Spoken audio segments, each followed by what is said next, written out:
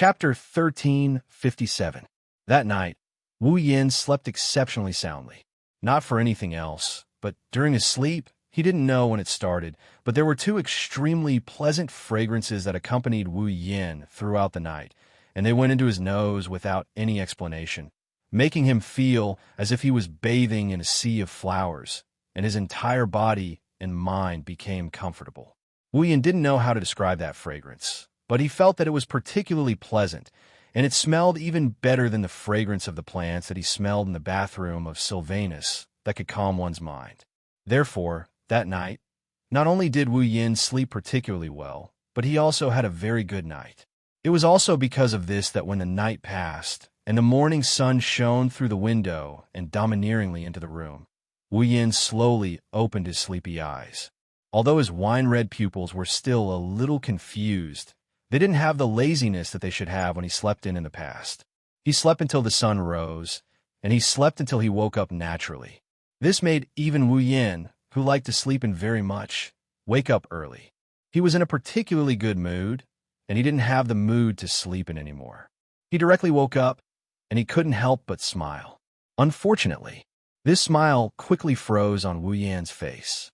The fragrance that accompanied Wu Yin all night, even the cold air brought by the appearance of the morning, couldn't be removed. It still lingered around Wu Yin, and with Wu Yin's breathing, it entered his body, making Wu Yin's body relax. But now, Wu Yin no longer had the time to pay attention to it, and it made him have a good dream.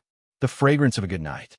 He could clearly feel that the bed, which should have been able to easily fit his body, had become a lot more cramped today. Of course, the crowding wasn't the main point.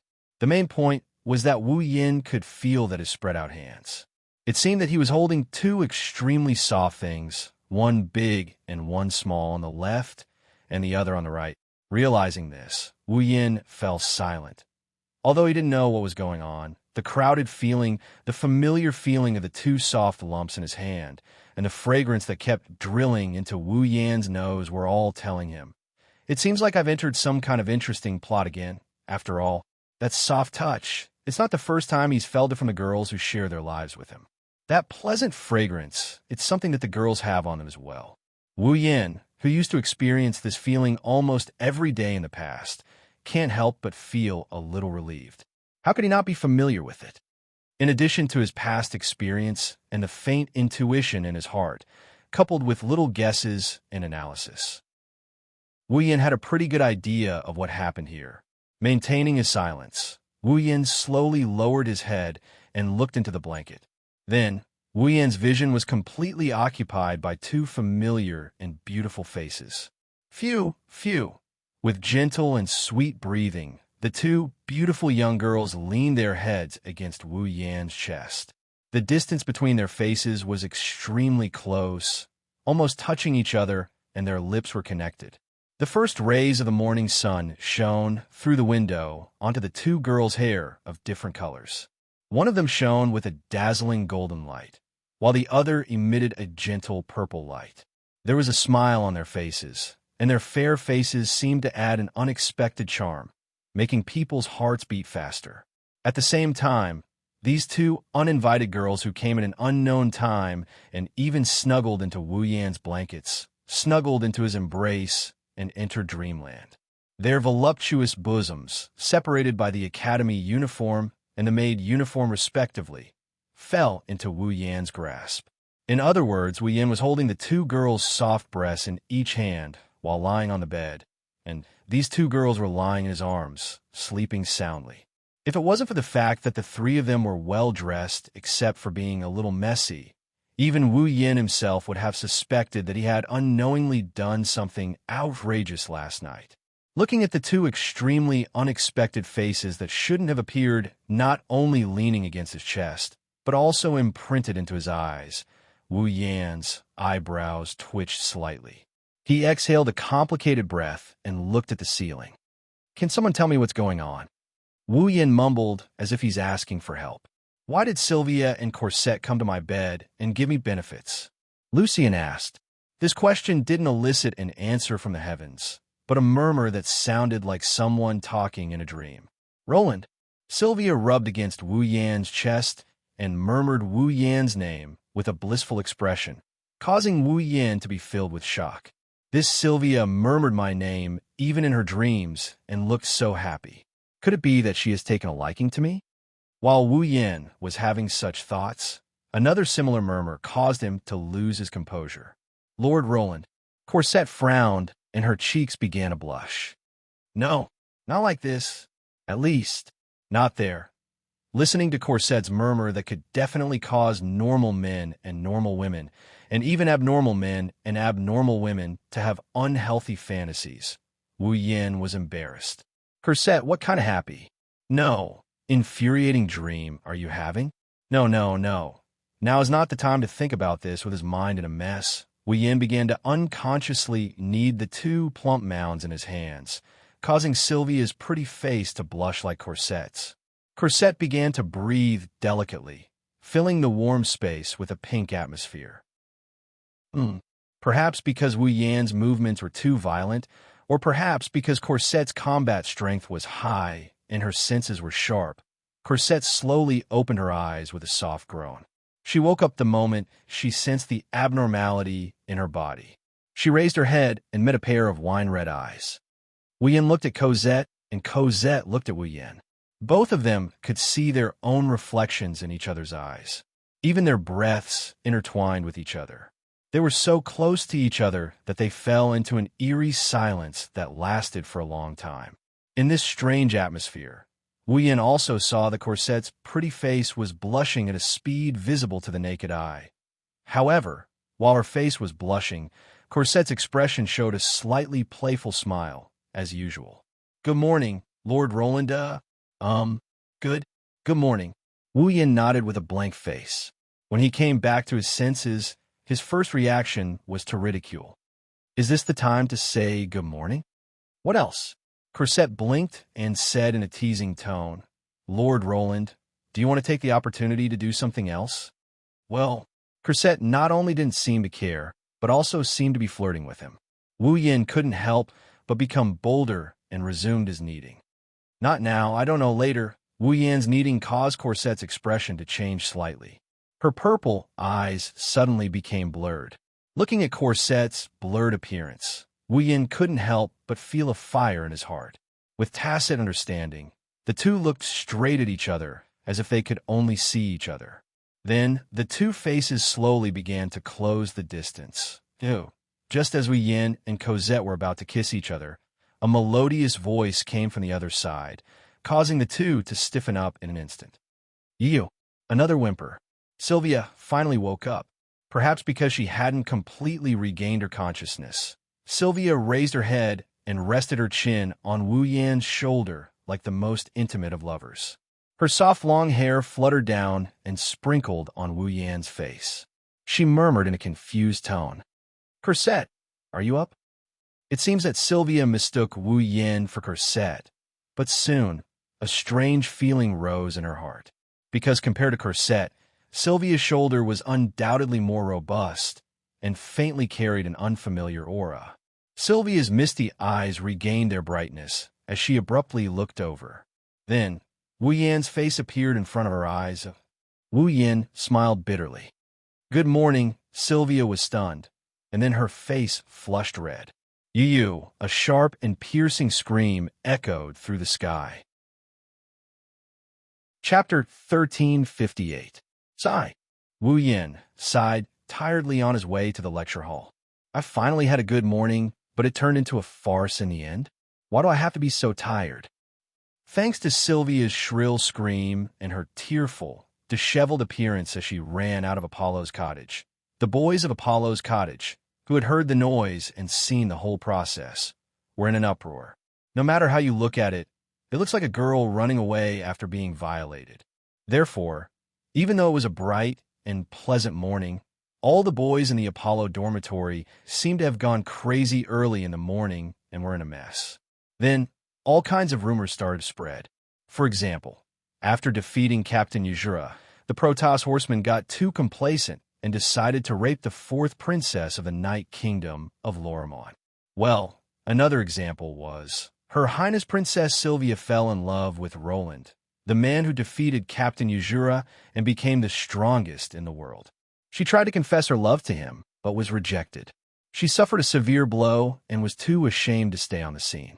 Another example would be, during the banquet to celebrate Roland becoming a Dragon Knight, Roland and Her Highness Sylvia both violated the school's rules and secretly drank.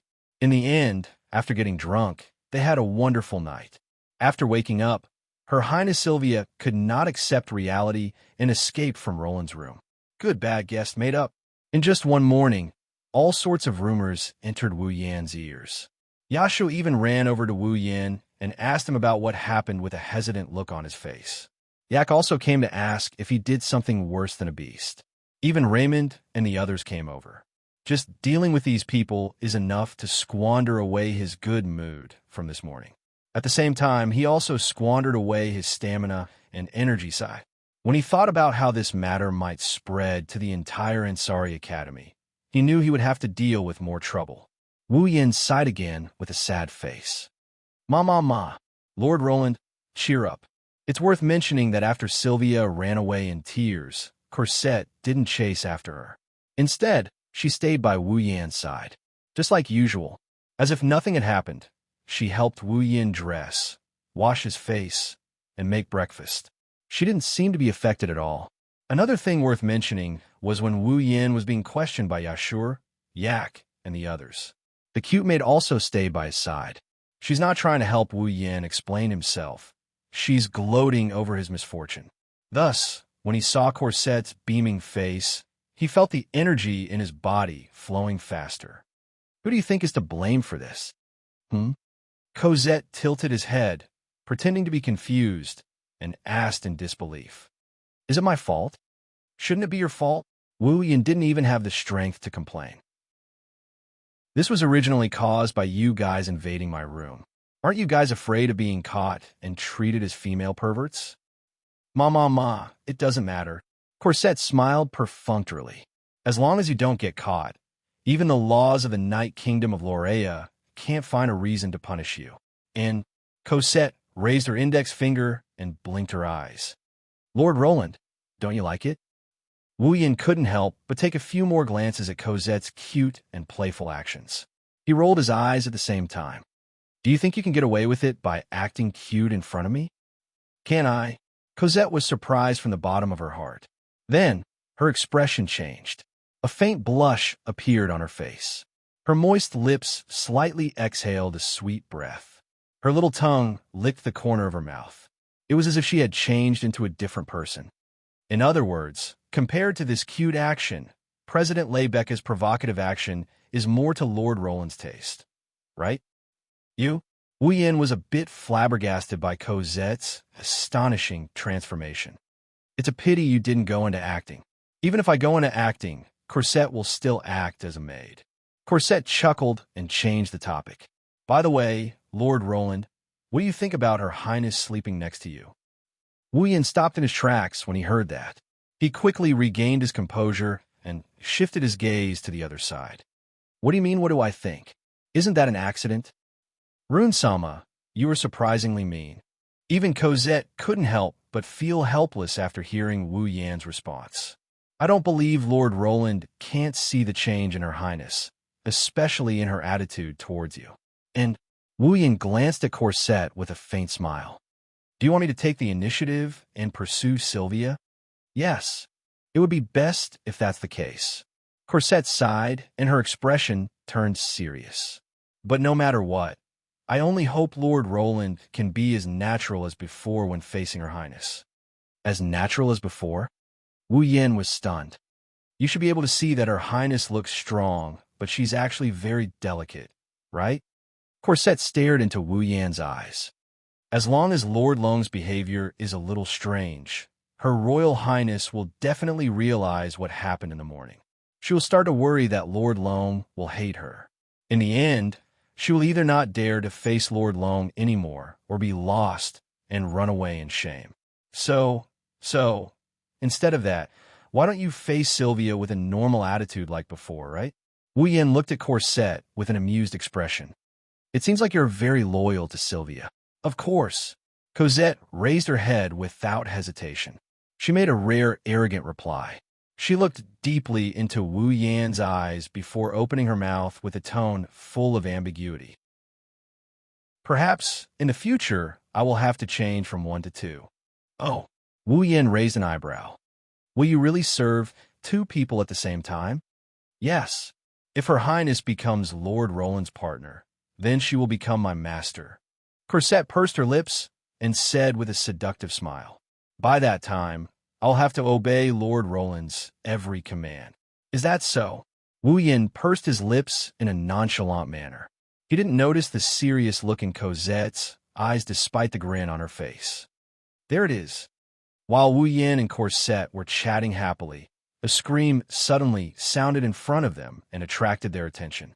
When Wu Yan and Corsette looked up at the source of the sound, the scene in front of them stunned them. Why it really appeared Lord Roland, Lord Roland. A series of crazy screams resounded in the sky above the Ansari dragon riding academy. It was as if they wanted to shatter the eardrums of others. It shook Wu Yan's ears and made him see stars.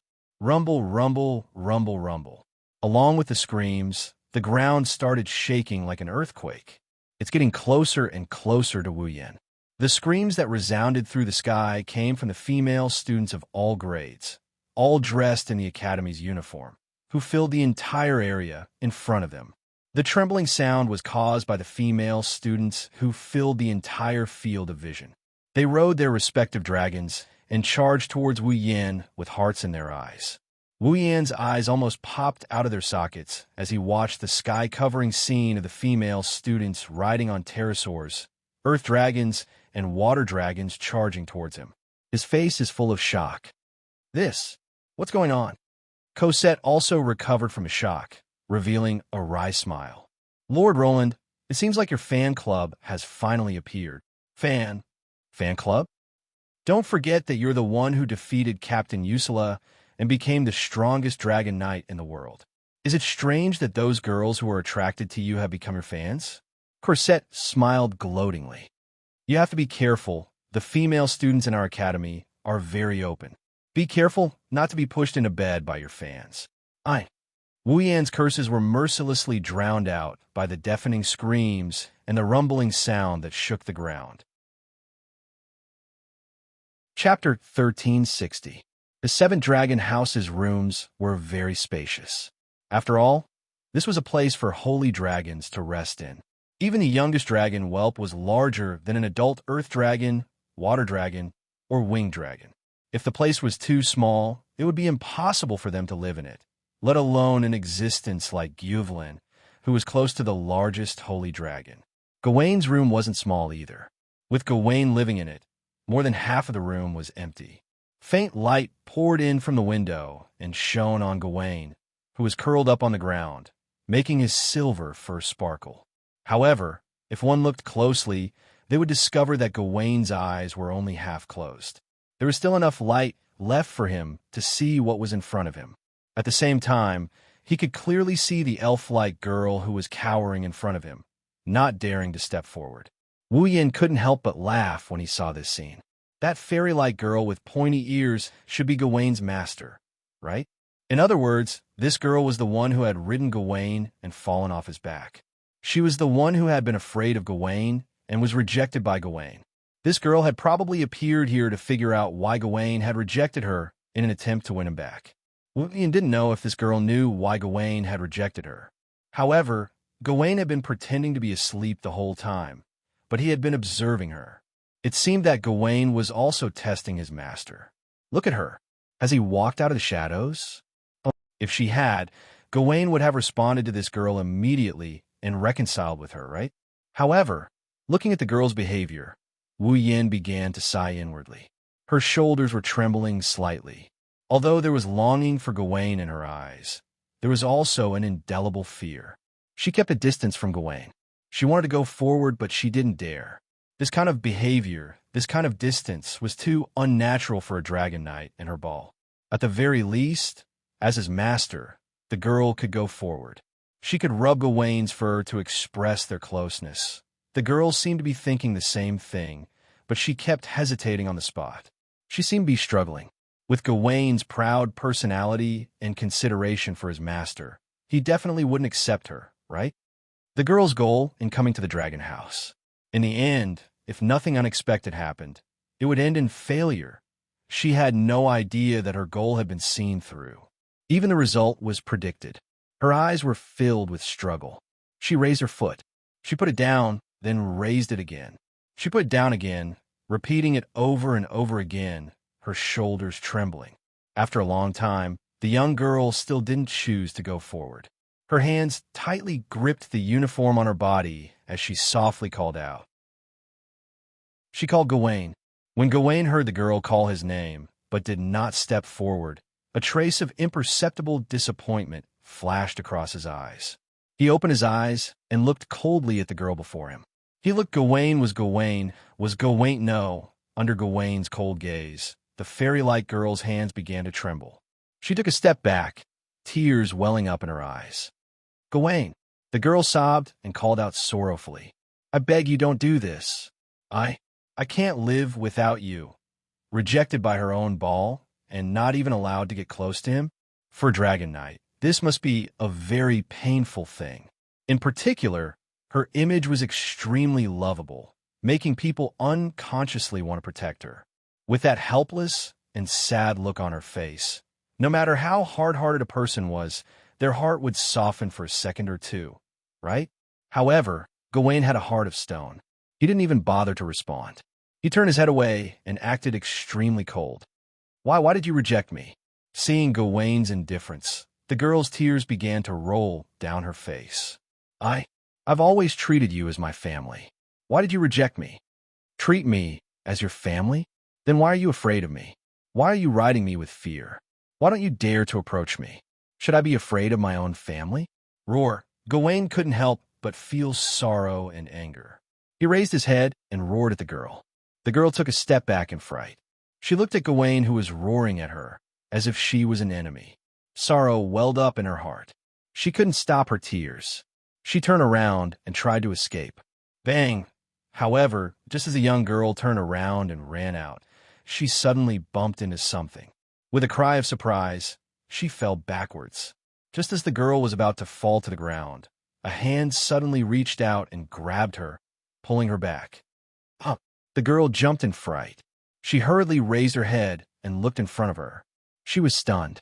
That was because there was a person standing right there. Clearly, the thing she crashed into was the person in front of her. Are you all right? Wu Yin scratched his face and asked apologetically. I'm sorry. I didn't know you would suddenly turn around and run. By the time I wanted to avoid you, it was already too late. I'm fine, the girl mumbled. She quickly reacted and wiped her tears. She lowered her head. She probably didn't want others to see her cry. As long as you're fine. Wu Yin smiled and glanced at Gawain. Gawain didn't expect him to appear at a time like this. He shook his head with a smile. That. Wu Yin pretended to be confused. He looked at the girl. That's your fall, right? Hearing this, the girl's slender shoulders trembled violently, as if they would break at the slightest touch. She fell silent. However, Wu Yin had no intention of letting her go. Since it's your fall, why don't you go over? The girl was silent for a moment. She raised her head and looked at Wu Yin. Her eyes were filled with sadness. I wanted to go over, but Gawain wouldn't let me. Is that so? Wu Yin looked at the girl, and then at Gawain, whose head is full of question marks. He grabbed the girl's hand. The girl was stunned. She wanted to struggle, but before she could, Wu Yin pulled her towards Gawain. Wait a minute. The girl quickly reacted and shouted. Don't get close to Gawain. He won't let anyone get close. Be careful not to get hurt. Roar. Gawain immediately roared. However, he didn't sound as fierce as before. Instead of calling it a threat, it sounded more like confusion. The girl who heard the change in Gawain's voice was stunned. Wu Yin took this opportunity to pull the girl to Gawain's side. Gawain immediately turned to look at the girl. His eyes were fierce, but he didn't try to threaten her. Instead, there was a hint of dissatisfaction in his eyes. His dissatisfaction was naturally directed at Wu Yin. Gawain didn't want his master, who was afraid of him, to get close. However, Wu Yin brought her over. How could Gawain not be dissatisfied? If it weren't for Wu Yin, Gawain would have yelled again to intimidate him. The girl knew that Gawain would do that. She stood there in a daze, unable to react. Why won't Gawain refuse you? Wu Yin didn't answer the girl's question. Instead, he patted Gawain's head. You come and touch him. What? The girl was shocked. I said come and touch him. Wu Yin looked into the girl's beautiful eyes. Even I touched him. As his master, shouldn't you touch Gawain? The girl's expression changed. She couldn't help but look at Gawain. Resistance appeared in Gawain's eyes. However, Wu Yin slapped him on the head. You don't make a sound. Gawain immediately stopped responding. The girl looked at Wu Yin in astonishment. She's also very surprised. Gawain was actually so obedient to him. Then can I also? A trace of hope rose in her heart. The girl finally reached out to Gawain. However, at this moment, a scene appeared in the young girl's mind. It was the scene of her falling off Gawain's body. The girl stopped abruptly. Fear appeared in her eyes. Roar! Seeing the girl like this, Gawain finally couldn't take it anymore and roared, waking the girl from her fear. You! The girl cried again. She turned around and rushed out of the dragon house without looking back. Looking at the girl running away, Wu Yin rubbed Gawain's head. He looked at Gawain, who was looking at him with a sad expression, and didn't say anything for a long time. Chapter 1361. There were a total of 4 student dormitories in the Ansari Academy. The male dormitory for the advanced class was called the Apollo Dormitory. It was where Wu Yin and Yashur lived. The female dormitory for the advanced class was called the Epona Dormitory. It was where Lebecca and Sylvia lived. Of the 2 dormitories for the basic class, the female dormitory for the basic class was called the Maeve Dormitory. There was no one in the Maeve Dormitory at the moment. It was almost time for class. As students of the basic class, this was the time for them to lay down a solid foundation for their path as dragon cultivators. Therefore, there was no one in the Maeve Dormitory. They were all in their own classes at the moment. However, in such an uninhabited dormitory, a burst of messy footsteps abruptly sounded in the corridor. If one looked closely, one would see a person running down the corridor. This person was the fairy-like girl who escaped from the 7th Dragon Dormitory. She was Gawain's master. Gawain was a true holy dragon. In other words, this girl was also a true dragon knight. However, this dragon knight, with such extraordinary abilities, was, in fact, only a student of the basic course. How could she become a dragon knight when she was still in the basic class? Her talent wasn't bad. However, the fairy-like girl didn't have the slightest bit of pride. As a dragon knight, she was refused a ride by her own fall. She even refused to get close to him. How could she have the leisure to be proud of herself? She recalled how Gawain roared at her, like she was an enemy. She felt sorrow in her heart. Tears flowed down her cheeks. She ran back to her room without looking back. Bang! With the sound of the door closing, the girl came to her room and leaned against the door. Her expression was filled with sorrow. Her sparkling tears were abnormally bright in this dark room that was completely blocked out. They shone and dripped onto the floor. After crying silently for a while, the girl raised her hand. She wiped the tears from her face and looked up. Her delicate face was filled with sadness as she faced her own dormitory. This room was very different from an ordinary student's room. All sorts of potted plants were placed around the room. It was unknown whether they were placed randomly or according to their habits, but they were placed in a very orderly manner in this space that was neither too big nor too small. It didn't look like a normal girl's room at all. The room was filled with the fragrance of various plants. Except for a round table in the middle of the room, the rest of the furniture was basically filled with potted plants. The number of potted plants was astonishing. From the wall to the window, there were traces of plants everywhere, giving people the feeling that they had stepped into a small forest. And in the middle of the room, there was a coffin with white flowers at the bottom. There were potted plants all around, and in the center was a coffin. It was absolutely not an exaggeration to describe this feeling as strange. Perhaps it was because this scene was too strange, or perhaps it was because there were so many potted plants, but in this basic course dormitory, where 3 people were supposed to share a room, only this fairy-like girl occupied this room alone. This could be considered the benefit of a dragon knight. The girl had lived in this room for nearly 3 years, so she didn't feel anything strange about it. She looked around at the tightly drawn curtains that didn't let in a single ray of light. It was very dark in the room. The girl casually took off her uniform and exposed her body to the air. Exquisite, doll-like facial features, amethyst-like eyes, sharp ears, a delicate body that looked like it would shatter at the slightest touch, and a pitiful and mysterious charm. Such a delicate body could be said to be against the rules. It didn't look like it belonged in this world. The young girl didn't put on any other clothes and just walked into the coffin that was covered with white flowers. She hugged her knees and curled her fair body into a ball. Her purple eyes were filled with confusion about the future. The girl's name was Luca. Xiaonan was a third-year student of the Ansari Dragon Academy's basic course.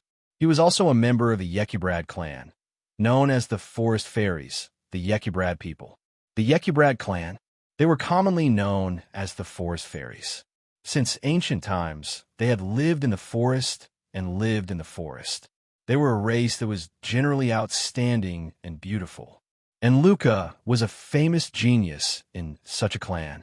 Just by looking at Luca's appearance, you could tell.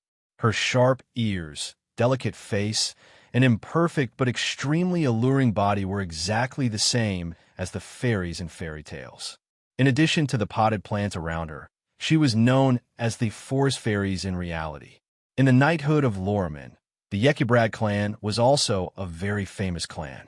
In addition to their beautiful appearance, they were also proficient in herbology. They were definitely the best in the world when it came to herbs. The effects of the Yekibrad's herbs were unanimously praised by people all over the world. The prices of their herbs were always high in the market. However, the Yekibrad people weren't famous for their beautiful appearance or their profound knowledge of herbology. Instead, they were famous for their fighting prowess as dragon knights. In the past, the Yekibrad clan was famous for producing excellent dragon knights. Their people weren't that outstanding when it came to raising dragons, but they had unimaginable talent when it came to riding dragons. Among them, the most famous was the magical dragon riding skill that only the Yekibrad clan leader could use. It was passed down from generation to generation, the dragon dance. It was a dragon riding skill that, once completed, could activate all kinds of magical effects. It was a flying dragon riding skill. Luca slipped up when she was practicing the dragon dance and fell off Gawain's back, resulting in the current situation. Today, the heroic legend of the Yekibrad people had become a legend of the past. The lifespan of the Mother of Dragons was coming to an end, and the dragons were gradually declining due to the lack of star essence. As a result, the decline of the dragons led to a sharp decline in the number of dragon nurturers among the Yekibrad. Without the dragon breeders, there would be no more dragon knights. Naturally, the Yekiblade race, which was famous for producing many dragon knights, would decline. Luca was the only Yekubald student in the Ansari Dragon Riding Academy. Therefore, Luca, who had become a dragon knight in the basic course, was not only directly appointed as the next patriarch, but also received the qualifications to learn how to ride a dragon and perform a dance. She was also placed high hopes on by the Yekiblades. How disappointed would the Yekiblades be if they knew that their fall had refused to ride Luca, and that her star essence path had been cut off, and that she was facing the danger of death? Luca felt an unprecedented pressure when she thought of this. The reason why he had sealed himself in a room without any light was probably due to the immense pressure he was under, right? Under such circumstances, it was easy to imagine how helpless Luca would be. She wanted to go back in time and fly in the sky like Gawain. However, Gawain kept rejecting her. Luca didn't understand why Gawain kept rejecting her. She only knew that if this continued, Gawain would one day die due to the lack of star essence. At that time, she wouldn't even be a dragon breeder, let alone a dragon knight. How cruel would that be to Luca, who had high hopes placed on her? If Luca could confess to others that she fell off Gawain's back, they might be able to figure out why Gawain refused her. The problem was that the Yekibrad people were a superior race when it came to riding dragons. Falling off a dragon's back was a great humiliation to them. There was no way Luca could tell others about this. She walked into a dead end. Luca didn't know how many times the helplessness and bewilderment in her heart had visited her heart, making her almost shed tears again. Gawain! She softly muttered Fall's name. Gawain's face appeared in her mind. Suddenly, the image of the figure who pulled Luca close to Gawain and made Gawain obey flashed across Luca's mind, startling her. How could he make Gawain obey him? Chapter 1362. Ansari Dragon Riding Academy, Student Council Office. The Student Council President, Lebecca, the Disciplinary Committee member, Sylvia, Yashu, Mascot Yak, and Wu Yin sat around the table in silence. Corsette was standing behind Sylvia, pouring tea into a cup of water.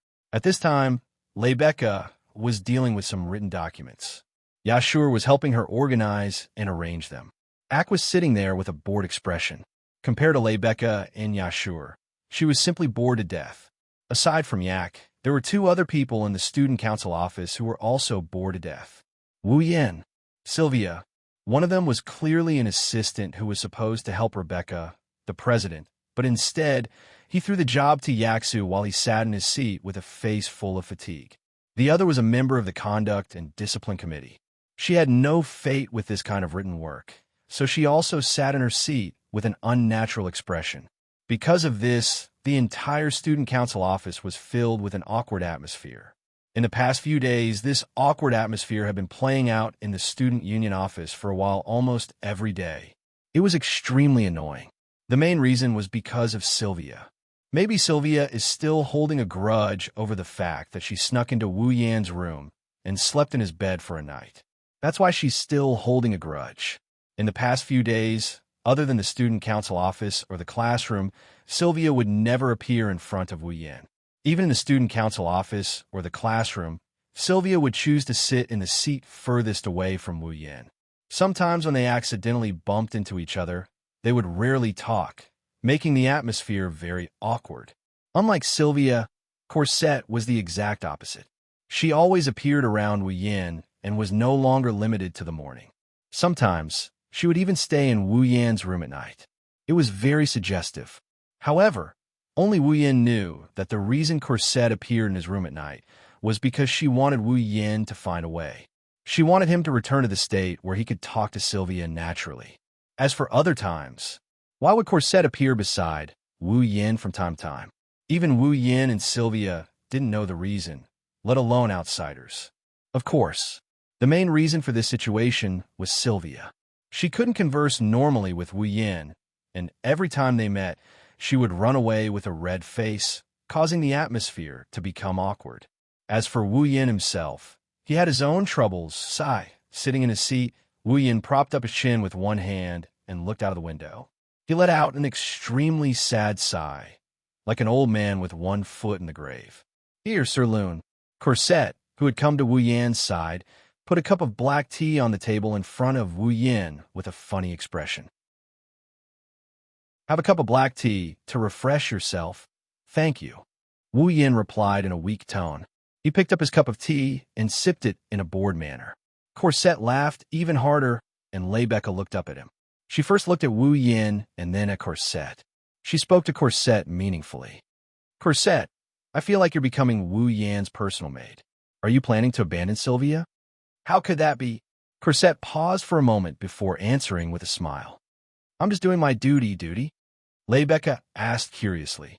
Even if you're doing your duty, shouldn't you be doing your duty to Sylvia? Why is it Loon? What's the difference? Corsette said with a smile on his face. Sir Loon will become my master sooner or later anyway. Lebecca didn't know what was going on and was surprised. Become your master? Yes, after all, Her Royal Highness and Sir Loon, PFFF, Sylvia, who was drinking black tea, spat it out and sprayed it all over Yashur, who was still sorting out the information. Yashur was stunned on the spot. However, Sylvia didn't even pay attention to Ashur. Her face flushed red as she frantically yelled at Corsette. What are you trying to say, you talkative maid? Mama! Corsette covered her mouth and giggled. Her Royal Highness is shy. Sylvia was immediately flustered. Her suspicious reaction caused Rebecca's beautiful eyes to narrow slightly as she put on a fake smile. Looks like I've missed out on something interesting during this period of time. Then she looked at Wu Yin. Wu Yin is still as listless as ever, as if his soul has left his body. It's not that I'm scolding you. Rebecca rolled her eyes. You've been like this for the past few days. You're making people sleepy. Sleepy? Wu Yin leaned on the table in distress. I even feel like fainting right now. What's wrong with you? Rebecca couldn't bear to see Wu Yin like this. Is it because of those crazy fans? What? That shouldn't be the case. Yashur took out a handkerchief and wiped the tea that Sylvia sprayed all over his face as he explained in a muffled voice. The Student Council and the Board of Governors have already issued a ban. If those fans are too extreme, they'll be expelled. That shouldn't be the case, right? That's true. That's true. The fans are no longer as crazy as they used to be. Wu Yan's face turned green at the mention of this. But what about moderate? Moderate, a place that is not too extreme. Rebecca, Sylvia, and Yashur exchanged glances. They were all confused. That so-called don't go overboard. Corset, on the other hand, had an obviously knowing expression as he squatted down. By the time he stood up again, a large box that was half the height of a person had already appeared in his hand, and he slammed it on the table. That's it. Rebecca, Sylvia, Yashur, and even Yak, who was bored out of her wits, turned their gazes to the wooden chest. The wooden box, which was half the height of a person, was filled with letters of different colors. This is... Rebecca picked up one of the letters in the box and looked at the red hearts on the cover. There were even some lip prints. She immediately understood. This is a love letter, right? Love letter. Yashu and Yak widened their eyes. Love letter. Sylvia, on the other hand, was like a cat whose tail had been stepped on. She abruptly jumped up from her seat and ferociously pulled out a letter from the wooden box. When she saw the red hearts and lipstick marks on the letter, her pretty face flushed hot. How? How shameless. Resisting the urge to tear the love letter in her hand into shreds, Sylvia's eyes burned with raging flames. The beautiful blonde hair on her back seemed to be fluttering, making one think of an enraged male lion. As a student of the Ansari State's Dragon Riding Academy, how could you? Seemingly triggered by the lipstick print on the cover of the love letter, steam began to rise from Sylvia's head. She stomped her feet on the ground, causing the floor to resound loudly. Not perfect at all. Your Highness, don't you think your reaction is a little too extreme? Yashu asked carefully. It's just a love letter. Compared to the fans who declared their desire to be Rune's mistress in public, this can only be considered moderate, right? Sylvia lowered her head in embarrassment. She couldn't explain herself. She glanced at Wu Yin, who was sprawled on the table, and vented her anger on him. Did you hear that? It's just a love letter. Why do you act like you've gone 300 rounds with Commander Yuzura? 300 rounds with Yuzura? Wu Yin snickered as if he's broken. I'd rather fight Ursula for 3,000 or even 30,000 rounds than see these love letters again. Your Highness, Cosette spoke up helplessly. Actually, these days, Lord Lune has to deal with 10 love letters almost every day, just like the ones in this big box. 10 a day. Sylvia froze. That's a ridiculous amount. Rebecca flipped through the love letters in the wooden chest with interest. Even I haven't received this much before. Halfway through her sentence, Rebecca suddenly froze in place, a look of astonishment appearing on her face.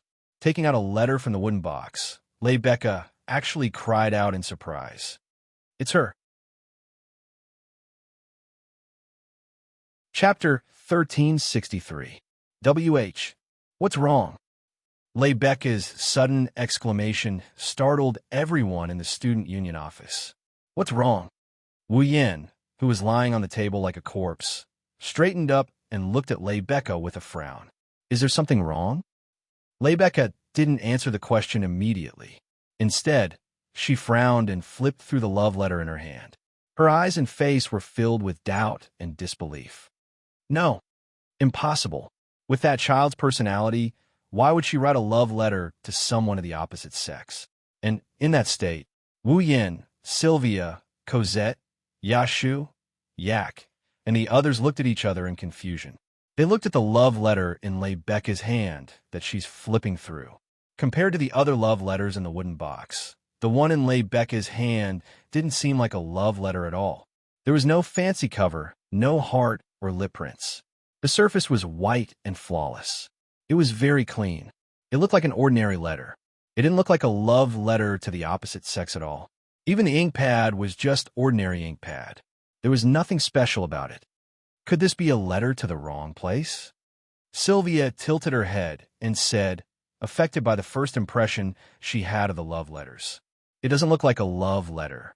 It's not just that it doesn't look like a love letter. The person who wrote this letter is the one who wrote it. The person who wrote it isn't someone who would be bold enough to write a love letter to someone of the opposite sex. Rebecca shook her head with a frown on her face. She handed the letter to Wu Yin. Maybe it's just an ordinary letter and not a love letter. Look at it yourself. Looking at the letter in Rebecca's hand, Wu Yin thought about the love letters he had dealt with in the past few days. He couldn't help but resist. He took the letter from Rebecca. He looked at the signature. Luca, Xiaonan. Wu Yin grabbed his hair as he read the name. Who is it? Luca? Xiaonan? Yashur grabbed his hair as well. What a strange name. It doesn't seem like a name that someone from a knight's kingdom of Lorimon would come up with. Luca? Xiaonan? Unlike Wu Yin and Yashu, Sylvia and Cosette were rather surprised. Obviously, they should know this person called Luca. Sharonin is a girl's. Why are you all so surprised? At the side, AI grumbled unhappily. Since you know her, then tell us who she is. Why are you so surprised? Rebecca. Wu Yin raised the letter in his hand. She looked at Rebecca suspiciously. This person, you all know him? I should say, it's strange that you two don't know her, right? Rebecca smiled helplessly. Luca is a celebrity in our academy. She's the youngest dragon knight in history, and she's also the secretary of our student council. How can you not know her? The youngest dragon knight in history. Yashur was shocked from the bottom of his heart. And she's from our student council? Wu Yin raised an eyebrow. Now that Rebecca mentioned it, Wu Yin recalled that there are two members of the student council who haven't been on duty. One is the vice president and the other is the secretary. It's because these two haven't been on duty in the student council that Wu Yin has an extra assistant position. He's responsible for helping the vice president and secretary with their work. In other words, this person was called Luca before. Xiaonin's job as secretary fell on Wu Yan's shoulders because of her absence. Also, Rebecca had just said, Luca, Xiaonan was the youngest dragon knight in history. In the entire Ansari Academy, including Wu Yan, there were only 6 people who were qualified to be called dragon knights. Rebecca was a dragon knight. Calling her a dragon knight would be belittling her. Wu Yan and Sylvia were real dragon knights with the title. Of the remaining 3, one of them should be Luca, Xiaonan? Although there were 3 dragon knights left, Wu Yin couldn't help but think of one possibility. Luca, Xiaonan's person. A few days ago, in front of Gawain's dragon room, the fairy-like girl who tried to win Gawain's heart but failed. Wu Yin flipped the letter back and forth between his fingers. He pondered for a moment before speaking. Rebecca, has this girl called Luca lost her ability to control fall recently? She asked with a frown. Lost her ability to control fall. Yashu and Sylvia held their breaths. Rebecca turned around and looked at Wu Yin with narrowed eyes. Looks like you already have a clue as to why Luca wrote to you. If I'm not mistaken, Wu Yin pursed his lips when he heard Rebecca's tacit agreement. He opened the letter and took out a small piece of paper. Rebecca, Sylvia, Corset, Yashu, and Yak immediately gathered behind Wu Yin. They didn't try to avoid arousing suspicion and openly read Luca's letter to Wu Yin. The content of the letter was like this. Lord Lune, I have a favor to ask of you. Please come to my humble abode when you see this letter. Thank you very much, Luca Xiaonan. Greetings, Luca Xiaonan. So that's how it is. Wu Yin rubbed his forehead, and he had a funny smile on his face. Just like that troublesome dragon, it's causing trouble for others. Should I say as expected of its owner?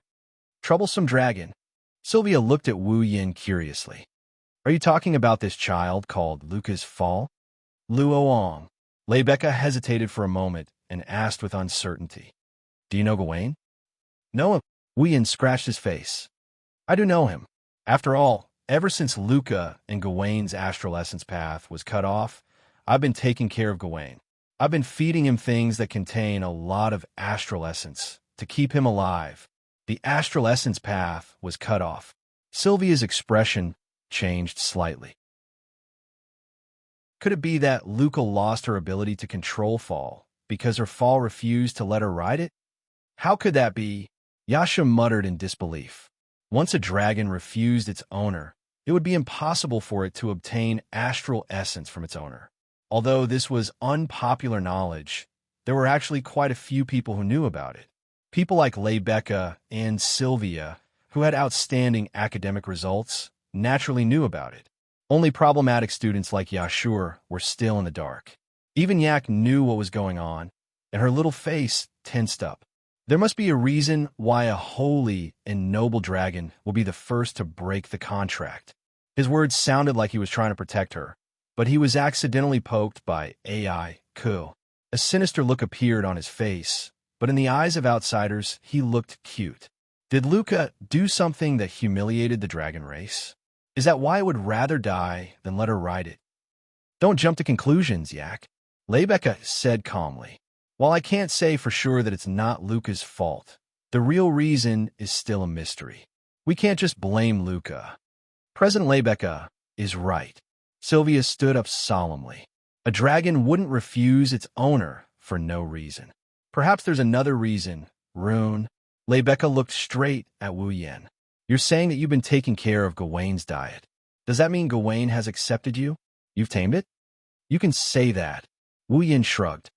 "Although it was difficult at the beginning, but now, even if I ride it, that fellow won't reject me, then—" Lebecca's eyes lit up. "Do you know why Gawain refused Luca's ride?" "I guess you can say that." Wuyin poured a bucket of cold water on Lebecca when he saw her smile. "But the situation isn't as easy to solve as you think." The smile that had just appeared on Lebecca's face collapsed. "How should I explain this?" "Well, it's a bit complicated to explain." Wuyin picked up the letter Luca wrote to him. He read the letter, and his wine-red eyes turned around. "Anyway, let's go meet this Luca first." Chapter 1364. Ansari Dragon Academy, Mafi Lodge. Isn't that President Lebecca? Where? It's true. President Lebecca came to Mafi Lodge. And Her Highness Princess Sylvia. Her Highness Princess Sylvia came too. That man, is he Lord Rune? Lord Rune? Heavens, even Lord Rune came.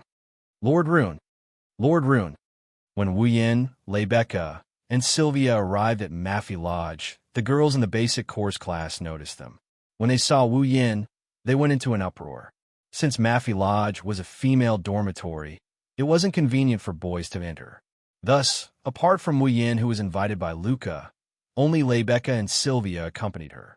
Yaxu was very concerned about Luca losing her ability to control fall, but since the famous horsemen of the divine race Kama Empress True Red and Princess Blue Eyes were all here at the same time, a half-baked problem student like him wouldn't be of much use. So, he reluctantly left with Yak. Cosette didn't follow them either. She went back to prepare lunch. Thus, only Wuyin, Lebecca, and Sylvia came to Mafi Lodge. Originally, the boys wanted to enter the female dormitory. They had to get the approval of the student council president first. Then, the president had to inform the warden before they could enter. But since Lebecca came personally, why would she need approval? At the entrance of Mafi Lodge, Lebecca communicated with the warden. Then, the three of them went to Luca's room. As a result, a girl from the basic course class appeared in the hallway and saw Wuyin, Lebecca, and Sylvia. She exclaimed, causing all the girls in Mafi Lodge to come out of their rooms. They lined up on both sides of the hallway and looked at the three of them with love in their eyes. Immediately, the entire Mafi Lodge fell into a wave of cheers and support for these girls who were still in the basic course class. Whether it was the perfect student council president of the academy or the fourth princess of the Night Royal family, Both of them were the targets of their dreams. As for Wu Yan, he even defeated the commander of Loriamin's Holy Dragon Knights, Ursula. Sarvin was a legend. In the hearts of these young girls, the fact that a senior from the same school was the strongest existence in the world was enough to make Wu Yan their Prince Charming. Now, all of a sudden, the object of their yearning all came to their dormitory. These girls were so crazy that even the dormitory supervisor could only stay downstairs. He could only smile bitterly as there was nothing he could do. Looking at the girls with hearts in their eyes and shrieking at the top of their lungs as if they would pounce on him at any moment. Wu Yan, who was already traumatized, shrunk his neck and angrily increased his pace. Ha! Lebecca laughed mockingly. I remember that not long ago, you were still regarded as a cheating student who got in through the back door by the students in the academy. Who would have thought that the cheating student is now the most popular person in the entire Ansari Dragon Riding Academy and even the entire Lormon Knights Kingdom? Stop it. Let's not talk about it anymore. I'm starting to regret it. Enduring the screams and heated gazes, Wu Yan lowered his voice. His voice was full of frustration. In the knighthood, the most popular people are the powerful Dragon Knights and Saint Sky Dragon Knights. Although Captain Yuzura is very beautiful, the reason why everyone in the knighthood of Lormon is because she is the most powerful Saint Sky Dragon Knight. Sylvia exclaimed with pride. Now that Roland defeated Commander Ursula, it's only natural that he's so popular. I already said that I'm starting to regret it. Wu Yan slapped his forehead as if he had a headache. So, all of you should stop talking. Lebecca and Sylvia looked at each other and couldn't help but laugh. Rebecca seemed to have come to the Maeve house to look for Luca. Under her lead, and with the support of the girls in the foundation class, the three of them soon arrived at the end of the third floor. They stopped in front of a door at the end. Above the door, there was a door plate with only one name on it. Luca? Shalanin? In the dorms of the foundation class, regardless of whether it was the male or female dorms, 3 people would share a room. The nameplate should have 3 names as well. However, Luca's room only had her name on it. Luca must be living alone. Although Wu Yan was curious as to why a girl in the foundation class would want to live alone, it wasn't the time to be concerned about such trivial matters. Luca, are you there? Lebecca started knocking on the door as if she was already used to it. Respond if you're there. I've brought the person you want to see. However, there was no response from the other side of the door. What's wrong? Sylvia poked her head out from behind Rebecca's back. You're not here? No, Luca is a true homebody.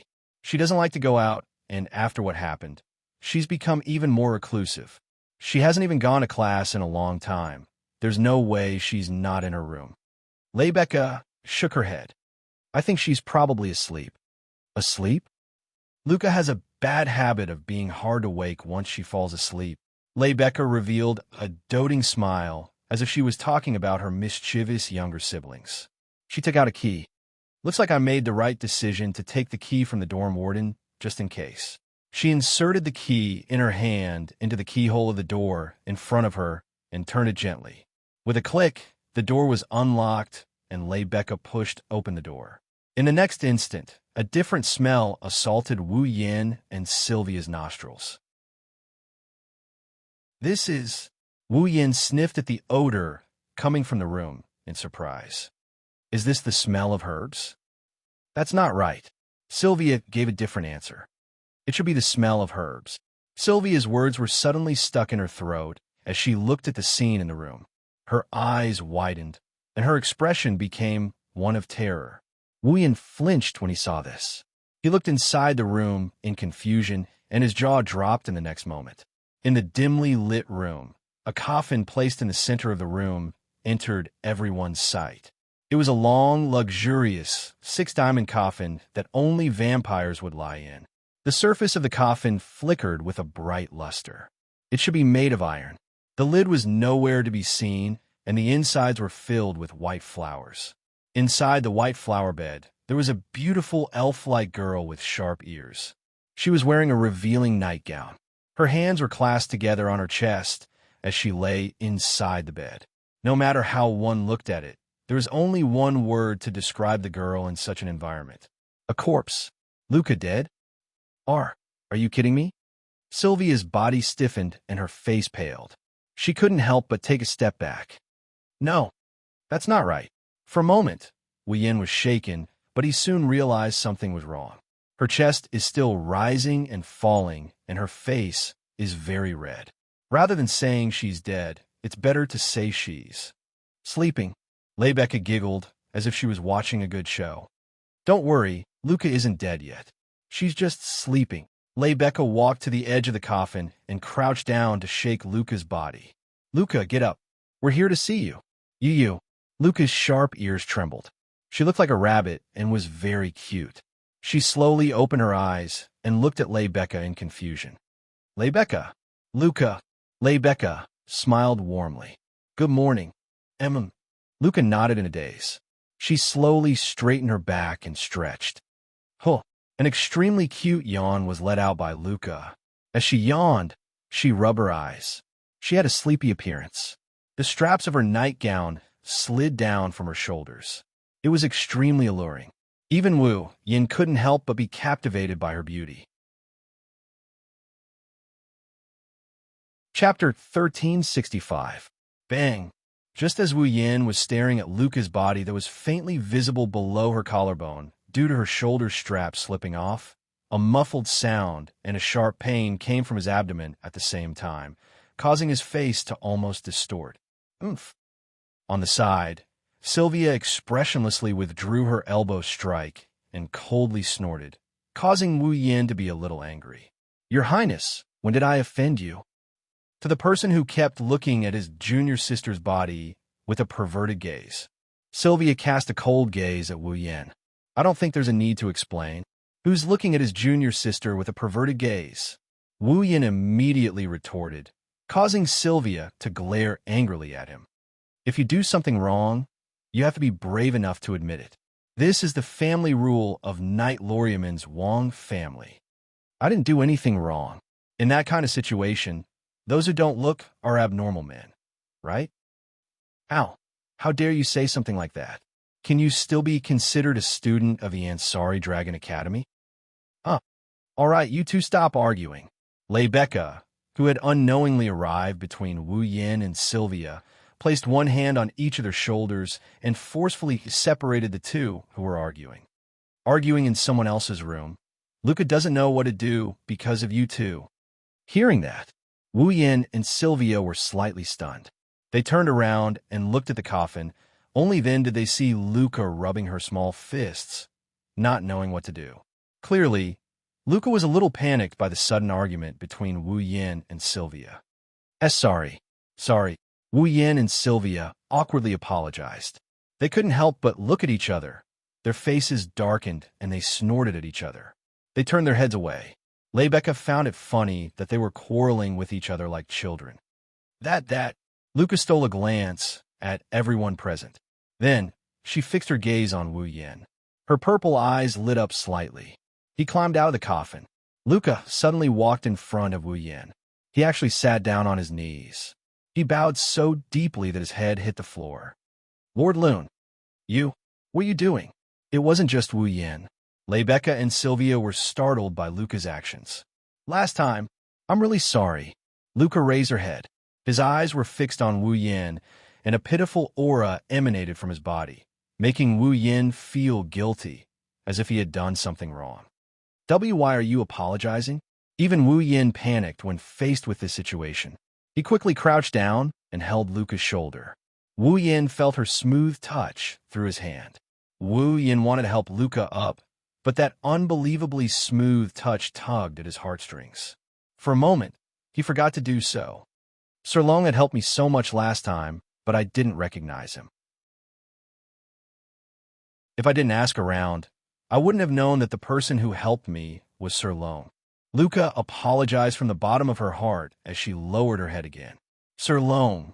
Luca apologized from the bottom of her heart and lowered her head again. Please forgive my rudeness, Lord Lune. No, I didn't take it to heart. Wu Yin froze when he saw Luca pressing her forehead to the floor like a servant who had done something wrong. He didn't know what to say. It was just that she didn't recognize him. Even if Luca's performance last time was indeed a little rude, there was no need for her to be so respectful just for an apology, right? Isn't this a little too much? Don't mention Wu Yin. Even Sylvia, who has been in a high position for a long time, felt that Luca's way of apologizing was a bit too exaggerated. She opened her mouth, but no words came out. Rebecca, on the other hand, seemed to have thought of something. She put her mouth next to Wu Yan's ear and whispered a sweet explanation. Luca is a member of the Yekiblade clan. The Yekiblade clan is best at dragon riding, and they have their own pride in dragon riding. However, because of this, the Yekiblade clan will give the highest respect to those who are also outstanding in dragon riding. You have the title of Divine Rider, and your dragon riding skill is already recognized as unparalleled in the world. I'm afraid that Luca has already treated you as the most respectable person in the world. There's something like that. Wu Yan didn't know if he should laugh or cry at the same time. He thought that Luca knew who he was, and that he was the one who defeated Ursula. That was why she was so respectful. He didn't expect that she was only interested in his dragon riding skills. Even Gawain didn't refuse Lord Lune. He even listened to Lord Lune. Lord Lune's dragon riding skills must be superb. Luca clasped her hands together and placed them in front of her chest as if she was worshipping something. However, her face was always weak, making people want to protect her and bully her at the same time. I didn't recognize Lord Roland last time. I deserve 1,000 deaths. Isn't that too much of an exaggeration? Wu Yan's expression turned bitter. He ignored the slippery feeling in his hand and helped Luca up. All right, I didn't take it to heart. You don't have to worry too much, really? Luca carefully looked at Wu Yan. She only relaxed when she confirmed that Wu Yan didn't blame her. That's great. You're the one who's exaggerating, Luca. Wu Yan scratched his cheeks, and he followed Luca's example. He sat down on the floor and cut to the chase. I've already read your letter. I can roughly guess why you've asked me to come here, but let me listen to your reason. Rebecca and Sylvia also turned serious as they looked at Luca. They were probably very worried about Gawain's condition as well. Luca lowered her head and fell silent. It took her a while to muster up the courage to meet Wu Yan's eyes. I hope Lord Roland can teach me how to not be rejected by Gawain. Teach you how to not be rejected by Gawain? Wu Yan closed his eyes. Why? Luca didn't know what to say. Because Gawain has been rejecting me. So I thought, don't tell me. Wu Yan interrupted Luca. His wine-red eyes exuded a sense of pressure that made Luca shiver. Have you never thought about why Gawain rejected you? Reason? Luca was stunned. Let me tell you the truth, Luca. Wu Yan spat it out in a merciless manner. Strictly speaking, I'm on Gawain's side. Wah. Luca's slender shoulders trembled. On Gawain's side? Rebecca, who had been silent all this time, finally spoke. In other words, the reason why Rowan and Gawain rejected Luca was because of Luca? It's because of me. Luca couldn't stop herself from wavering. It's just as Sylvia said. A dragon wouldn't reject its master for no reason, let alone use its own life to reject its master. Wu Yan stared at Luca until she lowered her head in fear. Gawain might be a proud dragon, but he cares about Luca more than anyone else. Luca, I don't believe you don't understand this. Of course I understand. Luca's expression carried a hint of grievance. But Gawain won't talk to me. He should have at least told me why he rejected me. Gawain has gone overboard. Wu Yan shook his head. Luca, because of me last time, Gawain controlled his bad temper and allowed you to get close to it. At that time, I also let you touch it, but why did you stop halfway? All of a sudden, Luca froze on the spot, as if she had been struck by lightning. That's right, last time, I could have touched Gawain. Why did I stop halfway? Until she stopped, Gawain clearly didn't reject her. Looks like Roland was right. Sylvia's expression tensed up when she saw Luca's reaction. The problem is most likely with Luca herself. Luca's expression changed drastically. Her large, watery eyes were filled with frustration. Chapter 1366. Just as Wu Yan said, as Gawain's master, it was impossible for Luca not to know how much Gawain cared about Luca. She had been connected to Gawain's consciousness almost every day as his rider. That was why Luca was so upset when Gawain refused to let her ride him. It wasn't just because Luca had to bear the pressure of the high hopes of her clan. It was also because Gawain, who Luca saw as her family, refused to ride her. It wasn't that Luca didn't consider why Gawain would refuse her. It wasn't that she didn't think it was because of her. However, when she realized the truth, Luca still couldn't hide the sadness in her heart. Not only did Gawain refuse her because of her, he even cut off his celestial essence path and put his life in danger. To Luca, this was no different from her causing Gawain's death. Roan, Lebecca couldn't help but speak to Wu Yin when she saw the sadness in Luca's amethyst-like eyes. It's not a good idea to continue like this. Why don't you help Luca again? Hearing Lebecca's words, Luca realized that now isn't the time to be sad. She lifted her head, and she looked at Wu Yin with a hopeful expression.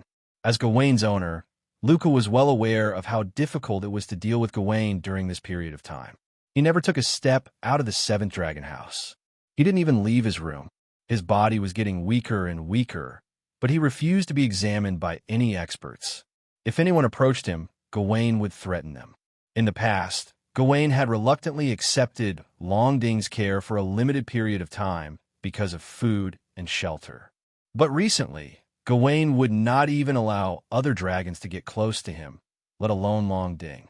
He was like a severely injured beast or an animal that had just given birth to its offspring, extremely aggressive. At first, Luca was worried. If this continued, Gawain might even starve to death, let alone wait for his celestial essence to run out.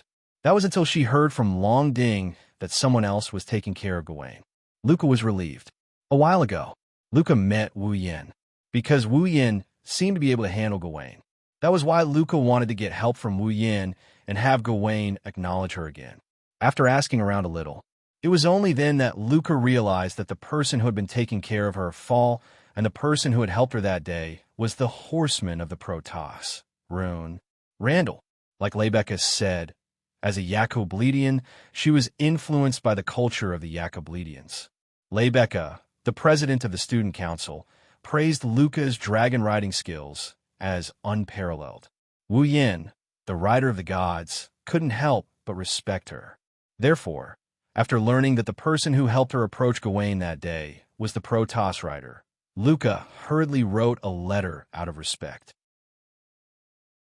However, Corset, who was helping Wu Yin deal with love letters, mistook it for a love letter and threw it together with the big box of love letters, ready to get rid of it. Fortunately, Rebecca accidentally discovered Luca's letter. Otherwise, Luca's letter would have been thrown away by Corset as trash. Now, to exaggerate, Gawain only acknowledged Wu Yin in the entire world. He allowed Wu Yin to approach him and even seemed to listen to Wu Yin's every word.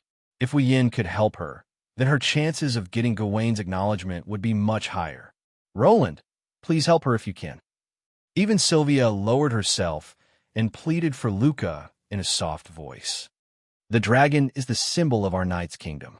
As the fourth princess of the knight's kingdom, I can't just sit by and watch a dragon die in front of me, let alone a precious holy dragon. Roland, please help Luca this once. Lord Roland, please help me. Luca placed her hands on the floor in front of her and bowed respectfully. She pressed her forehead against her hands and bowed deeply. I don't want to lose Gawain, and I can't live without him. I want to return to the past with Gawain. So, Lord Roland, please, why do I feel like I'm playing the bad guy? Lebecca, Sylvia, and Luca are all begging him for help. Wu Yin rolled his eyes when he saw the three beauties begging him for help. I didn't say I wouldn't help, did I? I wouldn't be here if I didn't want to help, would I? Yes. Luca abruptly lifted her head and looked at Wu Yin with a joyful expression. In other words, Gawain has a bad temper, but he and I get along quite well. Otherwise, I wouldn't have taken care of him. Wu Yin shrugged. If you want to watch it die, of course I can't do it. If you want me to help you, I will definitely help, but don't celebrate too early.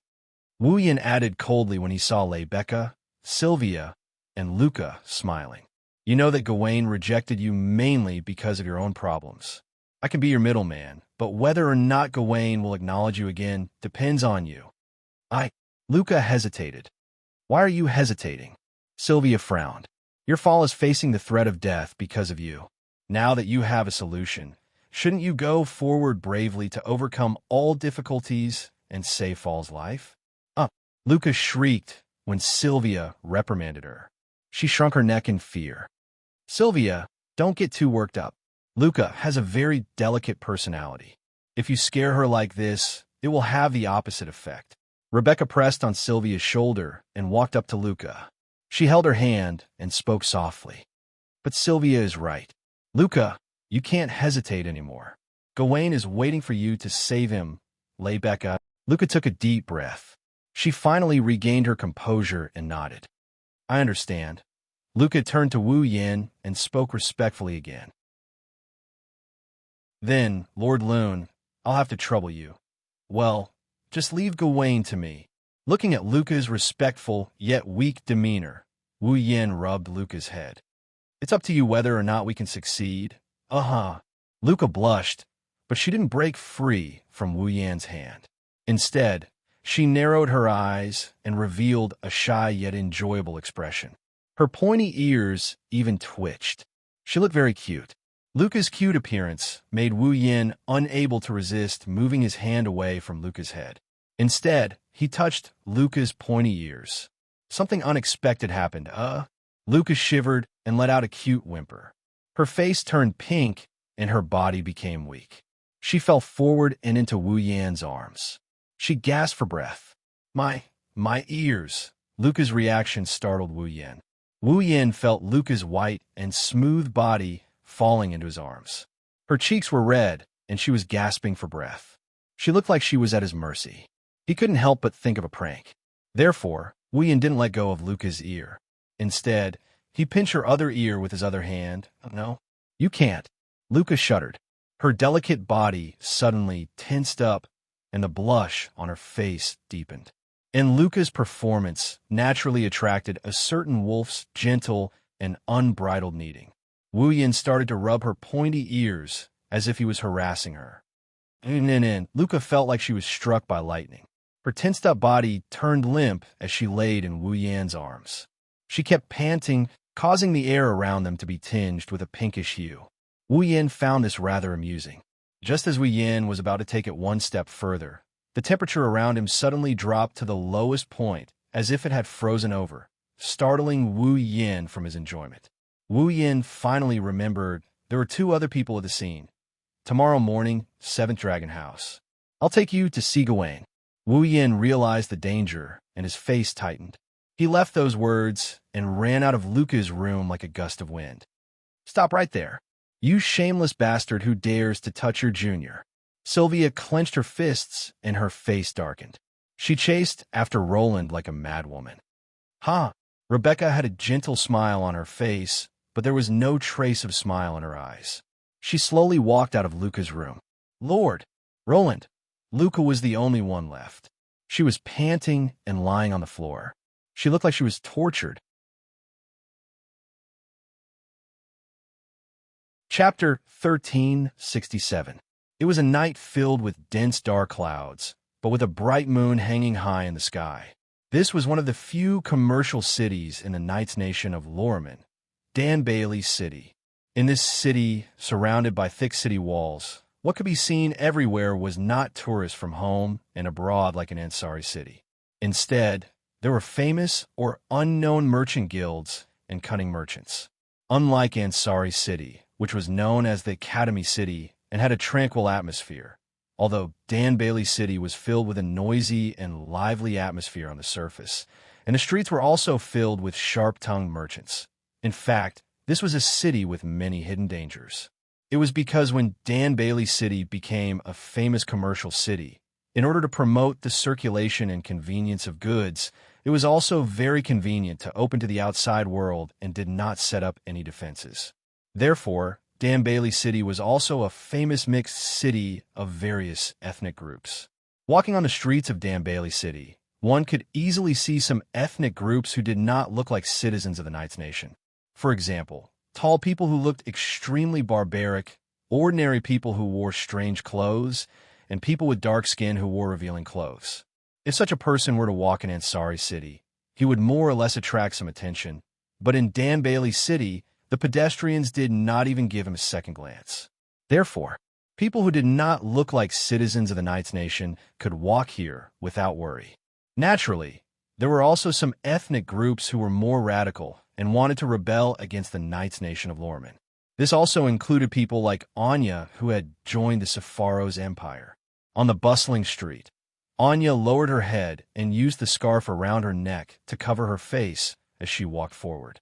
In Dan Bailey City, it was fine even if an outsider like Anya was exposed under the sun.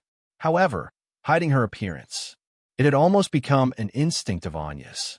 Keeping her head down and burying the lower half of her face in the scarf, Anya walked on the street with ease. It was obviously not her first time in Dan Bailey City. She turned into an alley from the main road. She walked all the way into the alley, when there was no one around. Only then did Anya raise her head to reveal her face.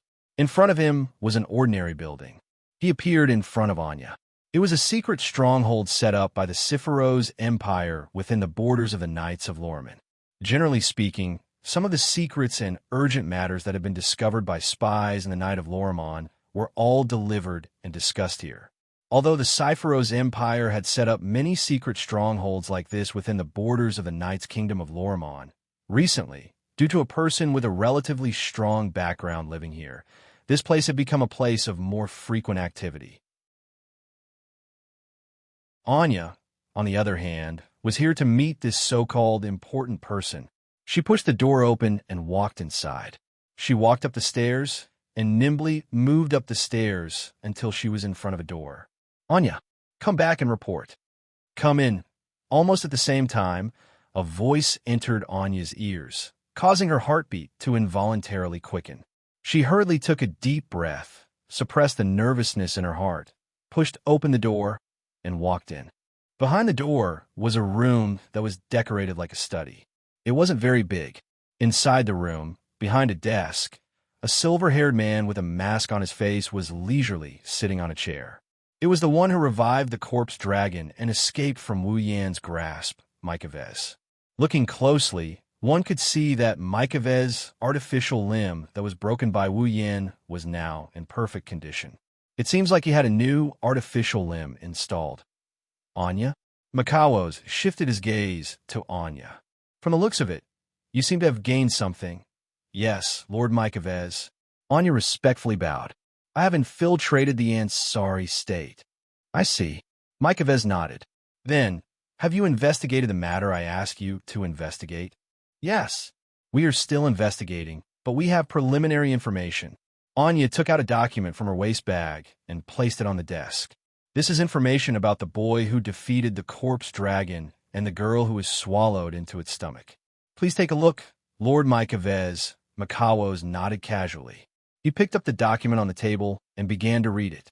Anya hesitated, as if she had something to ask, but in the end, she didn't ask. Actually, Anya was very confused. She wondered why Mycavez was investigating Yak. Investigating Ashur was excusable since he defeated the corpse dragon Mycavez awakened. But why would he investigate Yak, who was swallowed by the corpse dragon? Was it because she was a dragon in human form? Anya didn't quite understand, but since Mycavez asked her to investigate, she could only do her best. After a while, Mycavez lifted his head from the document in his hand and looked at Anya. Then, what about the student who stopped us? For a moment, fear flashed through Anya's eyes. I've collected it too. Her face that was originally filled with determination turned pale. She gritted her teeth and handed another document to Makawo's. Mycavez didn't seem to notice the change in Anya's expression. He took the document and began to read it, but not long after, he frowned in surprise. Defeated Loriaman's Holy Dragon Knight, Commander Yusula? L. Sarwin? Why, yes. Anya's expression turned ugly. That was an open duel. I was there at the time. This is interesting. Mikawai's narrowed his eyes under the mask, looking at the document in his hand with a serious expression. However, Makawo's was stunned by what he saw. A white dragon that wields white flames. Hearing Makawo's words, Anya's body trembled violently, and the expression on her face became even uglier. This time, even Makawo's noticed Anya's strange behavior. "Anya, what's wrong?" Lord Mykovez. Anya was hesitant like never before. She clenched her teeth and spoke softly. "Do we really have to go against Roland? Against Randall?" Mykovez didn't answer. Instead, he looked straight at Anya. "Are you afraid?" Anya wanted to deny it, but she couldn't. "Why?" Mykovez continued to stare at Anya. "As a warrior, you're not even afraid of death. Why are you afraid now?" Anya's pretty face became bitter as she took out a crystal from the bag at her waist. "It's a product developed by the Empire that can store images." "Lord Mykovez, do you want to see Roland personally? Randall and Ursula? Sarwin's duel will make it clear." With that, Anya placed the crystal on the table. An arc of light flashed across the surface of the crystal, and an image appeared. It's an image of an elegant white dragon bathed in a sea of white flames. In the image, the white dragon was extremely elegant and graceful. Under the rendering of the white flames, it looked like a sage walking in the world, giving people a good impression of it. However, looking at the white dragon in the image, Makawo's scalp suddenly went numb, and his eyes were filled with horror. That dragon. Makawo's couldn't help but take a step back. His face was filled with disbelief. How is this possible? Just now, when he saw the white dragon's burning flame in the image, Makawo's was actually scared. That's right. He was scared.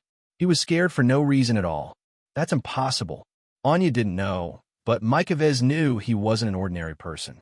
In this world, there wasn't a single dragon that could instill fear in him.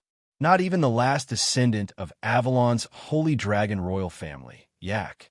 But it's undeniable that Mykovez was scared when he saw the white dragon. No, it's impossible. Makawo's held his head in pain, causing Anya to become somewhat anxious. "Lord Mykovez, are you all right?" "I'm fine." Mykovez stopped Anya, who was about to approach him. He turned around, and his breathing calmed down. After a while, Mykovez spoke. "Let's go. Sorry." Chapter 1368. Does Luca really want to reconcile with Gawain? Wuyin quietly climbed up the stairs of Maffei House. He grumbled to himself as he made sure not to be discovered by the girls in the basic class. It couldn't be helped. They had made an appointment to meet Gawain today, but even a lazy sleeper like him was dragged out of bed by Corset, while Luca still hadn't arrived at the 7th Dragon House. What was going on? There were still classes to attend today, so Luca and Gawain had to meet earlier to avoid clashing with the class schedule. Everyone woke up early with the same thought in mind. Even Xianxia and Yak were there, but Luca was still nowhere to be seen. Although Luca was very cute, everyone had woken up early because of her. However, she hadn't shown up all this time. Wasn't that a bit too much? Of course, Lebecca still gave an explanation. Luca has always been a homebody. In the past, other than when she was with Gawain, Luca always stayed in her room. According to her, she could only feel at ease in a room filled with the smell of herbs. Therefore, it was not easy to drag her out of her room. Due to this reason, Wu Yin was assigned the task of calling Luca over. It was because Luca respected Wu Yin the most. Lebecca, Sylvia, and the others had to inform the academy first. When dealing with an uncontrollable dragon, the slightest mistake could lead to danger. Furthermore, once the dragon went berserk, the buildings and whatnot would be destroyed without restraint. Without the consent of the academy, the student council would not be able to escape the blame if such a thing were to happen. So, Lebecca brought Sylvia to greet the academy first. Yashur and Yak, on the other hand, remained on standby since they had never seen Luca before. Wu Yin was the only one who could come to Luca. Thank goodness it's still early. Those girls should still be sleeping. Otherwise, I would definitely be surrounded. Wu Yin had only been here once yesterday, so he didn't forget the way. It took him some time. He arrived at Luca's room. "Luca!" He extended his hand. Wu Yin knocked on the door and raised his voice. "Are you up?" He waited for a while, but there was no response. Wu Yan's lips twitched. Is she really sleeping? Rebecca said that Luca wasn't easy to wake up from her sleep. Moreover, there was a special sleeping incense in her room. With that, Luca wouldn't be easily woken up. At the very least, it would be impossible to wake her up through a door. Looks like I was right to borrow this from the dormitory supervisor, just in case. Taking out a key from his pocket, Wu Yin couldn't help but recall the time when he used the student council's name to request to enter the female dormitory. Just in case, he also asked for a spare key. The dormitory supervisor seemed to be on high alert about something. Shaking his head, he cleared his mind of distracting thoughts. He inserted the key into the keyhole and turned it as he spoke. "Luca, I'm coming in." Wu Yin pushed open the door to Luca's room. A room filled with unknown plants entered Wu Yan's sight. Along with it, there was a fragrant smell of vanilla. It floated out of Luca's room. This light smoke should be the incense that Rebecca had lit, right? Indeed, smelling this fragrance was like smelling the fragrance of the plants in the bathroom of Veronica's Sylvanus. It made one's mood tend to calm down involuntarily. At first, Wu Yin felt calm when he smelled the incense. When Wu Yin saw the scene next to the coffin that acted as Luca's bed, his calm demeanor was tossed out of the window. Lord Loam? In the center of the room, on the edge of the coffin, Luca wasn't sleeping like Wu Yin expected. She's already awake. However, the timing of Wu Yan's arrival, how should I put it? Very good. The room was filled with light, smoke from the burning incense. Coupled with the surrounding forest-like scene, it was like a fog pervading the forest. The entire room was shrouded in a hazy environment, just like a fairyland. Luca stood in the middle of the drifting white fog. When she saw Wu Yin barge in, she was stunned. Her porcelain-like, delicate body was faintly discernible in the light smoke of the incense, flashing with an inconceivable arc of light. It was like a pure pearl, extremely easy to attract people's attention, and also extremely easy to make people feel a burst of blood vessels. Her slender waist was drawn in a beautiful arc, leaving behind a flawless curve. Her delicate collarbone was as thin as a wing, and her shoulders were as fragile as porcelain. Although her delicate figure was definitely not outstanding, it was definitely full of charm. A set of nightgown slid down her body, forming a circle around her body. It was obvious that it had just been taken off by its owner. To put it simply, Luca was now completely naked. Wu Yin froze. Lord Loam? Luca, on the other hand, walked over to Wu Yin after a brief moment of surprise.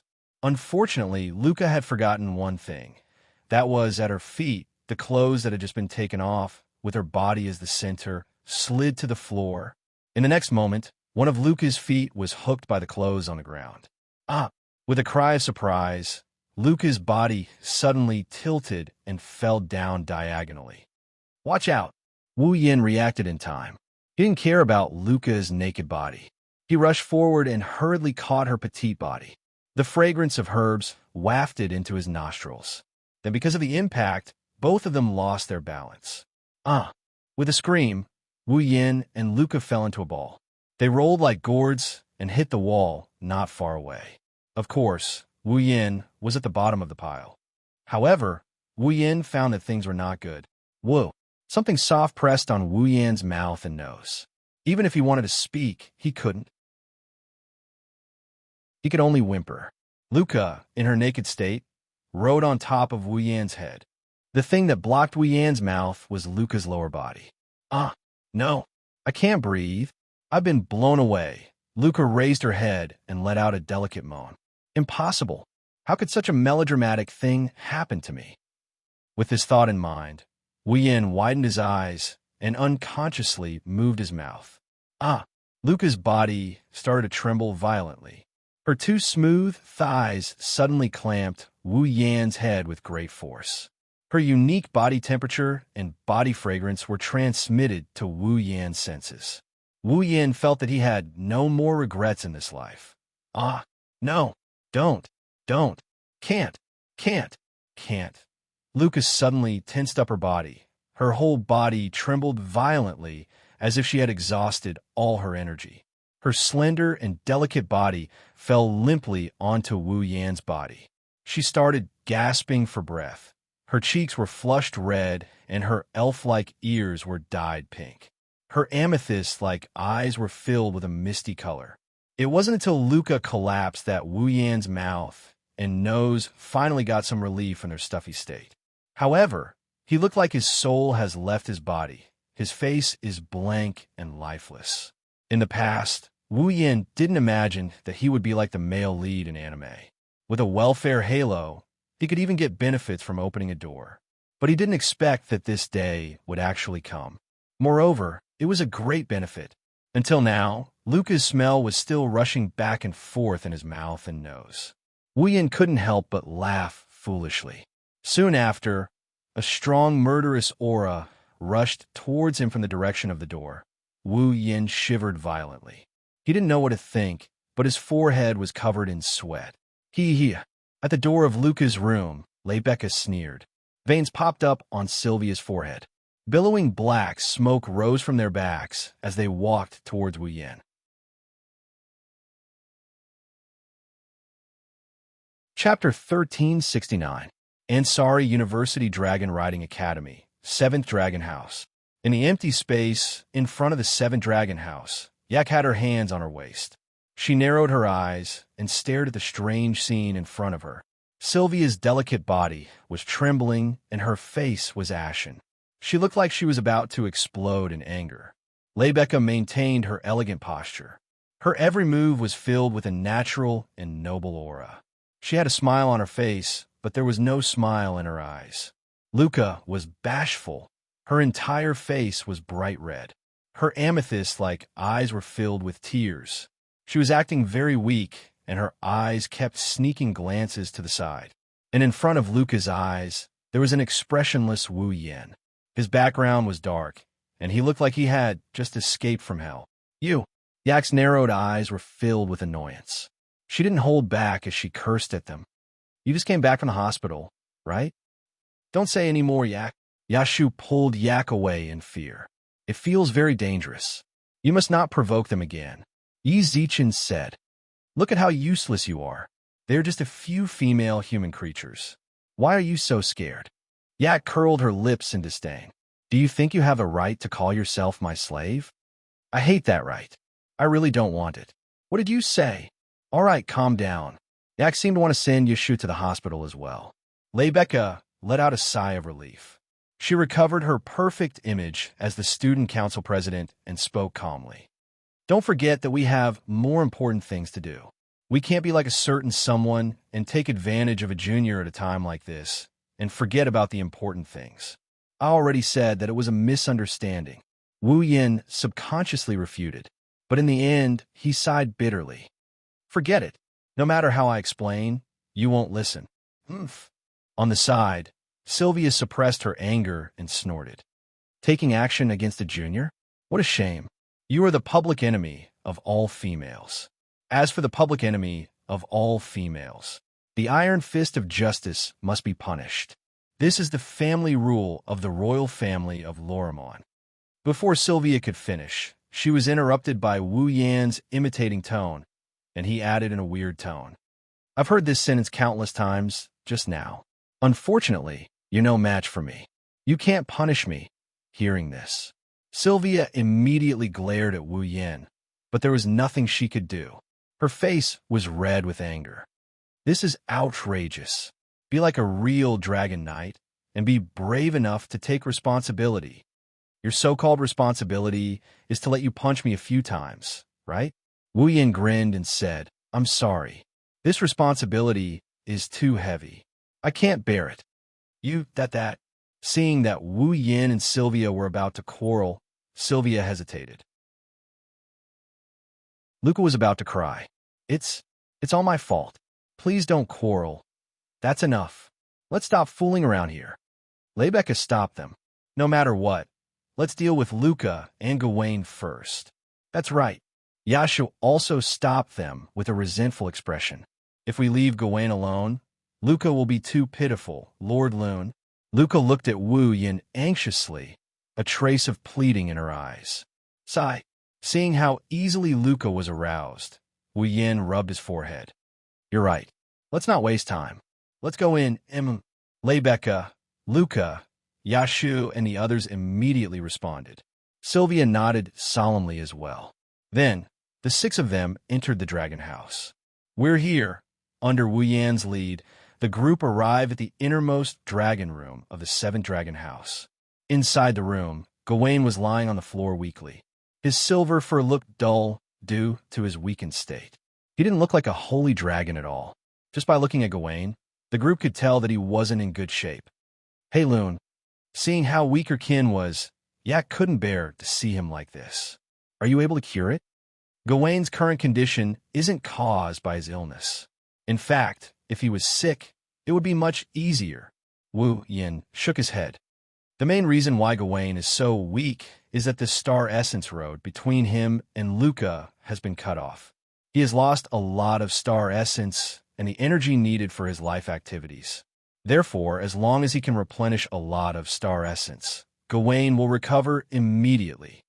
However, that level of astral essence replenishment isn't something that can be obtained by eating food with a high amount of astral essence. Wuyin glanced at Yak. Unless Gawain swallows a human. That way, he'll be able to replenish his astral essence. Don't say such a terrifying thing.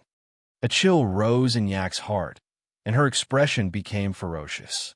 The holy and noble dragons would never do such a thing. Then let's quickly connect Luca and Gawain's astral essence path again. Wu Yin turned his head and looked at Luca from the corner of his eyes. In any case, we can only rely on Luca. Go, Leica. Rebecca's heroic voice reverberated through the air. No matter what, let's greet Gawain first, and me. Luca shrunk her neck and looked at Wu Yin.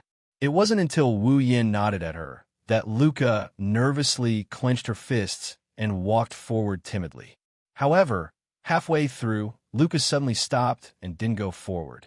It seemed like Luca wanted to talk to Gawain at this distance. Isn't this a little too far? Sylvia couldn't help but voice her own opinion. Since she's talking to her ball, she should be closer. Gawain hasn't woken up yet. He didn't refuse either. Luca stopped herself. Lebecca frowned thoughtfully. It seems like the problem lies with Luca herself. Is there a reason why she can't get close to Gawain? Everyone looked at each other in silence. Wu Yin is the only one who kept looking at Luca.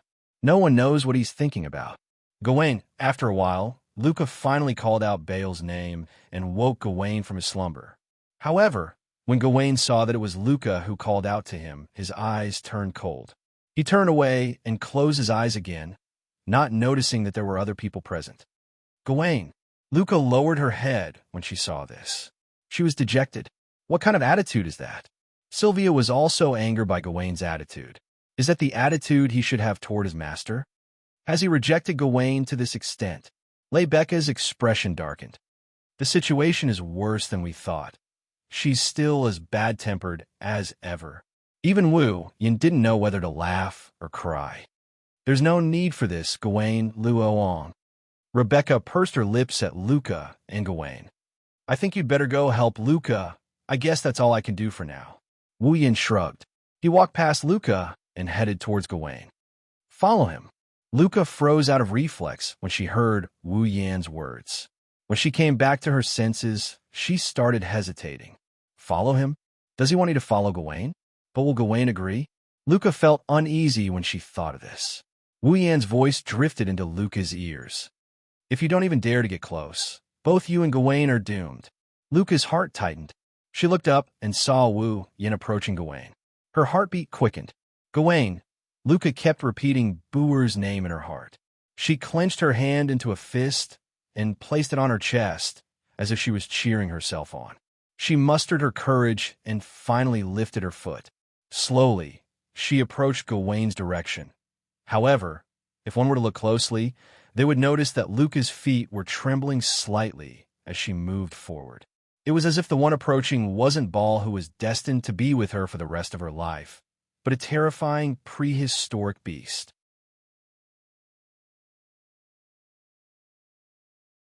Chapter 1370. As Wu Yin and Luca got closer to Gawain, the atmosphere felt like a volcano is about to erupt. Lebecca, Sylvia, Yashu, Yak, and the others felt like their nerves were about to explode. Gawain seemed to have sensed a familiar presence approaching and abruptly opened his eyes. When he saw Wuyin and Luca approaching him together, Gawain paused and began to hesitate. Should he continue to refuse his master's approach? However, the friend of his benefactor who had helped him was also present. Wouldn't it be inappropriate to reject him like this? After hesitating for a while, Gawain still couldn't come to a decision. His dragon eyes were filled with displeasure, and he shifted his gaze to Wu Yin, silently complaining about Wu Yin's actions. He clearly knew his situation and promised not to interfere, but he still interfered. Gawain didn't know how to speak the human language, but his displeased gaze revealed his thoughts. Wu Yin was amused. What's with the tantrum? He's still a young dragon after all. With that in mind, Wu Yin chose to ignore Gawain's displeasure and brought Luca to Gawain's side. Go, Gawain. Luca hid half of her body behind Wu Yin's back. She looked at Gawain timidly. Gawain's cold stare made Luca's mood plummeted.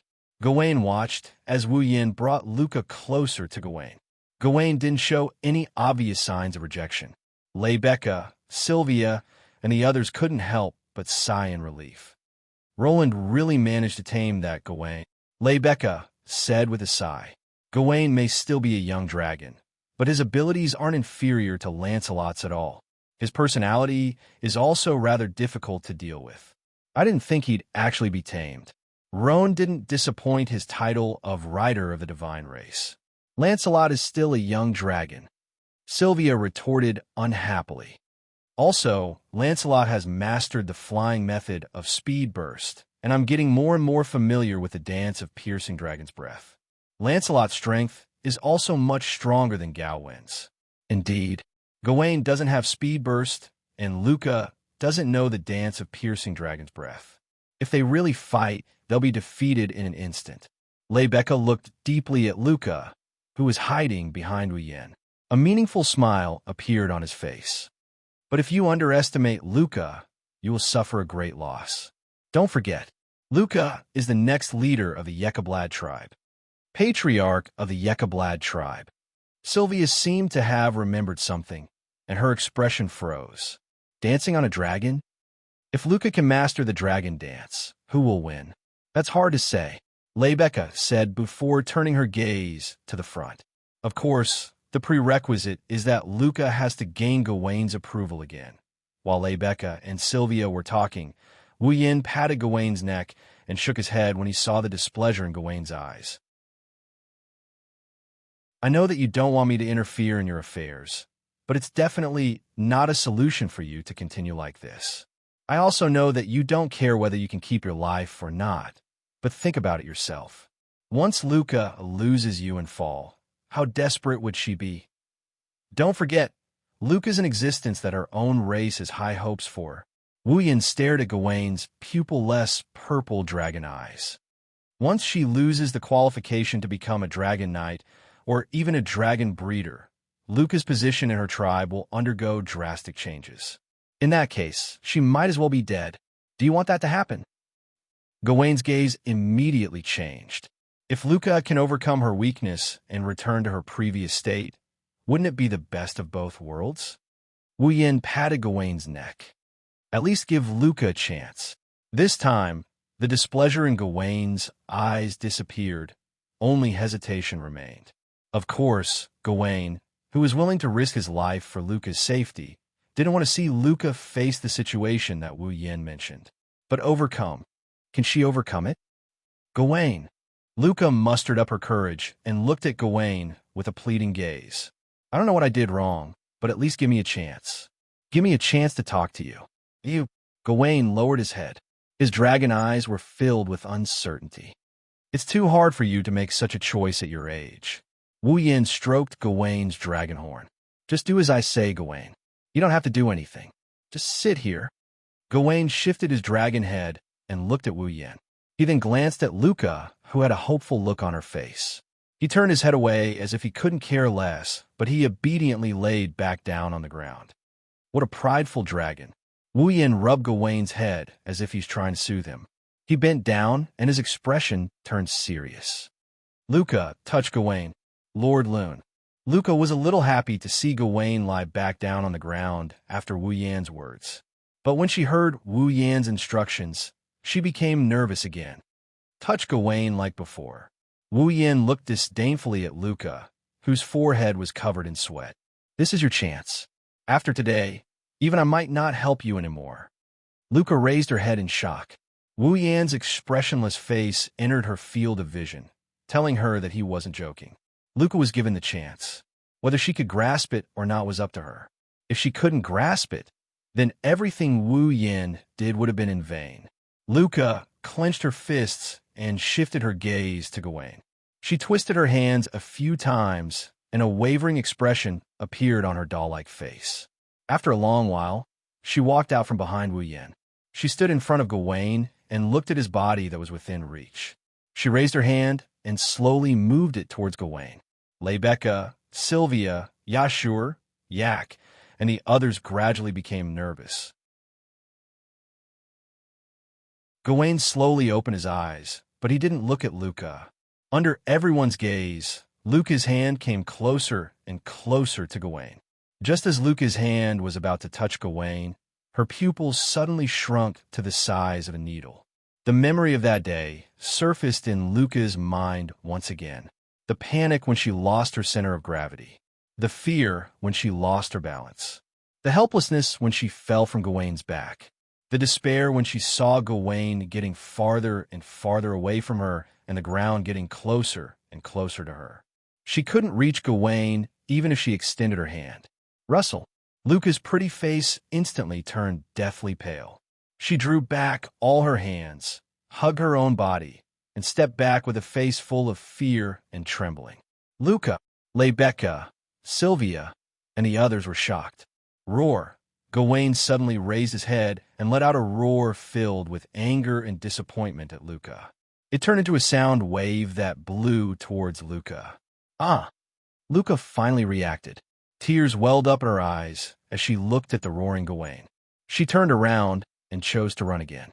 However, Luca's footsteps soon stopped. This was because Rebecca and Sylvia were standing side by side in front of Luca, blocking her path. Luca, Lebecca's expression was unprecedentedly serious. Why did you suddenly stop? Why don't you dare touch Gawain? Why did you suddenly run? The three whys were like sharp arrows, piercing Luca's heart and making her body tremble. Luca, Sylvia raised her voice with a sharp glint in her eyes. Don't tell me you're afraid of Gawain. Afraid of Gawain? Luca was dumbfounded. I'm afraid of Gawain? In other words, Gawain rejected me because I'm afraid of him? How? As if she had lost all her strength, Luca's body softened and she knelt on the ground. Her expression was stupefied. Lebeka and Sylvia glanced at each other and lowered their heads in silence. In the dragon house, Wu Yin stroked Gawain's head. He looked at the kneeling Luca and slowly closed his eyes. The atmosphere in the dragon house was heavy.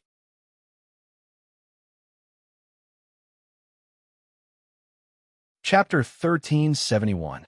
Ansari Dragon Riding Academy, Student Council Office. Wu Yin, Sylvia, Yashu, Yak, and Cosette are all gathered here. Other than Cosette, who is standing behind Sylvia, the rest of them sat around the table. None of them looked any better than the others. Obviously, at this moment, everyone present was in a very bad mood. Even Yak, who usually liked to cause trouble, had a gloomy face, completely devoid of vitality.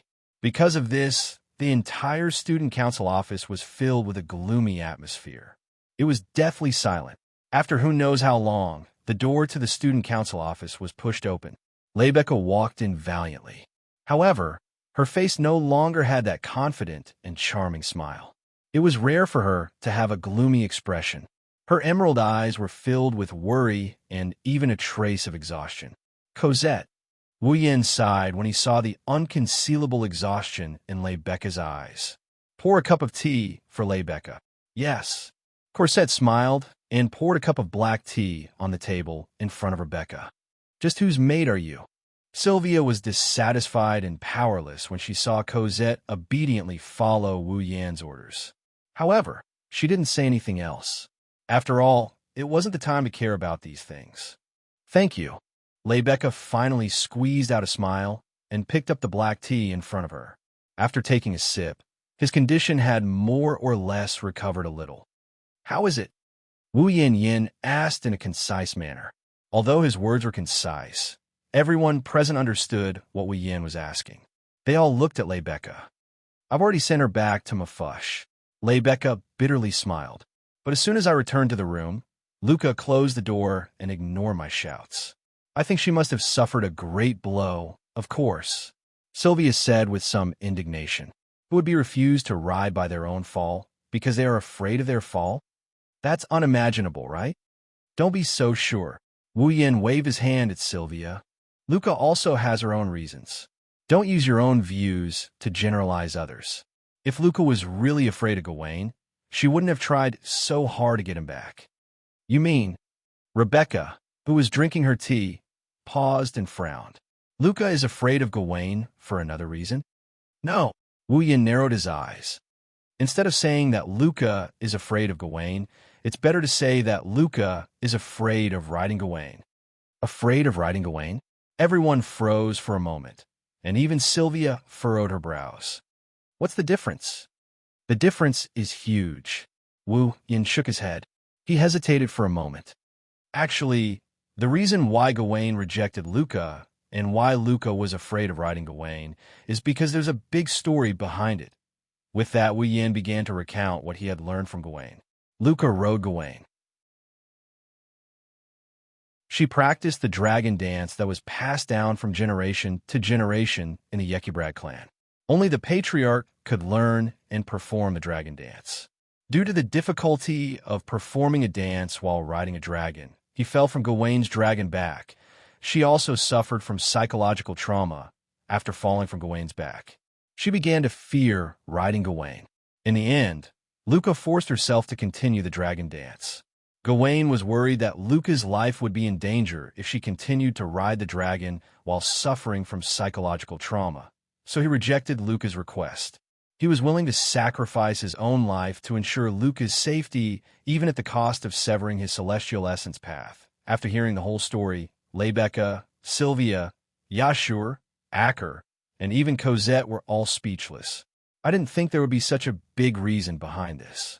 Lebecca looked at Wu Yin with a complicated expression. She was also touched by Wu Yan's words. "That's why you said you were on Gawain's side, right?" Gawain's method was a bit extreme, but it was the best way to protect Luca. Wu Yin rubbed his forehead. "To be honest, I'm also frowning. As expected, psychological trauma can't be removed so easily. I think Luca should have already vaguely sensed the reason why Gawain would reject her. She just didn't want to admit it. Why?" Sylvia was perplexed. "No one will laugh at her. It's normal to fall from a dragon's back. Is there a need to not admit it?" The Yekibrad clan is best at dragon riding. You can see that from the dragon dance. Rebecca was the one who answered Sylvia. For the Yekibrad clan, falling from a dragon's back is the most humiliating thing. So that's why Luca hid the fact that she fell from Gawain's back. She didn't want to admit that she was afraid of riding Gawain. Sylvia finally showed an expression of relief, but soon, a troubled expression appeared on her face. "This is going to be troublesome. Like Wu Yin said, psychological problems aren't something that can be solved so easily. Otherwise, Mikoto wouldn't have sunk into a state of extreme distrust towards humans and extreme disgust towards men for half a year, just because her reputation was tarnished. Meijio's thoughts may be too extreme, but it's also true that she was hurt. In the end, she even suffered from psychogenic voice loss. Who can say that it's not a big problem? If it wasn't for Wu Yan's subconscious desire to protect the elves, Meijio would still be treating humans like toys. She wouldn't be able to make a sound even now. Something will definitely go wrong if this continues." Rebecca straightened her back. Her eyes were sharp. "Let's not talk about Gawain for now. Luca is so talented, and her clan has high hopes for her. Sooner or later, she will be active in the Kingdom of Knights as a Dragon Knight, or even as Saint Sky Dragon Knight. It will be a great loss for her if she is restricted by such obstacles and stagnates. The student union must give her some help." "I agree." Sylvia was the first to react. Her face was serious.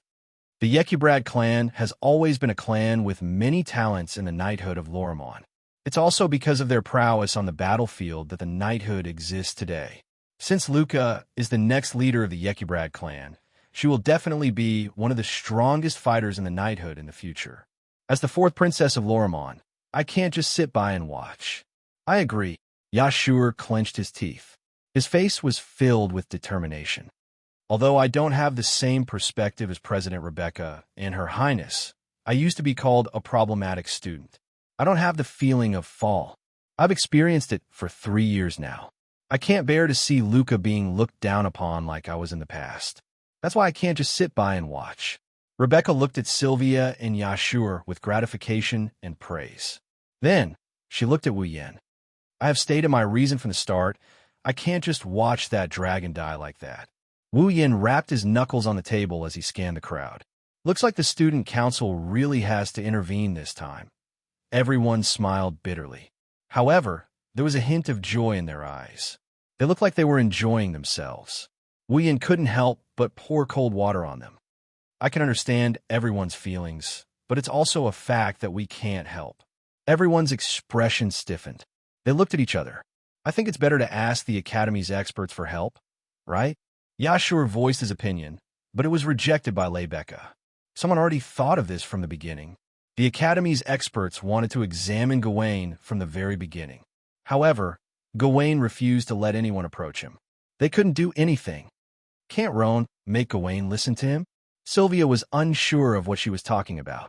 With Roan around, the experts should be able to examine Gawain, right? But Gawain's problem is that he doesn't have enough star essence. Rebecca shook her head again. I think that even if the experts approach Gawain, they wouldn't be able to find a way for Gawain to replenish enough star essence. Otherwise, the dragons wouldn't have fallen to the point of having a contract with humans to survive. Immediately, everyone revealed a distressed expression.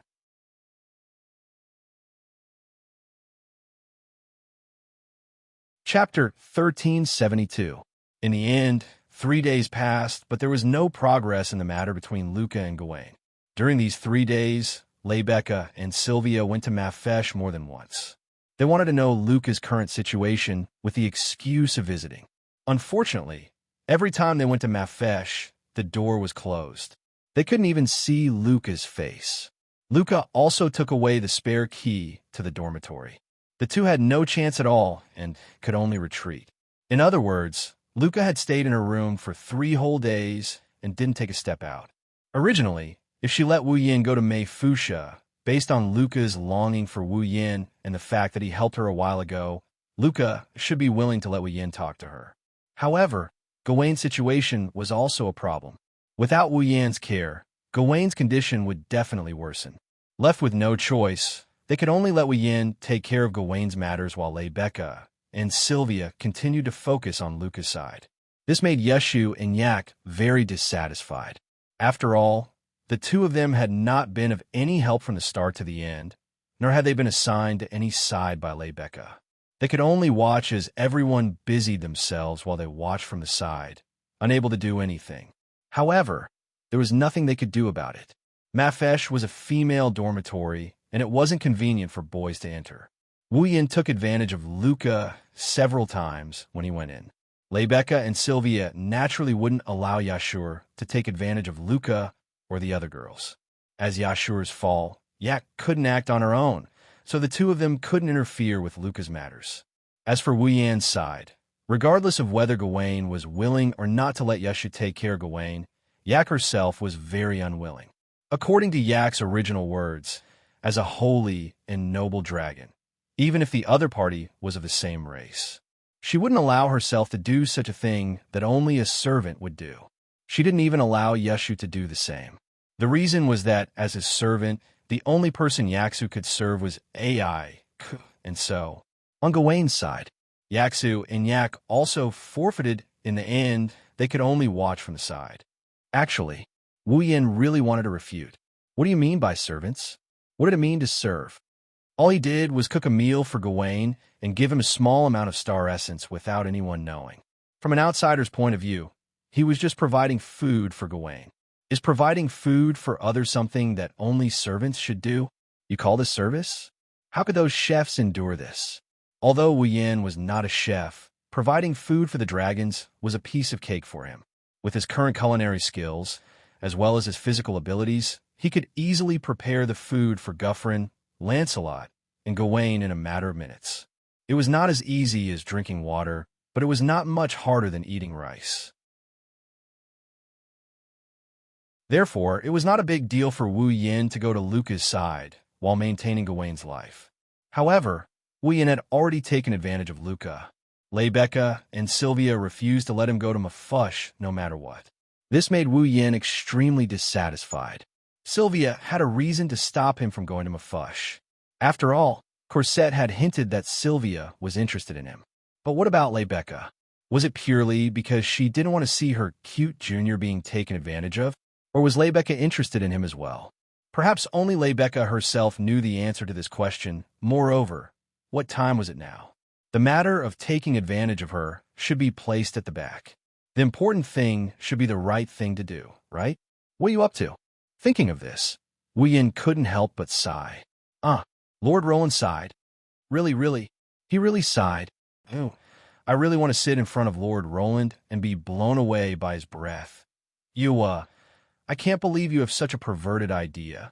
But I also want to listening to a group of girls gathering in a corner of the classroom, sneakily and brazenly looking at him while shrieking without bothering to hide their volume. Wu Yin lost at least 80% of his strength. Even the classroom can't be peaceful. At this moment, a loud voice echoed from the entrance of the classroom. Lord Roland, someone is looking for you. Someone. In an instant, the classroom fell silent. Someone is looking for Roland? In a corner of the classroom, Sylvia lifted her head from her book and looked towards the door. In the next moment, Sylvia held her breath, and everyone in the classroom fell silent. At the door of the classroom, a petite figure seemed to be hiding behind the door. She was looking into the classroom uneasily. It was a young girl with slightly curly platinum hair that reached her shoulders. The young girl was wearing a female uniform unique to the academy. Her appearance was like a sculpture, extremely exquisite.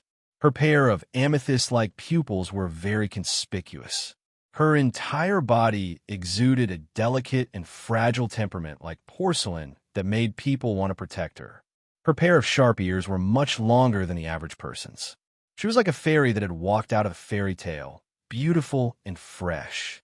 It was Luca who had been hiding in her room for the past 3 days. Luca, Sylvia exclaimed.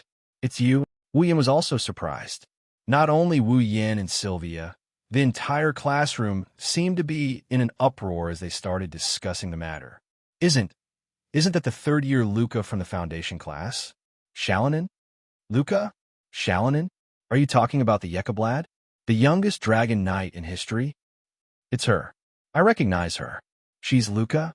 Xianxia. That Wuxia genius actually came to the classroom to look for Lord Lune. Luca might not be as popular as Lebecca in the Ansari Dragon Riding Academy, but she was definitely not at a disadvantage compared to Sylvia. She was a member of the Wuxia clan, the youngest dragon knight in history. Coupled with her delicate appearance and gentle temperament, many male students in the basic and advanced classes were her fans. Naturally, there were fans of Luca here as well. Luca's visit to Wu Yin would cause a stir no smaller than Lebecca's visit to Wu Yin last time. Luca, on the other hand, didn't realize why she's being stared at by so many people. She had a timid look on her face as she scanned the classroom. When she saw a surprised Wu Yin, Luca's eyes brightened up. Lord Lune. Luca. Wu Yin reacted, and he quickly stood up. He came in front of Luca, and he frowned when he saw how skinny Luca looked. I have a lot to say to you, but let me hear the reason why you came to see me first. Why, yes. Luca shrunk her head when she saw Wu Yin's angry expression, but she knew what was going on. Wu Yin was angry because he was worried about her and her fall. She, on the other hand, acted so shamefully when this lord was helping her. How embarrassing. With such thoughts in mind, Luca lowered her head like a child who did something wrong. She tried her best to explain the reason why she came looking for Wu Yin. Although I know it's unreasonable, I have one more thing that I want to ask Lord Long for. Is that so? Wu Yin didn't ask and continued to look at Luca. That. Luca's cheeks suddenly blushed, and she shyly lowered her gaze. Seeing that Luca seemed to have something difficult to say, the students immediately held their breaths and quieted down the classroom. Even Sylvia, who had wanted to come over, stopped in her tracks and stared at Luca closely. That. After a long time, Luca carefully raised her head. With a nervous expression, she said something that made the entire place freeze. Can you let me spend the night in Lord Loon's room tonight? Huh? Wu Yin was stunned. What? The whole class froze on the spot. Spend the night? Sylvia, on the other hand, widened her eyes as if time had slowed down. It was only when she finally reacted that she cried out in shock. Spend the night. In an instant, the temperature of the classroom dropped to the lowest point, as if it had been frozen, and an icy silence descended upon the entire classroom.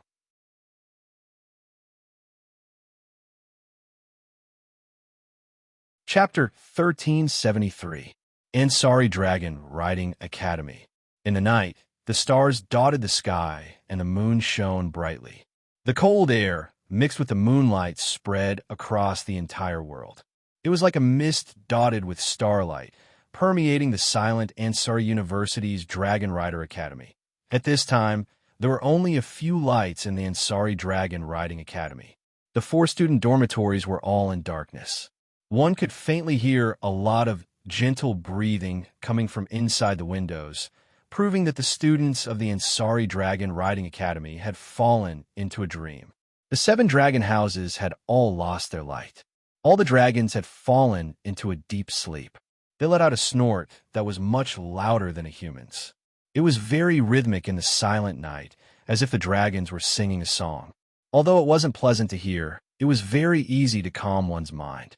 However, tonight, the Ansari Dragon Riding Academy was destined to not be peaceful. Near the Ansari Dragon Riding Academy, there was a building.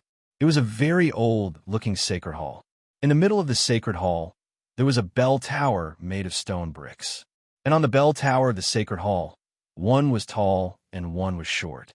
One big and one small, one male and one female, 2 figures stood there. The male's face mask could cover the area above his nose, leaving only 2 eye sockets. It was a coal mask. The female wore revealing unique clothes with a scarf around her neck. Her skin was dark, and her long black hair was tied into a ponytail. It was Micah Vez and Ania, who came from Dan Bailey City, standing at the highest point of the bell tower that was enough to have a panoramic view of the entire Ansari Dragon Riding Academy. Micah Vez looked down at the Ansari Dragon Riding Academy that had fallen into darkness as the lights gradually faded. In his eyes, a trace of nostalgia actually flashed through. Ania guarded behind Micah Vez. Her delicate figure was straight as she also looked down at the academy. Therefore, she didn't see the nostalgia in Micah Vez's eyes. Otherwise, she would be shocked. The moonlight poured down without any hindrance. The moonlight shone on Micah Vez and Anya. Bathed in the moonlight, Micah Vez's cloak fluttered slightly in the night breeze. He was like an assassin in the dark, causing Anya to feel a chill in her heart from time to time as she stared at his back, but she quickly regained her senses. After an unknown amount of time, Makawos finally withdrew his gaze that was filled with nostalgia. He exhaled and couldn't help but sigh. It's as peaceful as before. Same as in the past? Ania was startled and looked at Makawos suspiciously. Micah Vez, did you come to the Ansari Dragon Riding Academy often in the past? Seeming to have sensed the doubts in Ania's heart, Makawos turned sideways in a non-committal manner and opened his arms as though he wanted to hug the entire Ansari Dragon Riding Academy. Feel this peaceful atmosphere, Anya. It won't be long before this peace is broken. Micah Vez, Lord. Ania hesitated as if she had something to say, but didn't want to say it out loud. In the end, she brought it up. Are we really going to attack the Ansari Dragon Riding Academy? Don't you think this is a good opportunity? Makawos didn't answer, but asked instead. He closed his eyes as if he was really enjoying the peaceful atmosphere. However, The words that came out of his mouth sent chills down one's spine. The Ansari Dragon Riding Academy is the Dragon Cultivation Academy of the Knighthood. In this knighthood, where dragons coexist, it wouldn't be an exaggeration to say that the Ansari Dragon Riding Academy is the foundation of the knighthood's prosperity. Don't you think it's a good choice to use this place as an experiment site? Macao slowly opened his eyes. A cold gleam flashed through his eyes like a sword. After all, we still need more experiments to determine if our corpse ash dragon can be used in actual combat. Corpse dragon. Ania couldn't help but feel disgust when she heard that name. To be honest, Anya didn't really like those ugly and disgusting corpse gray dragons. If it wasn't for Makawo's order, she wouldn't even want to look at them. She looked at the peaceful academy below and began to sympathize with it. Is such a peaceful academy about to be taken over by those corpse dragons? How pitiful. Let's begin. Makawo's ordered while Ania was still feeling pity for the academy. Ania, take those things out, yes. Ania hesitated for a moment before she agreed. She turned around and walked towards the interior of the clock tower. Lowering his head and looking down at the Ansari Dragon Riding Academy that was being blown by the night wind, Makawo's narrowed his eyes and muttered to himself, "A giant dragon with white flames. Let me see." Ania walked into the interior of the clock tower under Makawo's order. When she came out again, there was a clay jar in her hand. It should be said that it was a clay jar filled with ashes. Furthermore, it was the ashes of a dragon. These were dragon ashes that Makao's, Anya, and some spies of the Sepharo's Empire in the Knight's Nation of Lorman had spent a considerable amount of time to steal from the temples dedicated to the burial of dead dragons in the Knight's Nation of Lorman. Although Makawo's had the ability to use tools made by magicite engineering to awaken a dead dragon, the necessary condition to awaken a dead dragon was to use the ashes of a dragon as a medium. Otherwise, even if it was a product made by magicite engineering, it would be useless. Today, these ashes will turn into ferocious and disgusting beasts and mercilessly destroy the peace of the Ansari Dragon Riding Academy. Ania suppressed the disgust in her heart and seriously put on a pair of gloves. She opened the clay jar filled with ashes and reached her hand into it. She took out handfuls of ashes and sprinkled them below the clock tower. Makawo's waved his hand and smashed an iron box that looked like a coffin on the ground. With a clang, Makawo's opened the lid of the coffin without hesitation and took out a huge sword that looked like a dragon's wing covered with bone spikes from a coffin. This strange-looking huge sword was the product of magicite engineering that the Sepharo's Empire was proud of and magicite engineering that the dragons had developed for many years. It was the summoning device for the corpse ash dragon. After the huge sword was taken away by Wu Yin last time, Makawo's returned to the Sepharo's Empire and created another huge sword. He even made some improvements to it. If the pitch-black huge sword in the past only looked strange and somewhat like a handicraft or decoration, then this huge sword that looked like a wing with bone spikes was truly strange and dangerous. It even looked like it had been mechanized and gave off a dangerous feeling at first glance. Upon closer inspection, one would discover that there were gem-like crystals embedded on the body of the greatsword. They were sparkling in the dark night, and there were traces of mana rippling vaguely. These gemstones were the Dragon Glory Crystals. Makawo's lifted his greatsword and slammed it down on the floor beneath his feet. Clang! The giant sword emitted a crisp sound as it pierced deeply into the ground. In the next moment, wisps of mana emerged from the giant's sword and flowed to the ground. Grasping the hilt of the huge sword tightly, Makawo's closed his eyes and chanted an incantation.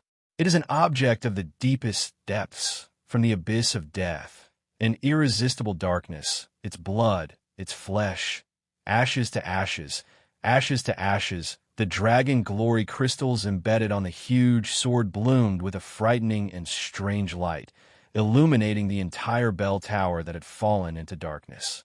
Makawo's opened his eyes and pulled out the huge sword. He grabbed the hilt with one hand and raised it to the sky. Show yourself. The crystallization of magic engineering. Dazzling red light flashed on the giant's sword like flowing water, and then condensed into lightning like thunderbolts. With a sizzling sound, the red light gathered together, and with the giant's sword as the source, shot into the starry night sky.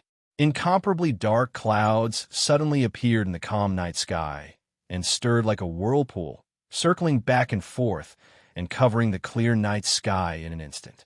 Streaks of red lightning slithered about like snakes, flashing densely in the pitch-black clouds. Below the bell tower, in front of the Ansari Academy of Dragon Riders, a scarlet light began to flicker. It was like the eyes of a lone wolf staring at its prey.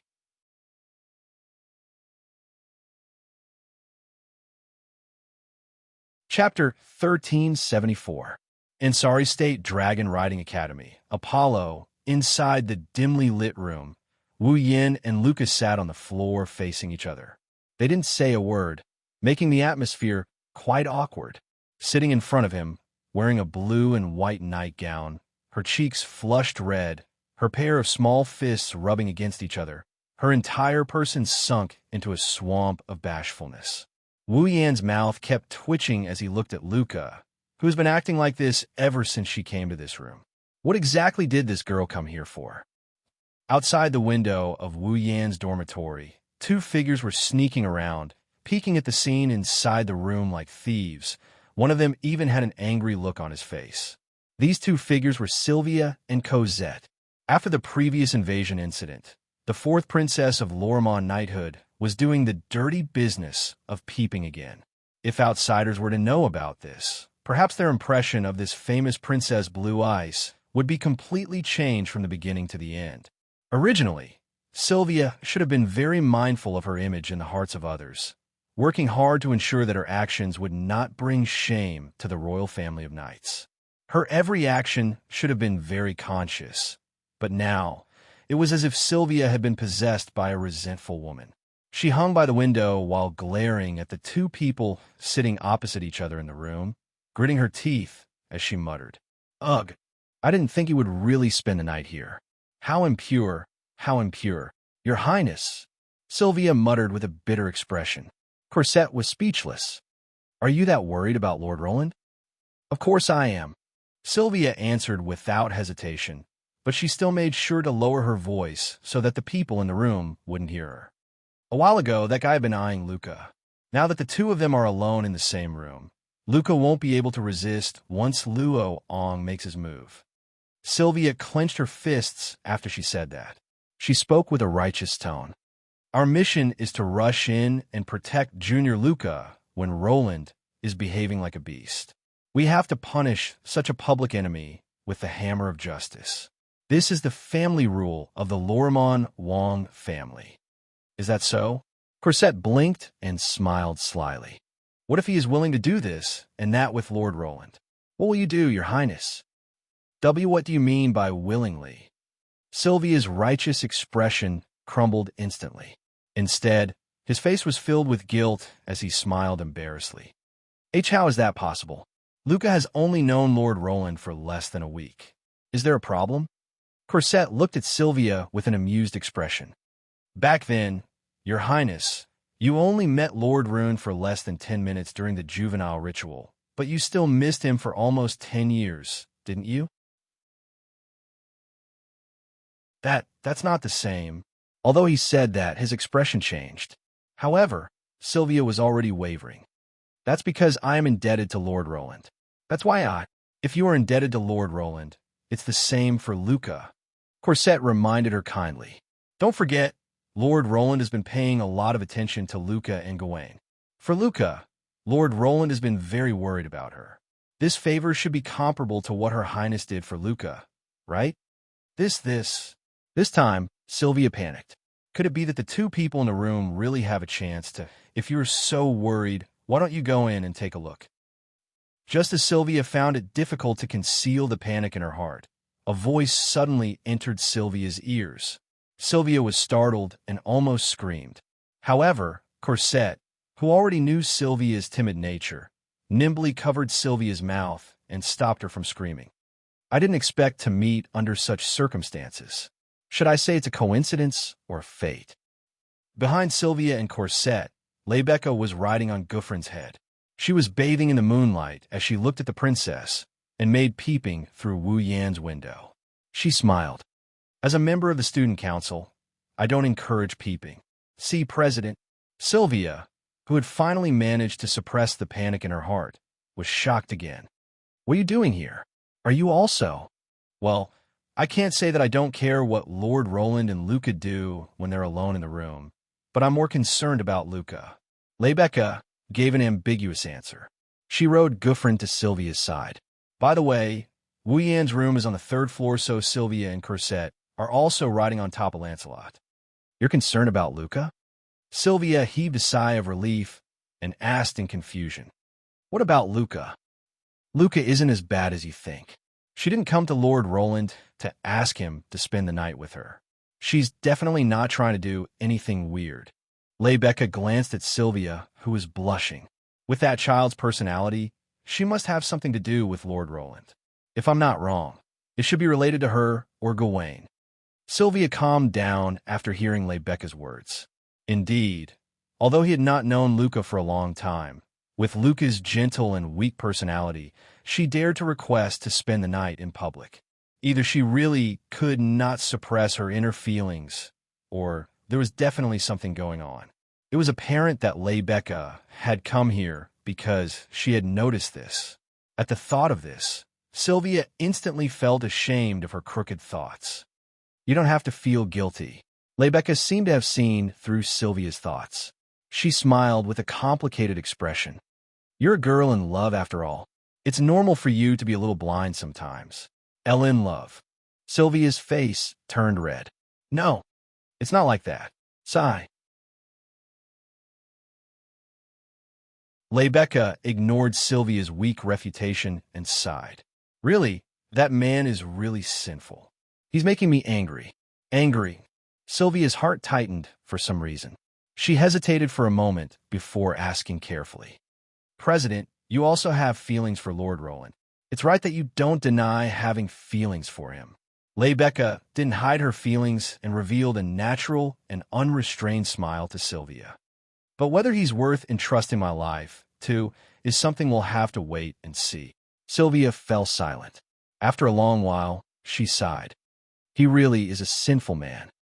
At the same time, inside the room, sitting across from each other, Wu Yan couldn't help but break the awkward silence between the two of them when he saw Luca's blushing face fidgeting around. Hey, Luca, you must have something to tell me since you're spending the night with me, right? Wu Yan scratched his face and said helplessly, Are you really here to serve me in bed? Serve you in bed. Luca's already red face turned even redder because of Wu Yan's teasing words. She clenched her fists and said shyly, If Lord Roland needs to serve me in bed. Can you wait until I'm done? Wu Yan almost fell to the ground. This girl really does want to serve me in bed? Imperfect, too imperfect. Sylvia trembled in anger when she heard the conversation in the room. He actually wants to make a move on his junior. He should be punished by the heavens. Lord Roland is in the wrong. Even Cosette angrily reprimanded him. Sylvia nodded repeatedly. However, Cosette's next words almost made Sylvia fall to the ground. Ming, if you want to serve me in bed, just tell me. I can do it too. Cosette, I can't pretend I didn't hear that. Sylvia said angrily. My maid is actually this kind of person. It's... Well, your highness, don't mind it. Cosette waved her hand with a smile. Anyways, after your highness marries Lord Roland, I will have to accompany you in your marriage. Serving the future master is also a maid's benefit. You. Sylvia's hands trembled. Lebecca looked at the flustered Sylvia and the smiling Cosette and shook her head with a bitter smile. I have committed a grave sin.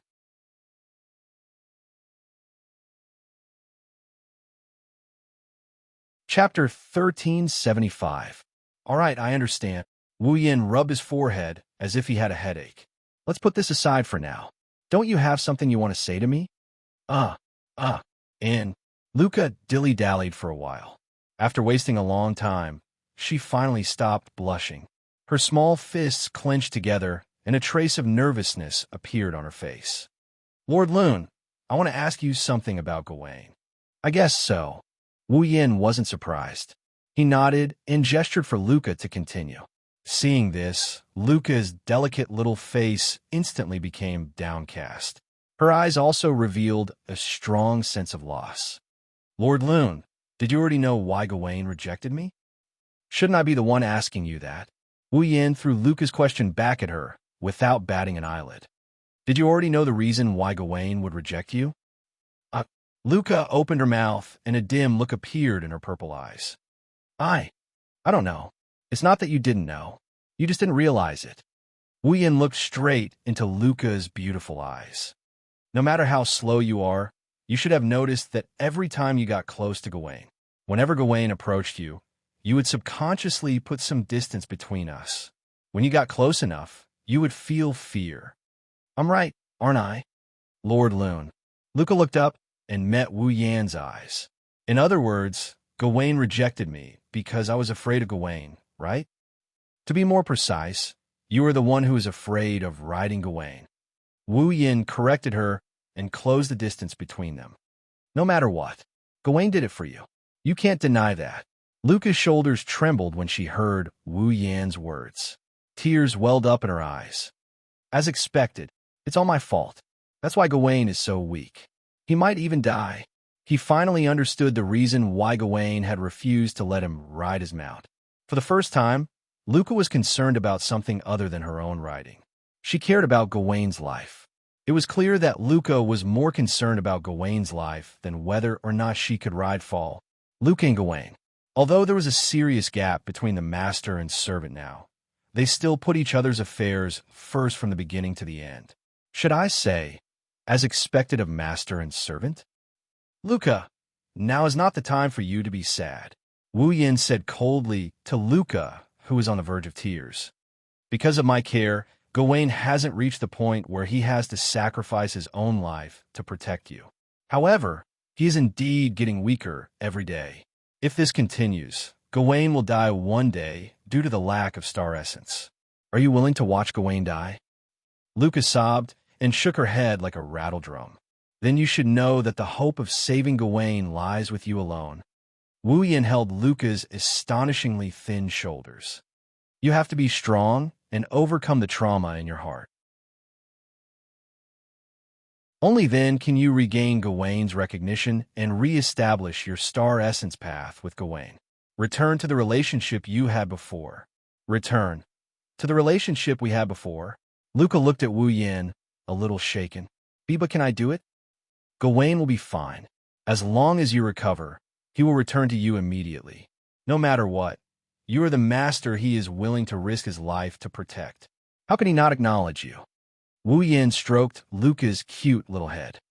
Don't worry, I will help you too. Lord Loon. Luca stared blankly at Wu Yin, who was gently stroking her head with a gentle smile.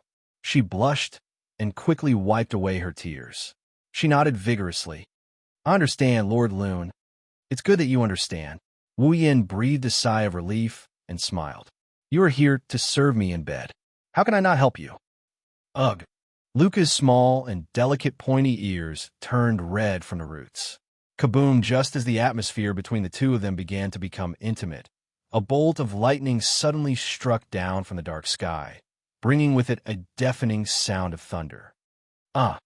Luca shrieked, and with tears in her eyes, she reflexively threw herself at Wu Yin. Wu Yin was caught off guard and ended up hugging her warm and fragrant body. However, before he could get a good feel of the soft body in his arms, a shriek that is 1,000 times more miserable than Luca's shriek came from outside the window. The shriek is so shrill that it's even more frightening than the thunder from before. Hearing the screams coming from the window, Luca's face paled. She thought it was some kind of supernatural being. She closed her eyes, and her arms around Wu Yan's waist tightened. Separated by a thin layer of pajamas, Luca's beautiful body was pressed into Wu Yan's embrace. An astonishingly soft sensation kept coming from his front, but he didn't have the leisure to enjoy it. He looked towards the window and grumbled in a resentful tone. Are you going to keep hiding? As the voice slowly faded away, the entire space fell silent. But not long after, the originally tightly shut window was suddenly pushed open, revealing three beautiful faces outside the window. In the end, Rebecca didn't seem to realize that she was caught peeping. She smiled to herself. Were we still found out? Your Highness. Cosette patted the back of Sylvia, who was hugging him tightly, with a helpless expression on his face. It's just a bolt of lightning. Is there a need to be so scared? But, Sylvia looked up with tears in her eyes. When she saw Wu Yin and Luca hugging each other, her pitiful expression disappeared and turned into a ferocious one. Cosette is right. It's just a bolt of lightning. How long are you going to hug each other? Luca finally reacted. She let out a soft cry and hurriedly pulled herself away. The deathly pale color on her face was replaced by a blush. Looking at Luca's cute blushing face, even Wu Yin couldn't help but feel a rush of excitement. Now is not the time for you to flirt. At this time, Rebecca spoke. She stood on Guffrin's head and looked at the sky with a serious expression. I'm afraid things aren't looking good. Not looking good. Hearing this, everyone present was stunned. That's... When Wu Yin and Luca came to the window, they looked up with Sylvia and Cosette. They followed Rebecca's gaze and looked at the sky. What they saw made their expressions change. The night sky that should have been clear a second ago was covered by a layer of pitch-black clouds that spiraled like a whirlpool. Streaks of red lightning flashed back and forth in the clouds, bringing with them the sound of thunder. A heavy, gloomy, and evil aura seemed to have descended from the sky, shrouding the entire Ansari Dragon Riding Academy. Roar! Gyvelin and Lancelot's eyes glinted with ferocity as they roared at the gloomy sky. Without the consent of Rebecca and Sylvia, the two holy dragons began to circulate their mana, causing mana to ripple around them. Astonishingly, he had already entered battle mode. It seems like Gyvelin and Lancelot have sensed something as well. Rebecca's expression turned grave. This phenomenon, Sylvia's icy blue eyes fluctuated violently. It's the same as that time. Wu Yin stared at the sky covered by pitch-black whirlpool-like clouds. A cold light flashed in his eyes. Corpse Ash Dragon. That's right. The situation in the sky was exactly the same as when the Corpse Ash Dragon appeared and attacked Ansari. Rumble. A dull thud reverberated in the ominous night sky without any warning. Along with the reverberation of the sound, the ground of the Ansari Dragon Riding Academy also began to rumble. Like an earthquake, it began to tremble violently. Wu Yin and Luca, who were still in the dormitory, lost their footing and nearly fell to the ground from the trembling ground. Luca cried out again. Her petite body fell from the tremor. Fortunately, Wu Yin caught her in time and prevented her from falling. However, Luca didn't mind at all. Instead, she pointed into the distance and cried out in shock. There!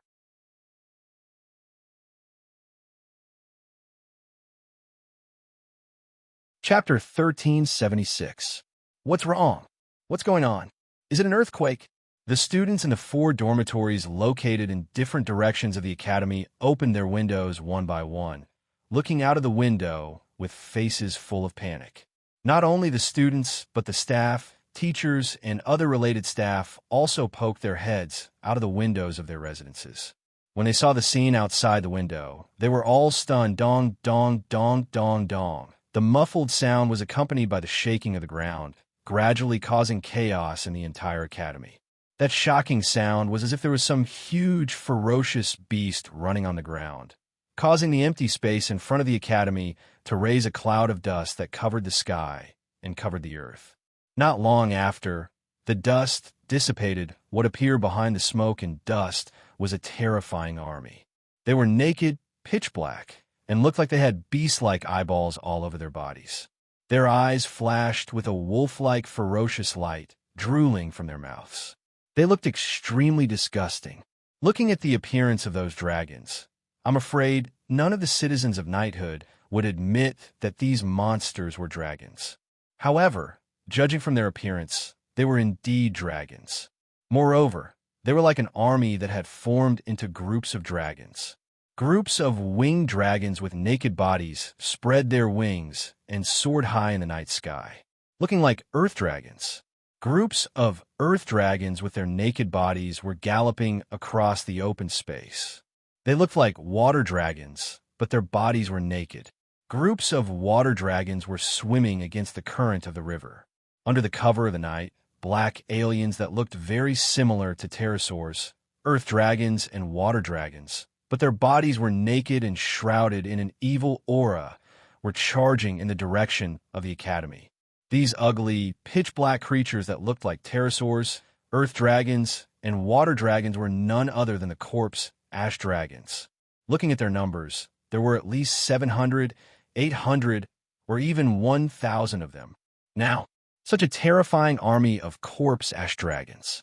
They were charging towards the academy from the sky, the land, and the river. Roar, roar, roar, roar. In the next moment, an evil and frenzied roar sounded. Gradually, it descended under the night sky that was covered by the pitch-black swirling clouds. This caused everyone to feel a chill in their hearts. His scalp went numb. What is that? A monster! Run! In the 4 dormitory buildings, a group of students who were still waiting by the windows screamed in horror when they saw this scene. They fled from the dormitory in a panic. Hoo-hoo-hoo! It was an ominous roar. Corpse Ash Dragon's army finally arrived at the academy. Bam! Amidst the rumbling, the gate of the academy collapsed under the relentless assault of the earth dragon-shaped corpse dragons. Dong, amidst the muffled sounds, the pterosaur corpse dragon army flew across the sky above the academy and started to spit out dragon breath, destroying the buildings one by one. Pong! Amidst the rumbling, the corpse dragon army burst out of the ground from the underground waterway, turning the entire academy into a pile of rubble. Hoo-hoo!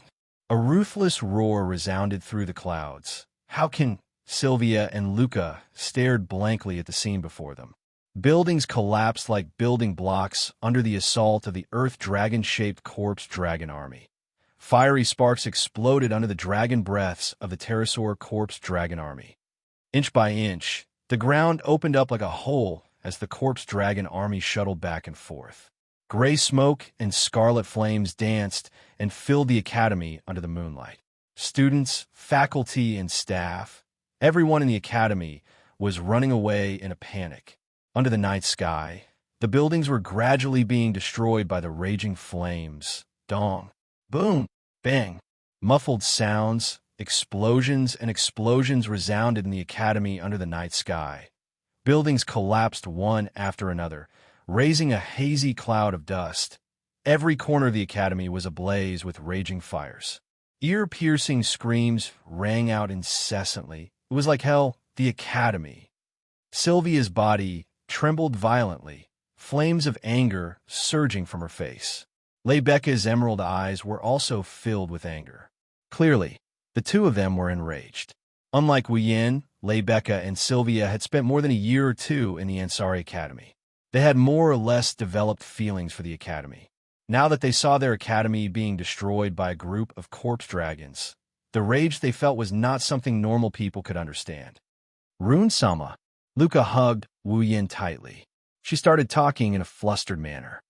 Our academy, don't worry. Wuyin patted Luca's back while looking at the collapsing buildings in the distance. Lebecca, now is not the time to be angry. You're the president of the student council. Hurry up and organize everyone in the academy to fight back. Hearing this, Lebecca came to her senses and her expression instantly turned solemn.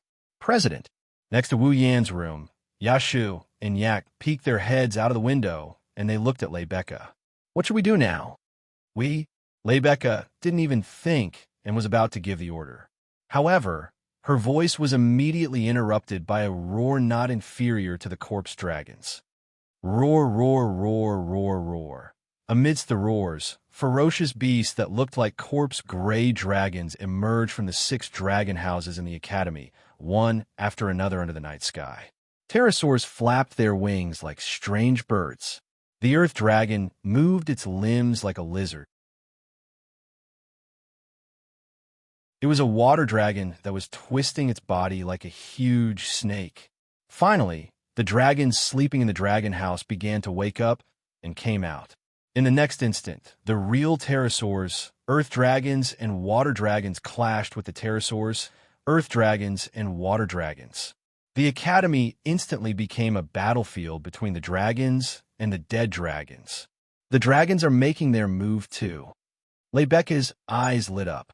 Our masters are running away in panic, and it's the Falls who are fighting the enemy bravely? Wuyin glanced at the students and teachers who were still running away and mocked himself. How ironic.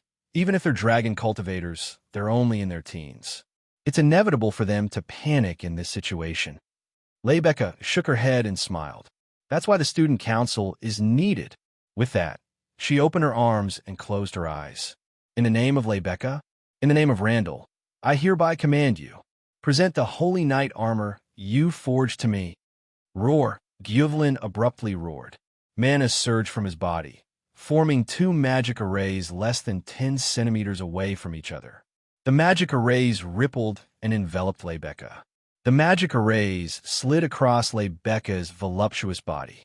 One melted her clothes into light, while the other condensed into a set of armor that looked like a tight suit. When the two magic arrays shattered, the sacred tight armor on Lebecca's body flickered with a cold and fiery light. Then, Lebecca extended her hand, and a golden magic array flew out and rotated in front of her. Appear, a demonic spear that kills in one hit. Its name is Kai Guru. Borgu. A huge black and red spear that resembled a drill emerged from the golden formation and landed in Lebecca's hand. She suddenly grabbed it.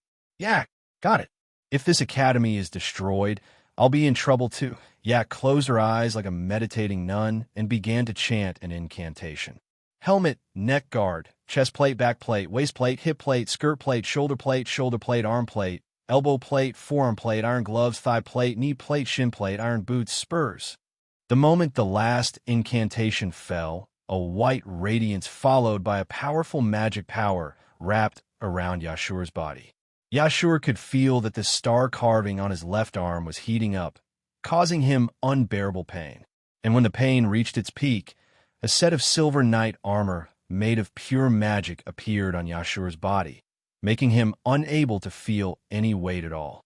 Seeing Lebecca and Yashur equipped with the holy knight armor, Sylvia clenched her teeth and gripped Lancelot's reins. Although we don't have the holy knight armor, Lancelot and I have no intention of being spectators. Roar! Lancelot roared and echoed Sylvia's words. The war had begun.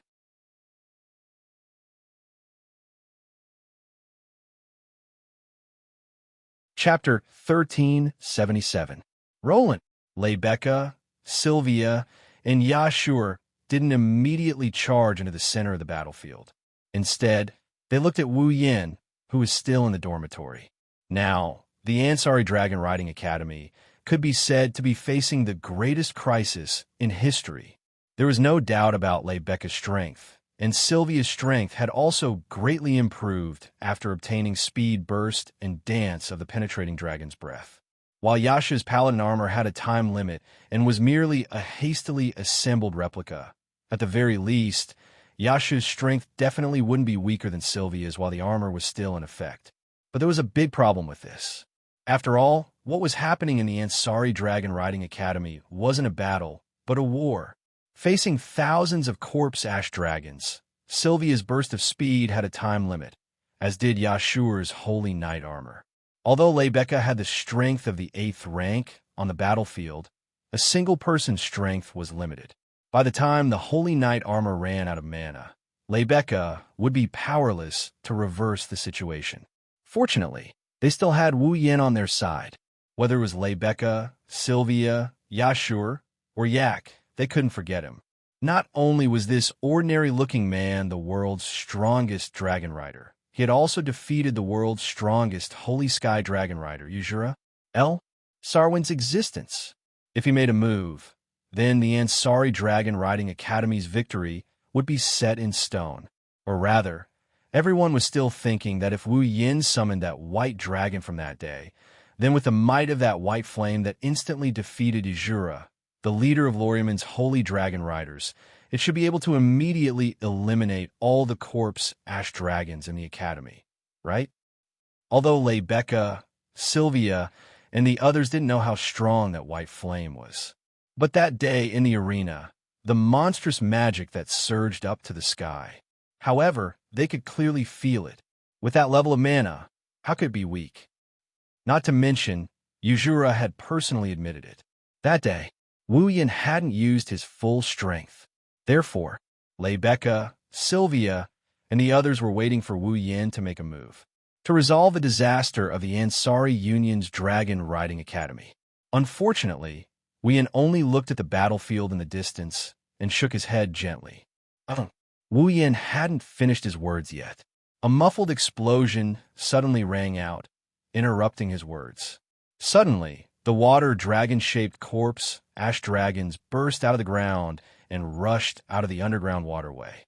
There were about 5 of them, and all of them had pitch-black bodies, crazed eyes, festering gums, naked bodies, and a foul stench.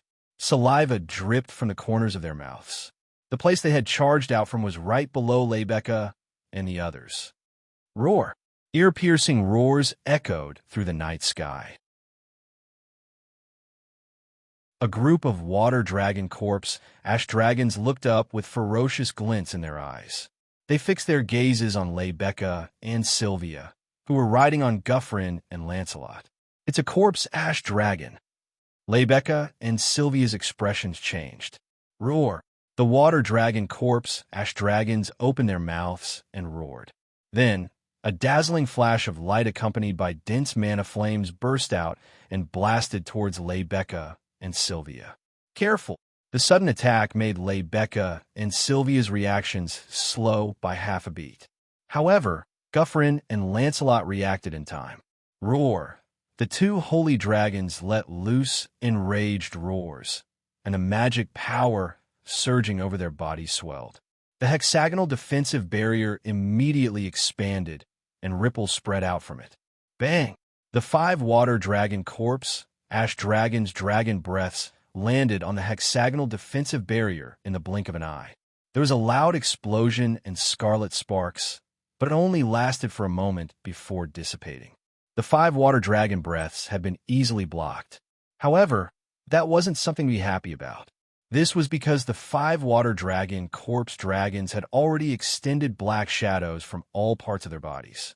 They swiftly and violently bypassed the hexagonal barrier erected by the 2 holy dragons like whips and arrived before Lebecca and Sylvia in the blink of an eye. Those black shadows were actually dark red tentacles. The next moment, Lebecca and Sylvia, who hadn't reacted in time, were completely entangled by the tentacles. This is, seeing Lebecca and Sylvia completely entangled by the tentacles. Wu Yin gaped in shock. These corpse ash dragons actually knew how to play with tentacles? President Lebecca, Your Highness. Yashio was also stunned for a moment, but he quickly stretched out his hand, intending to break those tentacles, but in the end he pounced on empty air. The slippery tentacles wrapped around Lebecca and Sylvia's limbs and slender waists. With a tug, the 2 beautiful girls were suspended in the air. Damn it, let me go. As if having a bad premonition, let alone Sylvia, even Lebecca looked rather flustered. And the facts proved that their bad premonition was indeed real. What are you trying to do? Stop. As Lebecca and Sylvia struggled with all their might, the dark red tentacles nimbly slid past their bodies and began to burrow into Lebecca's armor and Sylvia's uniform. New. Lebecca and Sylvia immediately let out coquettish gasps that made one's heart go numb. Lebecca and Sylvia got tangled up and harassed by the tentacles. Who knows what parts they shouldn't be touching under their clothes? The 2 girls blushed, and their panting became more coquettish. Wu Yin was dumbfounded by what he saw. What kind of dragon is this? It was one thing to play with tentacles, but to play with such evil tentacles, how perverted must the person behind these tentacles be to create something like this? Just as Wu Yin was stunned by the surreal scene before him, a sorrowful cry rang out beside him. Yeah, no. While Wu Yin was at a loss for what to do, one of the water dragon corpse, Ash Dragon's tentacles, came into the dorm and wrapped around Luca, who was hugging Wu Yin. Luca screamed as she was dragged away. The tentacles with visible veins wrapped around Luca's limbs and dragged her out of the room through the window.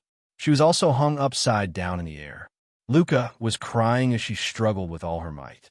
However, the tentacles had already burrowed into Luca's loose pajamas. No, don't touch strange places.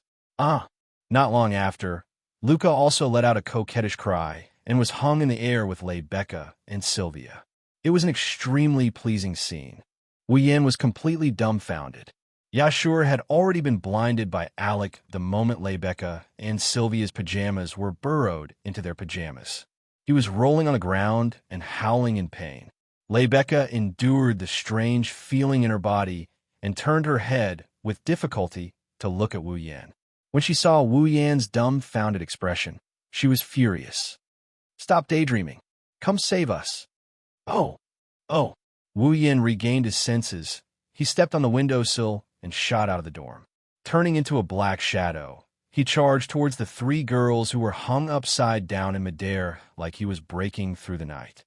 Poochie, Poochie, Poochie. His figure flashed past the dark red tentacles. All the tentacles wrapped around Rebecca, Sylvia, and Luca were cut off like snakes. They fell to the ground and continued wriggling like earthworms.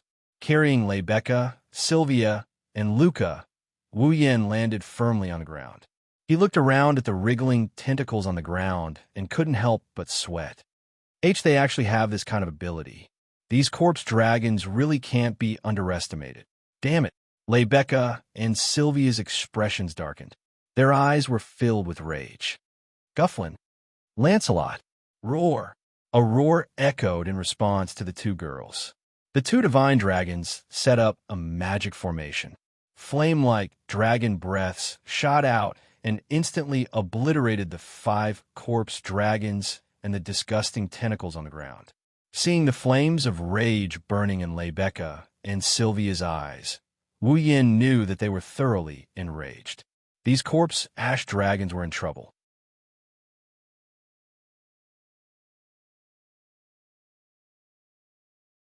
Chapter 1378. Roland, make your move. This time, Rebecca didn't ask for Wu Yan's opinion. Instead, she spoke in a deep voice as if she was giving an order. Evidently, Rebecca was enraged by the fact that the student council president of the Ansari Dragon Riding Academy, a Xianxia Dragon Rider Academy, had shown such a wretched side in front of others. Sylvia was about the same. Her eyes were filled with ferocity, causing Wu Yin to feel a little resentful. However, he had no choice but to refuse Rebecca and Sylvia's request. No, go ahead. Looking at Luca, who was hiding behind him, and looking at the battlefield in the distance, Wu Yin answered her like this. I still have some matters to attend to. What time is it now? Why are you still? Sylvia was about to reprimand Wu Yin when Rebecca stopped her. Rebecca narrowed her eyes thoughtfully when she saw Wu Yin looking at Luca. She seemed to have understood something and smiled. I understand now. Then we'll go first. President. Sylvia looked at Rebecca in shock. It was a matter of life and death for the entire Ansari Dragon Academy. What could be more important than protecting the Ansari Dragon Academy? All right, just listen to Roland. Rebecca didn't answer. Instead, she called out to Guffrin and turned around. She rode on Guffrin's head again. Let's go. Guffrin. Roar. Guffalin roared in response. His body turned into a flash of red lightning and flew toward the battlefield in front of him. Wait. Sylvia quickly got on Lancelot as well. She glared at Wu Yin and Luca before grumbling. Be careful. I'm not so weak that I need someone to take care of me. Wu Yin chuckled. You should worry about yourself. Humph. Sylvia snorted. Beside her, Corset hugged Sylvia's waist. Under Lancelot's lead, they flew towards the battlefield. How long are you going to lie there for? AI kicked Yushio, who was still covering his eyes and rolling on the ground in pain. She grabbed him by the collar and dragged him towards the battlefield. "Don't fall behind. That would be so embarrassing." Wait, it was accompanied by Yashua's screams. AI could drag him all the way to the battlefield, leaving Wu Yin speechless. "Lord Roland." Luca raised her head suspiciously when she saw Lebecca, Sylvia, Yak, Yashur, and the others entering the battlefield. She shifted her gaze to Wu Yin. "Why did you come with me?" Before Luca could ask, Wu Yin took Luca's hand. He walked in another direction. "Lord Lune?" Luca tilted her head. Her eyes were filled with doubt, but she didn't ask any more questions. Dong! On the flat ground, a dazzling saber light that seemed to be composed of flames was parallel to the ground, like a remnant light. In a flash, a 10-meter-long saber curtain was drawn. Like a large saber of light, it slashed through the air with a loud explosion. The Earth Dragon and Water Dragon corpse dragons that were wreaking havoc on the ground seemed to have suffered a huge impact when they came in contact with the saber light. Their decaying bodies were crushed into pieces and fell to the ground. Holding Luca in one hand and Shauna in the other, Wu Yin charged through the battlefield with a dissipating airflow. It didn't take long for them to arrive at a place. Shockingly, it was the 7th Dragon House of the Ansari Kingdom's Dragon Riding Academy. Dragon House. Luca was startled at first, but then she seemed to recall something. Her expression changed, and she cried out in surprise. "Gawain!" Roar. As if in response to Luca's call, a roar resounded throughout the 7th Dragon House. What followed was a pillar of dragon breath that seemed like a flame. It shot up from the 7th Dragon House and blasted open the ceiling. Gawain's average-sized body shot out from the ceiling and into the sky. Luca was overjoyed at first, but then she cried out in surprise, "Gawain!" This was because behind Gawain, who had rushed out of the 7th Dragon sarcophagus, there were about 10 dragon-shaped corpse ash dragons flying out from the 7th Dragon sarcophagus. They were like huge, strange birds, waving their tentacles and lashing at Gawain like whips while following behind Gawain and attacking him fiercely. Gawain tore through the air and flew through the sky above the 7th Dragon House, avoiding the tentacles that whipped at him and the pursuit of the pterosaur corpse dragons. However, it didn't take long for Gawain to slow down. If Gawain was in his peak condition, he should be able to easily deal with the 10 pterosaur corpse dragons. After all, Gawain was a holy dragon, even though he was only a young dragon. Unfortunately, Gawain had not received enough star essence for a long time. Although his body was not weak, he was not in a good condition. Under such circumstances, let alone Gawain, even Gyuvlin would not be able to withstand the pterosaur corpse dragon's pincer attack. Gawain's speed slowed down again and again due to his weak body. Finally, he was surrounded by the tentacles. Roar! Gawain let out an unwilling roar. Gawain!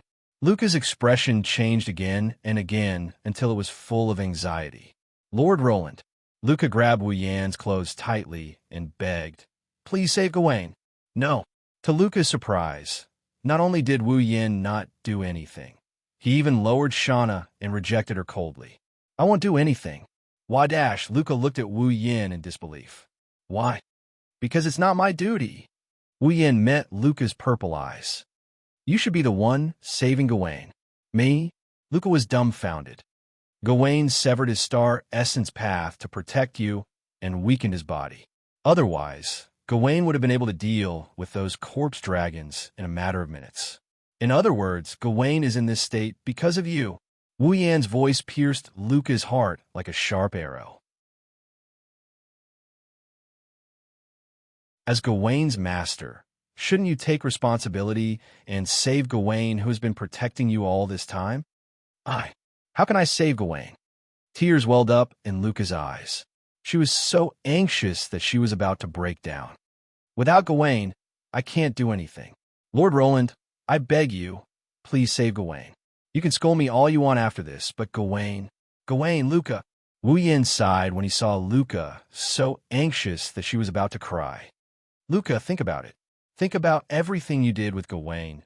The excitement you had when you flew in the sky with Gawain, the excitement you had when you practiced dragon riding with Gawain, the peace you had when you lived and ate with Gawain, the joy you had when you improved with Gawain. Luca, do you really want to see Gawain continue to weaken like this? This time, Wu Yan's voice drifted into Luca's ears like a breeze. She froze on the spot. Images of her time with Gawain appeared in her mind under Wu Yan's guidance. Gawain has a lot of pride. Wu Yan's gaze shot to the sky. Gawain was roaring furiously as he was entangled by 10 pterosaur corpse dragons. Wu Yan closed his eyes. Right now, because of his body, he's being entangled by 10 disgusting minions. He must be feeling terrible. If he's defeated, he might never get up again.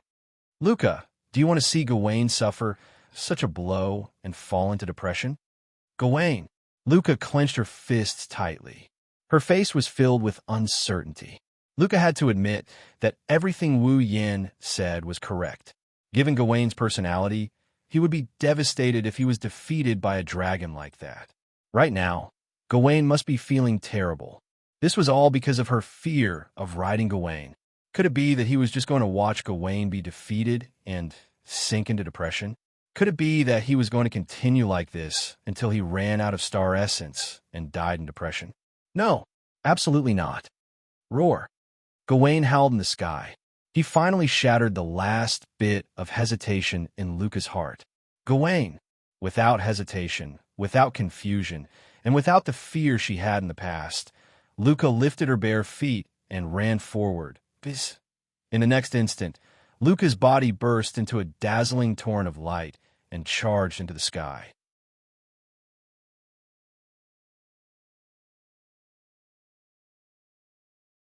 Chapter 1379.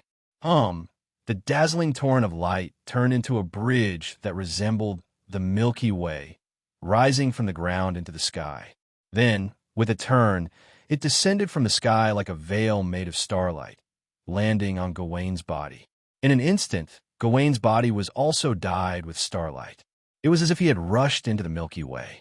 His body flickered with an extremely rich radiance. The torrent of light formed from starlight melted into Gawain's body at a speed visible to the naked eye. Along with it, Gawain's aura grew stronger and stronger. Gawain was gradually recovering to his peak state. Looking at the dazzling torrent of light that resembled the Milky Way, Wu Yan's eyes lit up. It's star essence. Yes, the composition of the Milky Way torrent of light was the essential energy that maintained the life of this planet. Star essence. Now, a huge amount of star essence was replenishing Gawain's body that was extremely lacking in life energy. It was allowing him to gradually recover to his peak state. This also proved that Luca and Gawain's star essence path. It had been re-established. Before long, the torrent of light formed by star essence finally subsided. It turned into specks of starlight and dissipated into the sky. Roar. Gawain abruptly opened his eyes and let out a roar filled with extreme excitement. His voice was like a sound wave, and with a tremor, it shattered the surrounding tentacles that were wrapping around him. They fell to the ground. Roar. As if to celebrate his recovery, Gawain roared excitedly. A surge of magic power surged from his body. Following his roar, it condensed into a rotating magic formation that extended forward. Bang!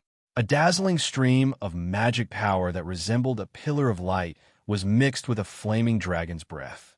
Like a meteor, it streaked across the night sky and landed on the 10 pterosaur corpse dragons that couldn't react in time. A ball of fire exploded in the sky. Then, the corpse dragon's flesh scattered from the sky like dust, becoming insignificant specks of dust in the vast land. Roar! Gawain's voice was full of joy. He circled around and landed on the ground. Luca was sitting on top of Gawain's body without anyone noticing. Lord Roar. Luca's face bloomed with a smile that even the night sky couldn't reach. It was as if she had become the only light in this world that had lost all light due to the dark clouds. She was also extremely beautiful, like a fairy sent down from the heavens. Well done, Luca. Seeing Luca's smile, Wu Yan couldn't help but smile. He always faces Luca. Wu Yin rubbed Gawain's neck as he looked at him from afar. "Wait, Luca, you should be satisfied now?" Roar. Gawain let out a low roar. There was joy and gratitude in his roar. Gawain knew that without this person's help, Luca wouldn't have been able to overcome the fear in her heart and accept him again, not to mention the problem of whether he could survive or not. Now that the celestial veins were once again connected, Luca's rider consciousness had also fused with Gawain's. Gawain could clearly sense the trauma in Luca's heart. It couldn't be said that it had been completely overshadowed by Luca's strong emotions. Luca Gawain, way Gawain, way Gawain, way. No matter how you look at it, this has to do with Wu Yin. Gawain's heart was filled with joy and gratitude. "If you really want to thank me, then don't cause any more trouble." Seeing the gratitude in Gawain's eyes, Wu Yin smiled. "I can't take any more of your torment." Both Luca and Gawain lowered their heads in embarrassment. Wu Yin was amused. "Lord Roar." Luca suppressed the joy in her heart from reuniting with Gawain. Her eyes were filled with determination. "I want to join the battle." "Join the battle?" Wu Yin paused and looked towards the center of the academy. "That's right, the corpse dragon isn't completely dealt with yet." "Lord Roar." Luca suddenly spoke. "There's something I'd like to ask of you." "Another request?" Wu Yin crossed his arms curiously. "Then, we won't be spending the night together this time, right?" Luca blushed and shyly shook her head. "No, I want Lord Roar to ride Gawain with me." "Ride Gawain together?"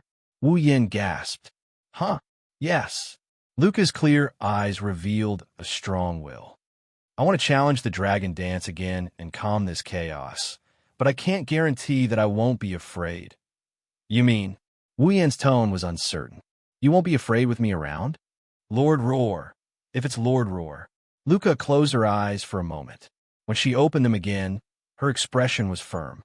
"With Lord Roar by my side, I think I can." Wu Yin scratched his cheeks, and he helplessly grinned at Luca. "I really don't know what to do with you." Wu Yin jumped onto Gawain's back and sat behind Luca. He reached out and hugged Luca's waist. "Now, you won't be afraid anymore, right?" Wu Yin whispered into Luca's sharp, elf-like ears. "Just give it your all. I will hug you. I will never let go, okay?" Luca felt the warmth on her back and the whispers in her ear. She nodded firmly. "Gawain, roar." Using a roar as a response, Gawain raised his head to the sky and let out a long howl. Magic power surged from his body and soared into the sky. The wind whistled in her ears. Luca gripped the reins tightly and looked forward. She looked back and saw the smiling Wu Yin.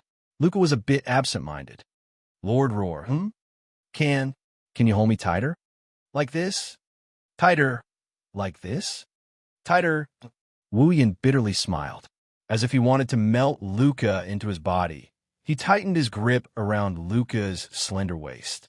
"Then, how about this?" Whoosh! At the same time, Gawain increased his speed to the maximum. Like a white meteor, he streaked across the sky. A powerful centrifugal force began to take effect. If it were anyone else, this speed would be enough to make them lose consciousness and cause them to become anemic and dizzy. If they weren't careful, they would have been thrown off. However, there's still a gap between this speed and speed burst. Wu Yin was able to ride Lancelot, even under speed burst. His expression didn't change at all, let alone on Gawain's back. He hugged Luca tightly and stared at her. Under Wu Yan's gaze, Luca's body began to emit star-like light. Gawain's body also began to emit a gentle light. Following his flight path, he left a trail of light in the night sky. Gawain was drawing in the night sky. He was drawing as if he was dancing. Moreover, the pattern Gawain was drawing was an extremely complicated geometric magic formation. It wasn't until the huge geometric magic formation was completed that the full appearance of the pattern was exposed to the night sky. It was a circle with a shape like a dragon's head in the center. It was at least 100 meters in diameter. It was very strange. It was a star carving. The star carving that blotted out the sky was reflected in the pitch-black night sky. It emitted a gentle halo. A vast amount of magic power fluctuated from it, and turned into ripples that reverberated in the air. Luca suddenly opened her eyes. Dragon Rider Dance. First dance, purifying honey rain. Once the Dragon Rider Dance was completed, all kinds of magic effects could be activated. At this moment, the night sky of the Ansari Academy blossomed with dazzling light. In the sky, a meteor-like rain of light suddenly fell from the sky, landing on the entire Ansari Dragon Riding Academy. Bathed in the rain of light, the corpse dragons didn't even have time to make a sound before their bodies exploded into powder and covered the ground. The powder was the ashes of the original dragons.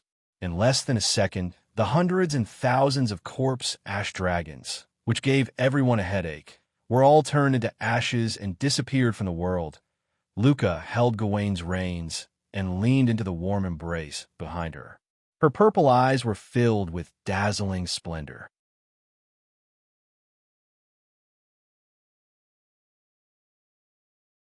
Chapter 1380.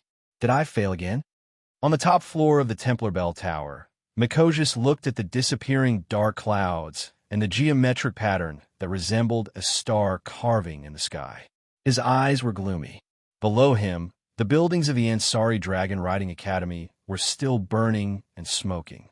Debris was scattered all over the place, and the ground was full of potholes. It was a complete mess. It could be said that if Mikavez's goal was to destroy the Ansari Kingdom's Dragon Rider Academy, then even though he couldn't say that he had achieved his goal, it wouldn't be considered a failure to destroy the Academy to such an extent. However, Mikavez's true goal wasn't to destroy the Ansari Academy. He wasn't interested in destroying the Ansari Academy. The reason he had the Corpse Dragon attack the Ansari Dragon Riding Academy was to take a look at the White Flame Dragon. Why would he go through so much trouble to attack the Ansari Dragon Riding Academy just to take a look at the White Dragon burning flame? It might not be worth it to others, but to Mikosis, it was very important. This was because Mikoski was still unwilling to believe that there was actually a dragon in this world. A dragon that could strike fear into his heart with just an impression. He wanted to prove if there was a dragon in this world that could strike fear into his heart. Attacking the Ansari Union's Dragon Riding Academy was definitely worth it for Mikawos. After all, Mikosis' true identity was still, "It really is you, Mikosis." While Mikosis was immersed in his own imagination, a voice that he had only heard once but would never forget rang out. It echoed throughout the bell tower. Mikosis' pupils shrunk. "Lord Mikotos." Anya was also shocked. She turned around and pulled out a dagger, standing in front of Mikotos to protect him. Both of them looked into the bell tower at the same time. Soon after, a few figures entered their field of vision. Wu Yen, Lebeka, Sylvia, Luca, Yashur, Yak, the 6 strongest members of the Ansari Dragon Riding Academy. At the same time, he appeared in front of Mikawos and Anya in the bell tower of the sanctuary. "You?" A trace of shock appeared in Anya's eyes. Why? Why are you here, right?" Lebeka was wearing a slightly charred paladin armor. She focused her gaze on Mikawos and Anya like a chain. "Could it be? Do you think you're hiding well?" "You?" Ania's gaze turned ferocious. She seemed to want to say something, but Mikaves held her shoulder and stopped her. "Although I don't think we're very good at hiding, if we can. I hope you can give us an answer." Yashur stared at Mikawos and answered his question. "It was Luca who discovered you." "Luca?" Mikaves narrowed his eyes. She shifted her gaze and cast it on Luca. "I see. Are you from Yekablad?" "Yes." Luca nodded in response. "I'm from Yekablad. I was born with a certain ability to sense nature. Although I didn't discover you at first." Luca turned her gaze to Mikawos' side and pointed her finger forward. "But I discovered that it was emitting an ominous magic power." In the direction that Luca was pointing at, there was a giant sword that was emitting a dark, swampy, and viscous magical energy. It was stuck in the ground. It was the giant sword that awakened the corpse dragon. "You're Mikawos, right?" Sylvia stepped forward and clenched her fists. Her icy blue eyes were filled with anger. "Last time, you had the corpse dragon attack Ansari. This time, You almost destroyed the Ansari Dragon Riding Academy. I swear I won't let an evil existence like you do as you please. Oh, Makawo's raised an eyebrow and let out an evil laugh. As expected of the fourth princess of the royal family of knights. Even if you're just a student, you're still a dragon knight. But that's not strange. After all, even Veronica, who's known as the Iron Valkyrie, didn't get fall and become a dragon breeder, but you did. If you're not at this level, then I'm very disappointed. Ew. What are you talking about? Sylvia suddenly had an indescribable feeling that something was wrong as she listened to the familiar words of the royal family of knights that came out of Mykovez's mouth. It's like this person in front of her is familiar to her as well. But how is that possible? Seeing that Sylvia was shaken, Makawos turned his head away without saying a word and looked at Yak, who had been silent all this while. His eyes shone with an evil gleam that had never been seen before. I finally meet you, descendant of the royal family of Avalon. Royal family of Avalon? They heard it from Wu Yin before. This time, it came from Makawos' mouth. Lebecca and Sylvia were stunned. Avalon, Yashur had a confused look on his face. Who are you? On the other hand, Yak was on guard as she stared intently at Mikawosi. What's the royal family of Avalon? You still don't know? Makawos glanced at Yashur in surprise. Looks like you don't qualify as a knight. You just a brat? You? Yashur was furious. I've always been curious. How do you know so much? Wu Yin suddenly spoke. Even the descendant of the royal family of Avalon knows about it. You, a citizen of the Empire, know more about the dragons than the knights. What is your true identity? Rune? Randall, you're even more surprising than I thought. Since you don't know, I'll tell you. Makawos looked at Wu Yin with a different gaze. In ancient times, the origin of the dragons, the sage dragon king Impoke, disappeared.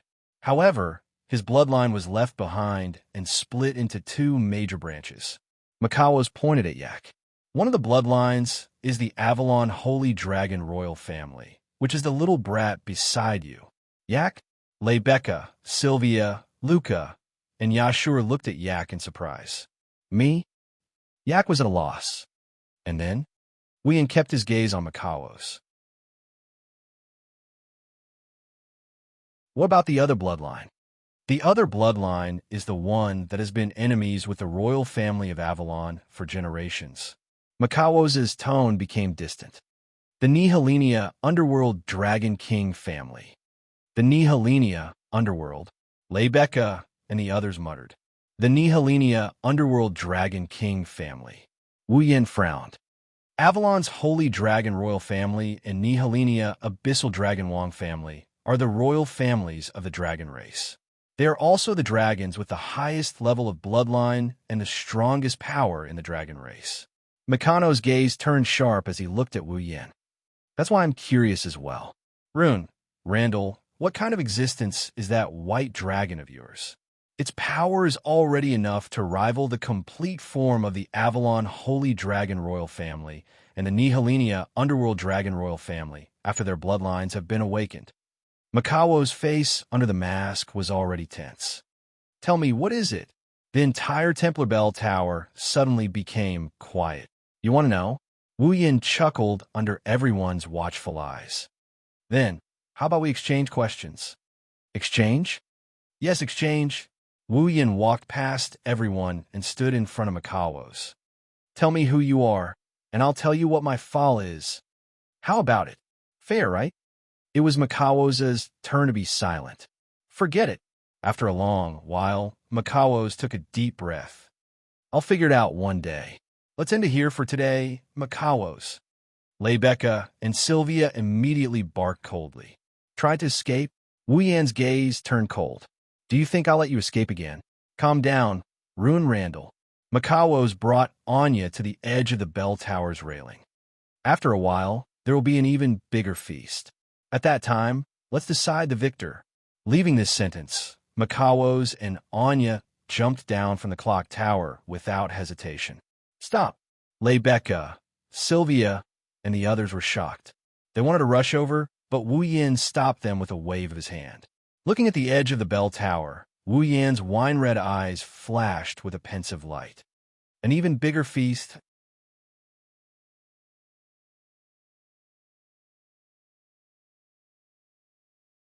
Chapter 1381. That's terrible. When Wu Yin returned to the Ansari Dragon Academy, he took note of the current state of the academy. Only then did he realize how much damage Mikao's corpse dragon army did to the academy. Buildings that were supposed to have a long history were completely reduced to rubble and sawdust, scattering on the ground like garbage. The buildings that were lucky enough to escape being completely destroyed were all charred black like charcoal, with wisps of smoke rising from them from time to time, proving the scale of the fire that burned them last night. The ground was full of potholes and holes so deep that one could see the sewers everywhere. They were caused by the water dragon, corpse dragons breaking out from the sewers. Some of the flat ground was broken as a result of the earth dragon, corpse dragons mercilessly stepping on it. The Dragon Cultivation Academy that was originally one of the best in the Night Kingdom of Loriaman had now fallen into a state of near destruction. Fortunately, not all buildings were mercilessly destroyed. There were still some that managed to escape the destruction of the war, so the Ansari Academy with a long history did not need to be rebuilt. However, if they wanted to restore the academy to its original state, it would take a long time for them to return to their original state and be able to attend classes normally. Standing at the entrance of the Ansari Academy, Wu Yin, Lebecca, Sylvia, Luca, Yak, and Yashur could clearly see the students and teachers who were injured in the war last night being carried on stretchers and sent to the hospital in Ansari in an orderly manner. Those who were not seriously injured were more or less wrapped in bandages as they ran back and forth in the academy. This scene, it made the hearts of those who saw it heavy. Their mood was unprecedentedly low. Fortunately, even though there were many wounded, the attack of the corpse gray dragon did not bring any real casualties to the Ansari Dragon Academy. Until now, not a single person was found dead. Even the list of dead dragons did not appear on the list. This result, it could only be described as a miracle. Of course, the miracle was all thanks to Lebecca, who calmly organized the resistance as the president of the student council. She calmed down the panicked students and teachers and joined hands with Fall to resist the corpse dragons. This reduced the number of unnecessary casualties. Sylvia and Yashur also served as the frontline combatants and tanked most of the firepower from the corpse dragons. It could be said that more than 30% of the corpse dragons that were slaughtered last night were killed by Sylvia's penetrating dragon breath and Yashur's intrinsic device. In the end, Luca used the first dance of the dragon dance, the purifying honey rain, to purify all the remaining corpse ash dragons into ashes. It allowed the Ansari Academy, which was reduced to a cruel battlefield, to escape the fate of destruction. It also allowed the students and teachers to avoid the path of death. In other words, in the battle against the corpse dragons last night, if Lebecca, Sylvia, Luca, Yak, and Yashur were not there, even if there were no casualties miraculously, the Ansari Academy would not have been able to escape the fate of destruction. In this battle, the student council stole the limelight and became the heroes that saved the Ansari Academy. On the other hand, Wu Yin, the most powerful dragon rider that everyone had their eyes on, did not achieve much in the battle. No one even saw his whereabouts, which made people suspicious. If it was someone else, the students and teachers might start to suspect that the person had escaped from the battlefield or was the helper or even the culprit behind the corpse dragon's attack. However, if it was Wu Yin, the people might be suspicious, but they would not really believe it. After all, with Wu Yin's strength, there was no need for him to escape from the battlefield. As for him being the helper or the culprit behind the corpse dragon's attack, that was even more ridiculous. With Lebecca, the student council president, vouching for him, who would think so? In short, it was a fact that the academy needed to be rebuilt. The injured had to be sent to the hospital. The students and teachers who lost their homes had to find a place to stay. The attack of the corpse dragons also had to be reported to the Knighthood Kingdom. All of this required the student council to do personally. The coming days were going to be very busy. Ansari State Dragon Riding Academy, Student Union Office, Huff, panting with exhaustion. The six of them sat around the round table used for meetings.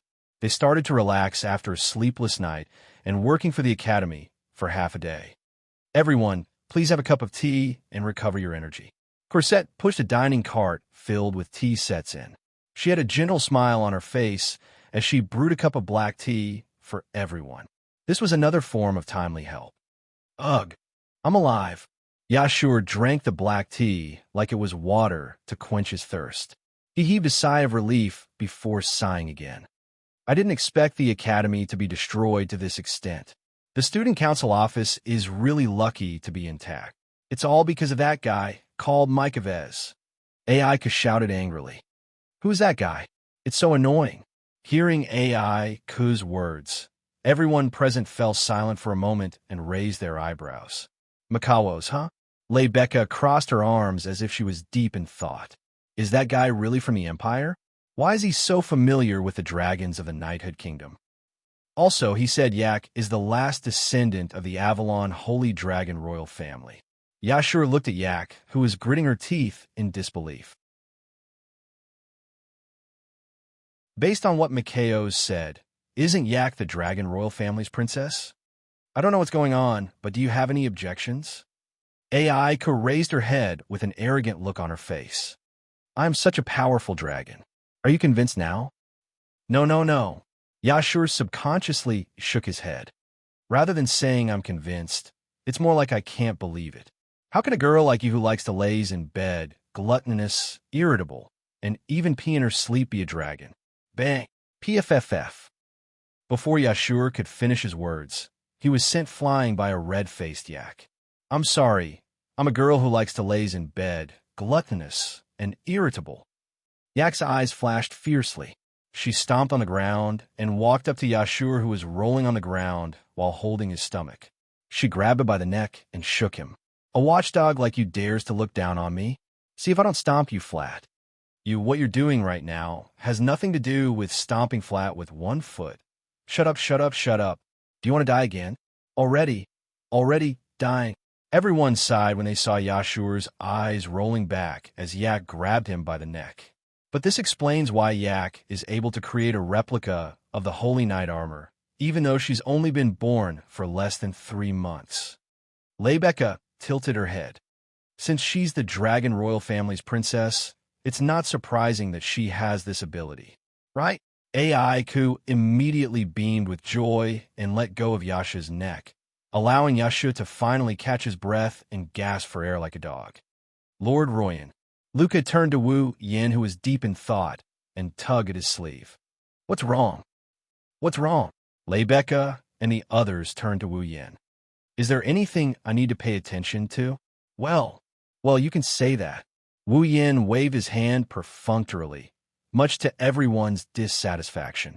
Speaking of which, you didn't seem surprised when Mikaos mentioned that Yak is a descendant of the Holy Dragon royal family of Avalon. Lebecca asked curiously, did you already know that Yak is the Dragon royal family's princess?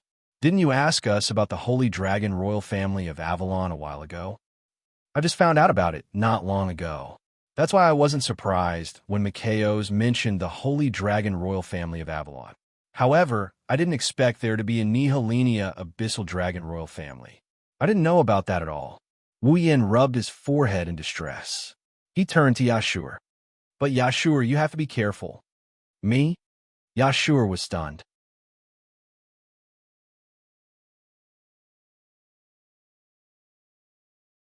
Chapter 1382. Pay attention. Pay attention to what?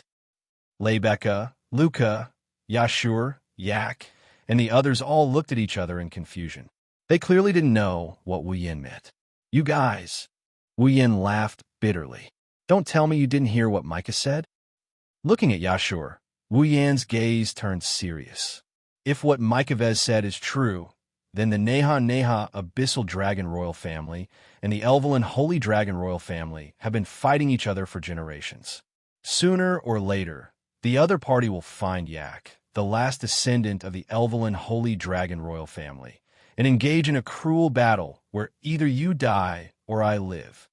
Yashio, if you continue to be so sloppy, I'm afraid that when Yak is killed by someone, you will still be in the dark.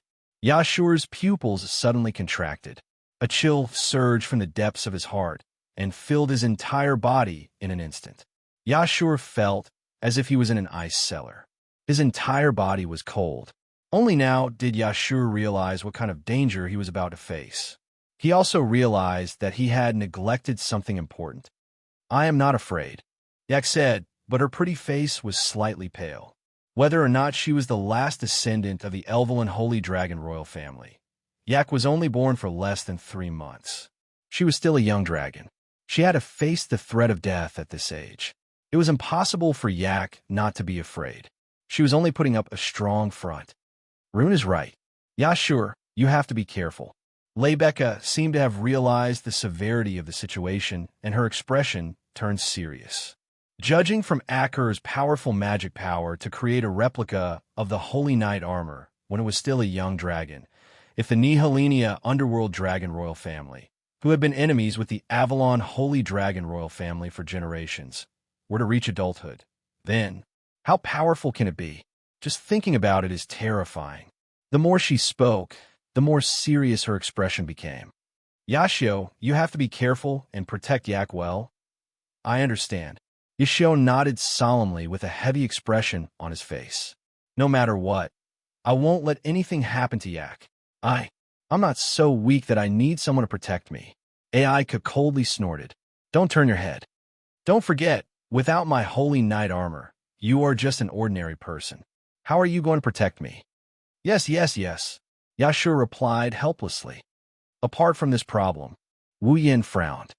There's another thing that I'm very concerned about. Another thing?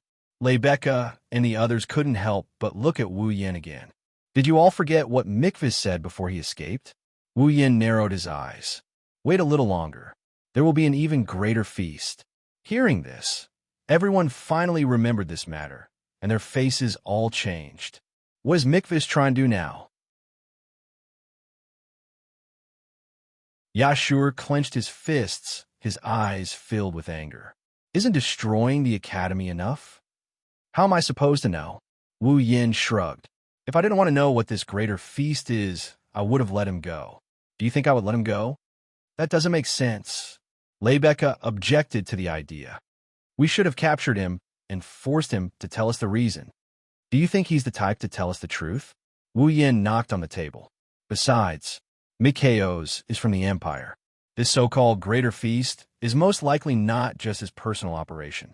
It's very likely that the Sepharo's Empire is carrying it out.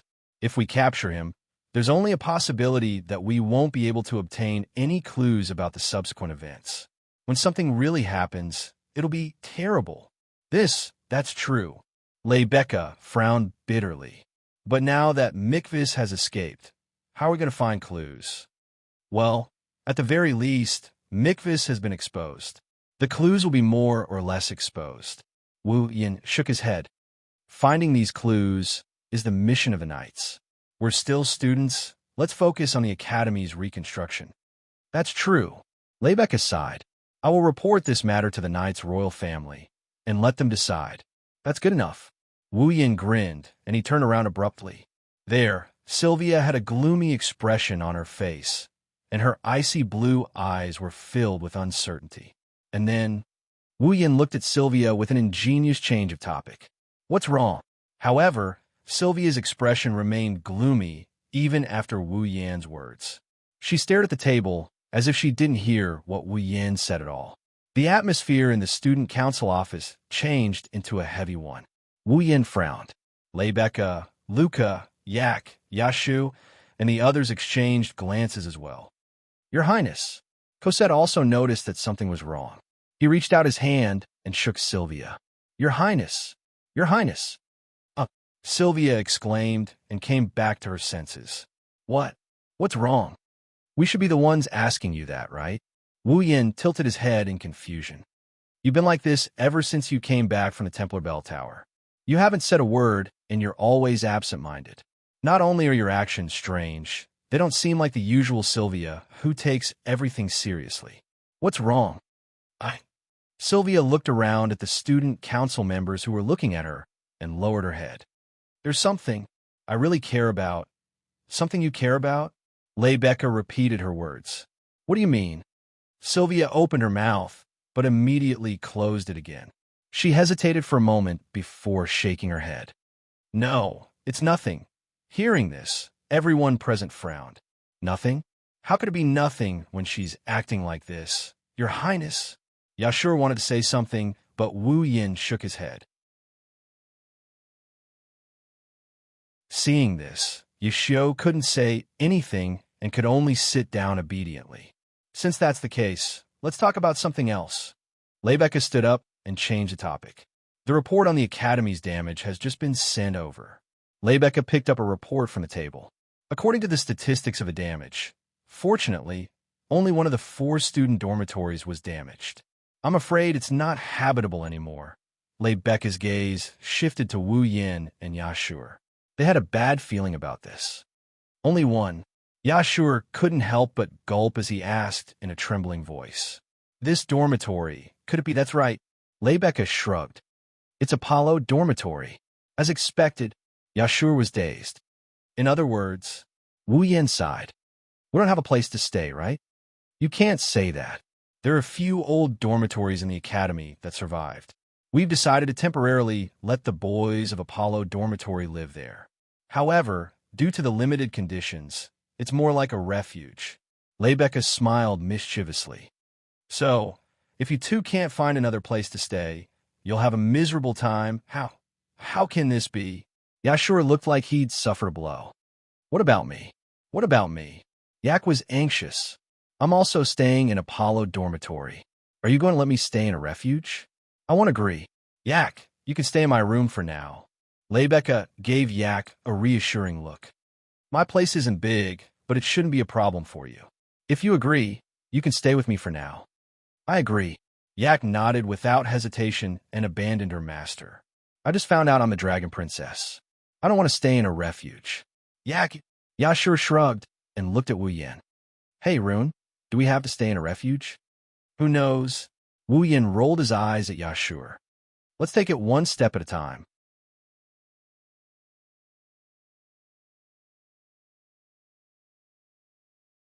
Chapter 1383.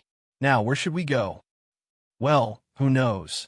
Wu Yin and Yashio looked at the busy students and staff running back and forth. They also looked at the messy campus and the potholes on the ground. They couldn't help but feel a sense of desolation in their hearts. Of the two of them, one had defeated the world's strongest Saint Sky Dragon Knight and was currently the strongest existence in the world. Although the other was only a dabbler, he was a true Saint Sky Dragon Knight for a limited period of time after equipping the Holy Knight armor. His status was comparable to that of a noble, but at this moment, he was even more destitute than the average commoner. They couldn't even find a place to stay. Who could be more miserable than them? Of course, Wu Yin and Yashur could choose to stay in the old school, but Lebecca said that life there was comparable to a shelter. Wu Yin didn't want to live there, although Yashur didn't care too much about it, and he could accept living in a shelter. He still wanted to see if there was a better place before he was completely driven to a dead end. No matter what, only students who had advanced to the advanced class had the right to live alone in a room. The students in the basic class all shared a room with 3 people. When he was still in the basic class, Yashio had already wanted to live in a single room. In the end, after a few days, Yak popped out. Yak even took his bed. The living conditions in the old school must be even worse. If possible, Yashur didn't want to live such a hard life anymore. At the very least, he should struggle before he resigned himself to his fate. Fortunately, he had Wu Yin to accompany him. Otherwise, Yashur would have agreed to stay in the old school long ago. Looks like we can't stay in the academy anymore. Wu Yin rubbed his forehead and glanced at Yashur. Anyway, in this situation, the academy won't be able to hold classes for long. You won't be able to attend classes in the academy for the time being. Why don't you make a trip home? My home is far away. I'm afraid the car ride will last until the academy is rebuilt, unless a holy dragon is willing to take me back. Yashur lowered his head in distress. So I can't go home. What do you plan to do if I go home? It's the Ansari Dragon Riding Academy that was attacked, not Ansari City. It's not like I don't have money. Wu Yin waved his hand. At most, I'll go out and find a hotel and stay for a while. Hotel? Yashua's eyes widened. It will take at least 3 months for the Academy and Apollo's abode to be completely rebuilt. Even with the help of the Dragon Chi magnificent crystals, it would still take a month. Staying in a hotel for a month would cost a lot. Luoang, are you sure you have the money? Wu Yin pursed his lips. Without saying a word, he took out a pouch. He threw it onto Yasha's body. Yashio hurriedly reached out and caught it. He glanced at Wu Yin in confusion before opening the bag in his hand. When Yashio saw the contents of the bag, he almost threw it out. Glittering gold. It was truly dazzling. The bag was filled to the brim with gold coins. From the looks of it, there were at least 20 to 30 gold coins. According to the gold price of this world, 20 to 30 gold coins was enough to buy a small hotel, let alone stay in a hotel for a month. Yashio's hands began to tremble as he held the bag. For a commoner like Yashio, the bag in his hand was heavier than anything he had ever held in his life. Gulp! Yashio couldn't help but swallow a mouthful of saliva. His voice echoed clearly in the surroundings. I say, aren't you a little too useless? Wu Yin looked at Yashio with disdain. You're a dragon rider. Even though you're just a dabbler, you're still acting so pitifully for 20 to 30 gold coins. Be careful. Sylvia might get angry if she sees you like this. Yashio shrunk his neck in fear. Indeed, with Sylvia's yearning for holy dragon knights, she was already displeased with a half-baked existence like himself.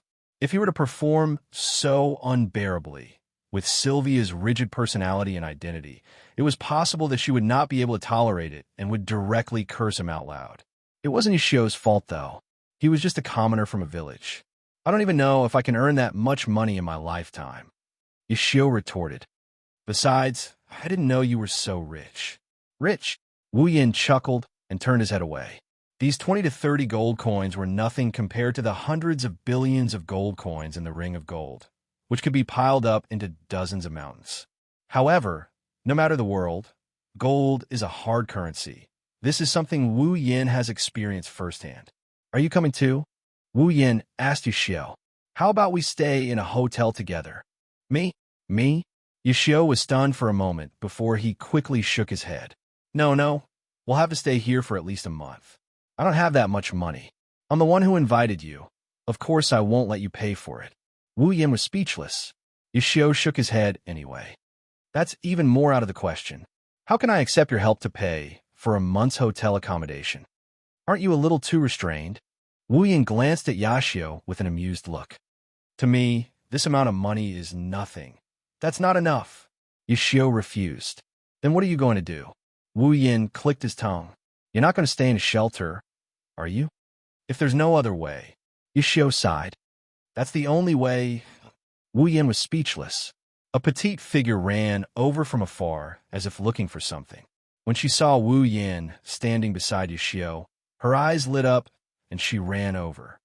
Master Roland. Wu Yin was about to drag Yashio into the hotel when he looked at the source of the voice. Then he gasped in surprise. Luca? Master Roland. Luca ran all the way to Wu Yin. She crouched down and placed her hands on her knees while panting. Why are you in such a hurry? Wu Yin walked to Luca's side and patted her on the back. Luca's heart warmed up by this. Master Roland is really gentle. After catching her breath, Luca started fidgeting. She looked at Wu Yin with a hopeful look. Master Roland, have you found a place to stay? Not yet. Wu Yin felt a little helpless. I'm going to find a hotel with Yashio. How can that be? Without waiting for Yashio to correct her, Luca raised her voice and shook her head with a resolute expression. How can I let Master Roland live in a hotel? At the side, Yashio laughed in embarrassment.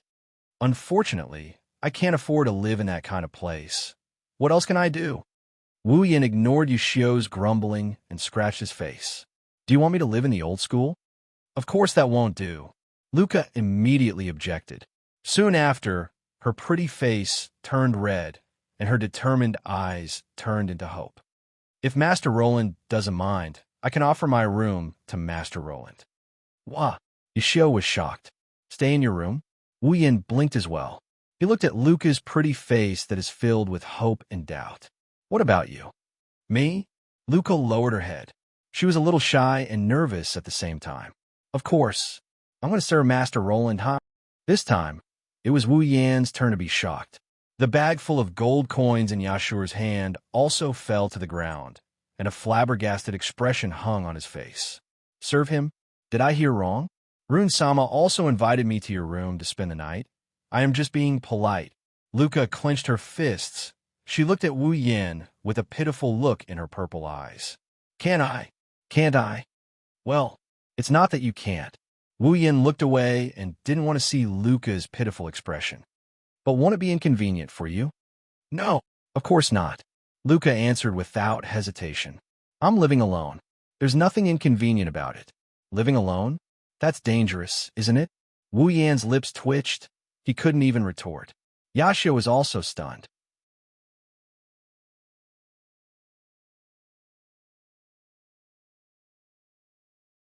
Chapter 1384. Ansari Dragon Academy. At this time, the noise of the Ansari Dragon Academy that had been noisy for the whole day gradually quieted down. Everyone began to return to their own residences as the night deepened. They were ready to have a good night's rest and wait until tomorrow to continue the reconstruction of the Ansari Dragon Academy. Lebecca and the other members of the student council organized everything in an orderly manner. Even though the Ansari Dragon Academy had been attacked by the Corpse Grey Dragon Army last night, the students and staff had recovered from the nightmare. They adjusted their mentality and returned to normal. Because of this, the rebuilding of the Ansari Dragon Academy had students who were not supposed to be involved in it. They came to help and sped up the process a lot. After all, the students of the Ansari Dragon Academy were all dragon cultivators. Other than the first-year students who had just entered the academy, the rest of the students had their own fall. With the help of the dragons, it was hard not to speed up the process. In addition to the assistance of the Dragon Chi Crystal that allowed people to use dragon magic, it only took one day for the rubble and wood shavings on the ground of the Ansari Kingdom's Dragon Riding Academy to be cleared away. The burnt buildings were also demolished and rebuilt. The potholes on the ground were almost repaired. Even the building materials needed for the reconstruction were moved into the academy. It could be said that everything was ready. The only thing left was to rebuild. It seemed like the real rebuilding work would begin tomorrow morning. However, because of the Corpse Grey Dragon Army's attack on the Ansari Dragon Academy last night, no one in the Ansari Dragon Academy had slept the whole night. Therefore, before that, they had to have a good night's rest. Therefore, when night fell, the noise in the Ansari Dragon Academy was almost gone. Other than the destroyed Apollo's dorm, the lights in the other 3 dorms were turned off early. Long, drawn-out breaths could be heard. Meanwhile, in the open space of the academy, the dragons were sprawled on the ground, deep in slumber. It couldn't be helped. When the Corpse Grey Dragon Army invaded, the dragons in the Ansari Dragon Academy were awakened and realized the situation was bad. The group of dragons also rushed out of the dragon house. The dragon house had been damaged to a certain extent by the collective charge, not to mention the Corpse Ash Dragon's attack from behind. Even the ceiling of the 7th dragon house, which was specially provided for holy dragons, had been blasted apart by Gawain's dragon breath. The other 6 dragon houses naturally didn't fare any better. With the 7 dragon houses destroyed, the dragons could only sleep on the empty grounds of the academy. And in Maeve Cottage, the light in one of the rooms was still on. Below the window of the room, Gawain was lying on his stomach, fast asleep. This room was naturally Luca's room, in a room that looked like a small forest. Luca, in her nightgown, was grinding some herbs. He was even humming a rare song. Obviously, he was in a very good mood. Tonight, or rather, until the Apollo cottage was rebuilt, Wuyin might have to stay in this room and live under the same roof as Luca. Because of this, Xianxia had no companions and no longer had the mood to look for a new place to stay. When Wu Yin decided to stay in Luca's room, he planned to go to the old academy and live like a refuge. However, Wu Yin dragged him out of the academy and to the city to look for a hotel. He couldn't just ignore his gay friend. No, his friend after receiving an invitation from a girl, right? If that's the case, even Wu Yin would feel embarrassed. Therefore, regardless of whether Xianxia was willing or not, Wu Yin dragged him out to look for a hotel. After all, as long as he threw money at him, with Xianxia's commoner personality, he would have to accept it even if he didn't want to. Therefore, Wu Yin told Luca to come back first. After helping Xianxia find a hotel, he would come back to find Luca. Thus, Luca had some time to prepare. She divided the herbs in her hand into 2 portions. She put one portion into a teapot and poured hot water over it so that it would suffocate on its own. The other portion was placed into an incense burner and laid flat on the ground.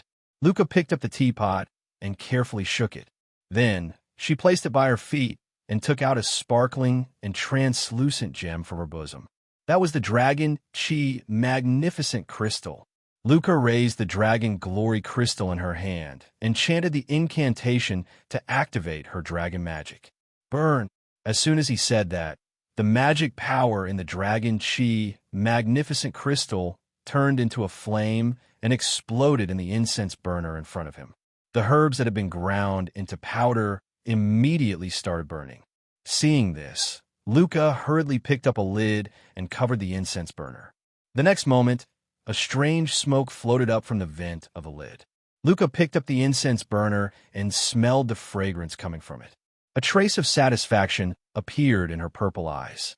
In this case, it should be fine. Luca, are you there? Outside the door, a voice suddenly sounded, interrupting Luca, who was talking to herself. It also gave Luca a slight fright. Lord Roland? It's me. Wu Yan's voice sounded. I'm here. Is it convenient for you to open the door? Of course. I'm here. Luca hurriedly held the incense burner in her hand and looked around in panic. Then, she trotted to the side and put the incense burner in the corner of the wall. After making sure that the aroma was still in the air, she walked to the door of the room. Lord Roland, opening the door, Wu Yin, who stood outside, appeared in Luca's field of vision. His pair of wine-red eyes seemed to have deepened in the night, captivating Luca a little. My apologies for the delay. Wu Yin scratched his cheek and spread his hands. Yeah, sure, that guy. He's treated me like an outsider. He was still trying his best to resist me in front of the inn. If it wasn't for my brute strength, I might not have been able to beat him. That's because Lord Roland is too gentle. Luca smiled shyly. I think Senior Yashur must be very grateful to Lord Roland. Don't say that. It's just a small matter. Wu Yan's expression was slightly embarrassed, being praised for being gentle in public. This is the first time Wu Yan has encountered such a situation. Lord Roland, please come in. Luca opened the door completely and stepped aside. Her beautiful amethyst-like eyes were glowing strangely. She stared straight at Wu Yan. That look made Wu Yan's heart inexplicably cold. Luca's bright eyes, how should he put it? It gave Wu Yan the feeling that she gave him. It was like Mei Jio and Origami were planning to push him down. It was as if they were going to eat him up. But how is that possible? Luca's personality is very delicate and introverted. She shouldn't be able to push her sweetheart down like Mei Jio and Origami, right? Probably? With that in mind, Wu Yan walked into Luca's room with a bit of hesitation. As soon as he entered the room, he smelled an unusually pleasant fragrance. Is this the incense you usually light? The hesitation on his face and the suspicion in his heart disappeared because of the pleasant fragrance. Wu Yan's expression immediately relaxed. It smells good. Smelling this should make you sleep well at night, right? Why, yes. For some reason, Luca's voice sounded a bit nervous. Even her action of closing the door was a bit hurried. It was as if she was afraid that Wu Yan would run away. She closed the door forcefully and hurriedly. This is not the usual Luca at all. If Wu Yan noticed this scene, even if he thought that Luca was harmless, he would still be suspicious. But now, he was relaxed because of the pleasant fragrance in the room and didn't notice Luca's abnormal behavior. Seeing that Wu Yan's expression was normal, Luca secretly sighed in relief. She walked to a small round table in the center of the room and sat down. At the same time, she picked up the teapot that was placed there, pouring a mouthful of steaming coarse tea into a cylindrical cup with edges and corners. Luca's sparkling eyes met the cup. "Lord Roland, please have some tea." "No, no need." Wu Yin sat opposite Luca. While smelling the fragrance in the room, he waved at Luca casually. "Drinking tea at night will make it hard for you to sleep, so don't drink it." Luca uttered such a sound in surprise. Her expression became flustered, as if she didn't expect things to turn out this way. She even unconsciously rubbed her hands together. Sitting opposite Luca, no matter how relaxed Wu Yin was, it was impossible for him not to notice Luca's behavior. He immediately felt strange. "Luca, what's wrong?"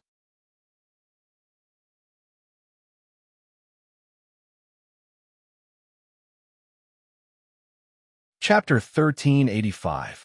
Luca is so flustered that she's on the verge of tears. Wu Yin felt suspicious, and at the same time, he couldn't help but feel a bit guilty.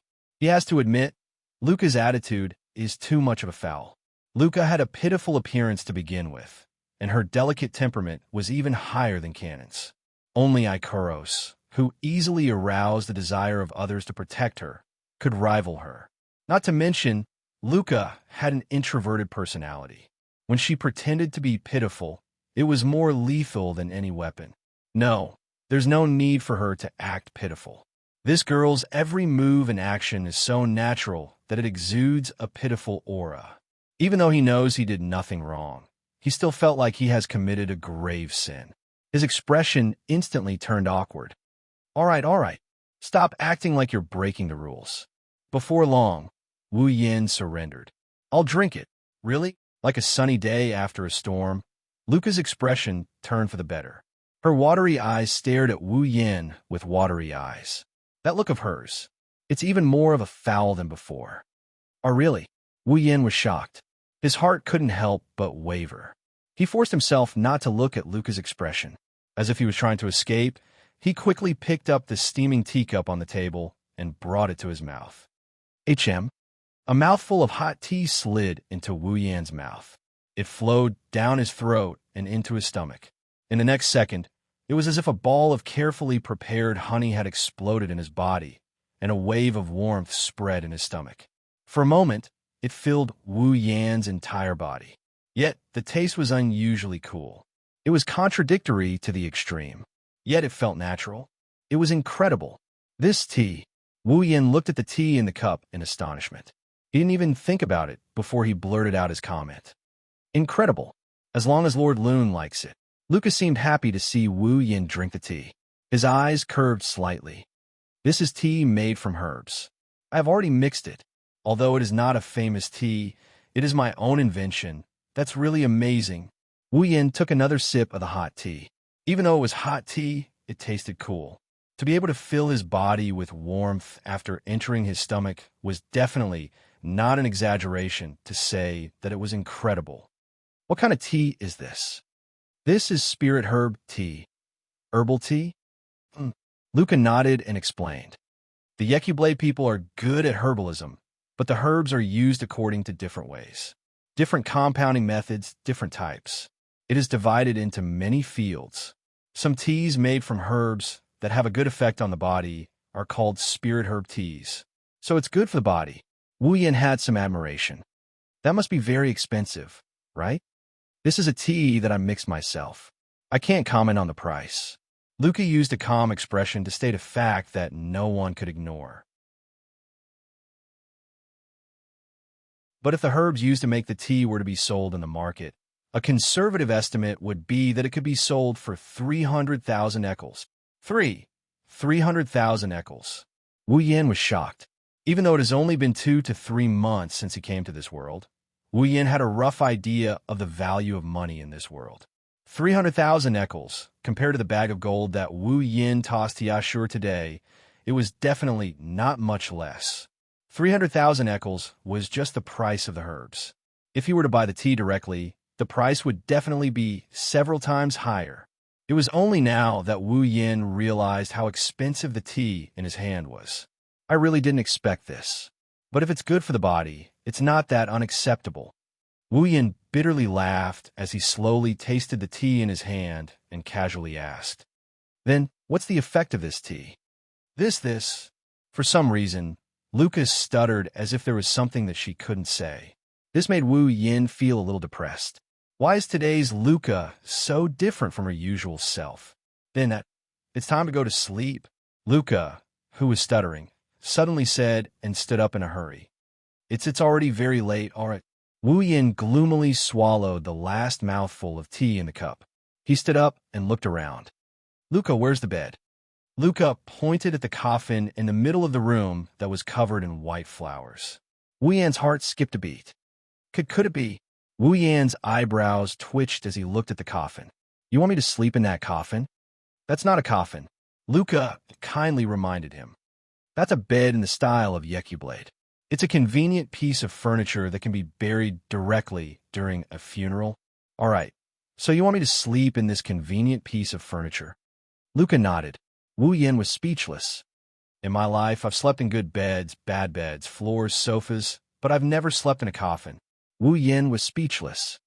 I thought I wouldn't have the chance to sleep in a coffin. I didn't expect it to come so soon, Lord Lune. Luca lowered her head when she heard Wu Yan's words. You don't like it? I can't answer the question of whether I like her or not. Wu Yin scratched his face in a conflicted manner. However, I'm more concerned about one thing. If I sleep in this coffin, this bed, where will you sleep? Me? Luca blinked her eyes and was at a loss. Shouldn't I be sleeping with Lord Lune? Huh. Wu Yin laughed dryly. He felt like he would lose if he took this seriously. There's no other way. Wu Yin sighed. He had a lot of things he wanted to say. Then sleep, Luca's small face bloomed and became bright. What Luca did next made Wu Yin unable to react in time. Luca slowly reached for the straps on her shoulders and gently pulled them down. Soon after, the seemingly light nightgown on her body slid down her body and fell to the ground. Luca's fair and delicate body was completely exposed to the air without a trace of cover. Luca, Wu Yan's face stiffened. Why did you take off your clothes? It's cold at night. Luca answered matter-of-factly. That's why I have to warm Lord Lune with my body. You're not warming me. You're inviting me to commit a crime. Wu Yin wanted to bang his head against the wall. Aren't you afraid I'll eat you? Eat. At first, Luca tilted her head in confusion. Then, she realized what he meant by eat.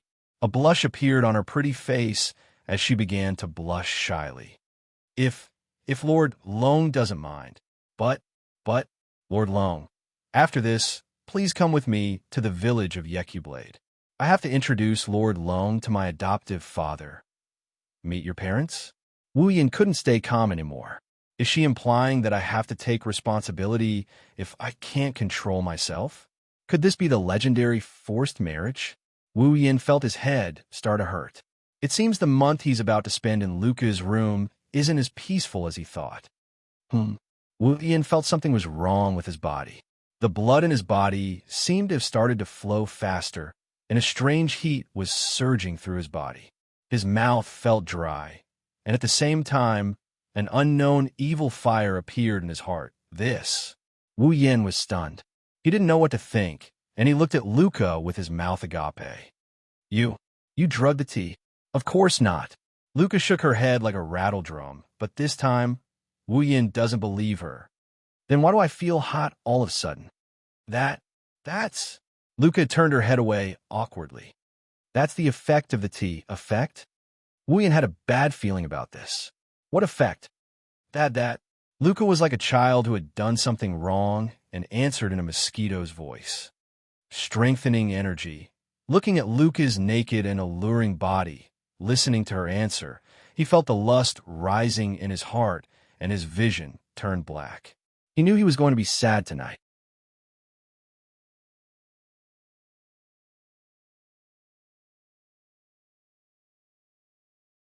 Chapter 1386. In the following days, Wu Yan's life could only be described as an abyss of suffering. The reconstruction of the Ansari Dragon Riding Academy was in full swing. As a member of the student council, the amount of effort needed to contribute to the rebuilding of the academy would definitely not be small. Among other things, Wu Yin is in charge of calculating the funds needed to rebuild the academy, assigning jobs to the staff, students, and dragon race members. Also, he is in charge of the types and designs of the buildings being rebuilt. Wu Yin is in charge of all of this. Logically speaking, these tasks should be handled by the president of the student council. After all, the person who made all the arrangements for the reconstruction work was already considered the person with the highest authority in the reconstruction work of the academy. As the president of the student council, it was only right for Lebecca to handle these matters. However, Lebecca still had to sort out the matter of the corpse Grey Dragon army attacking the Ansari Academy and report it to the Knighthood Kingdom. She also had to explain and discuss with the relevant higher-ups. Sometimes, she even had to go to the city council for a meeting. Her workload was already very heavy, so she couldn't take care of the academy. Thus, all the arrangements for the reconstruction of the academy were made. All of them fell to Wu Yin, the student council's assistant. The position of assistant was originally meant to fill in for the absence of the vice president and secretary of the student union. It was established to support Rebecca, the president of the student council. Now that Lebecca was busy and couldn't participate in the reconstruction of the academy, Wu Yin naturally had to take on the responsibility as her assistant. This wasn't an easy task. The Ansari Dragon Academy was no ordinary academy. It was known as the Academy City, so one could imagine how vast the Ansari Dragon Academy needed to be rebuilt. The workload was huge. At least, Wu Yin felt that ever since he took on this job, he didn't have time to rest except at night. No, he didn't even have time to rest at night. Of course, the reason why he didn't have time to rest at night wasn't related to the construction of the academy. It has nothing to do with the rebuilding of the academy. It's mainly because of Wu Yan's roommate, Luca. Luca was the secretary of the student council. In other words, after Wu Yin joined the student council, Luca had been absent. Her work, it was all done by Wu Yin as her assistant. However, the reason why Luca was absent was because Gawain refused to let her ride him. She was so depressed that she didn't even attend classes. It was understandable that she didn't work in the student council. Now, since Luca and Gawain's relationship had recovered, the secretary naturally returned to the student council. To be honest, Luca helped Wu Yin a lot during the reconstruction of the academy during the day. She made sure that Wu Yin didn't even have the time to take a breather. Although he didn't have the time to rest, the work went smoothly and it was quite relaxing. But at night, Luca would change and become Wu Yan's biggest problem. It was because this girl seemed to be thinking about something more than friendship with Wu Yin all the time. When he really lived in Luca's room and stayed with her, Wu Yin realized that he had underestimated Luca. Luca had a slender personality. She was usually quiet and expressionless. She was a fresh and refined girl like a fairy. She was also very weak in her bones. She was a typical soft girl.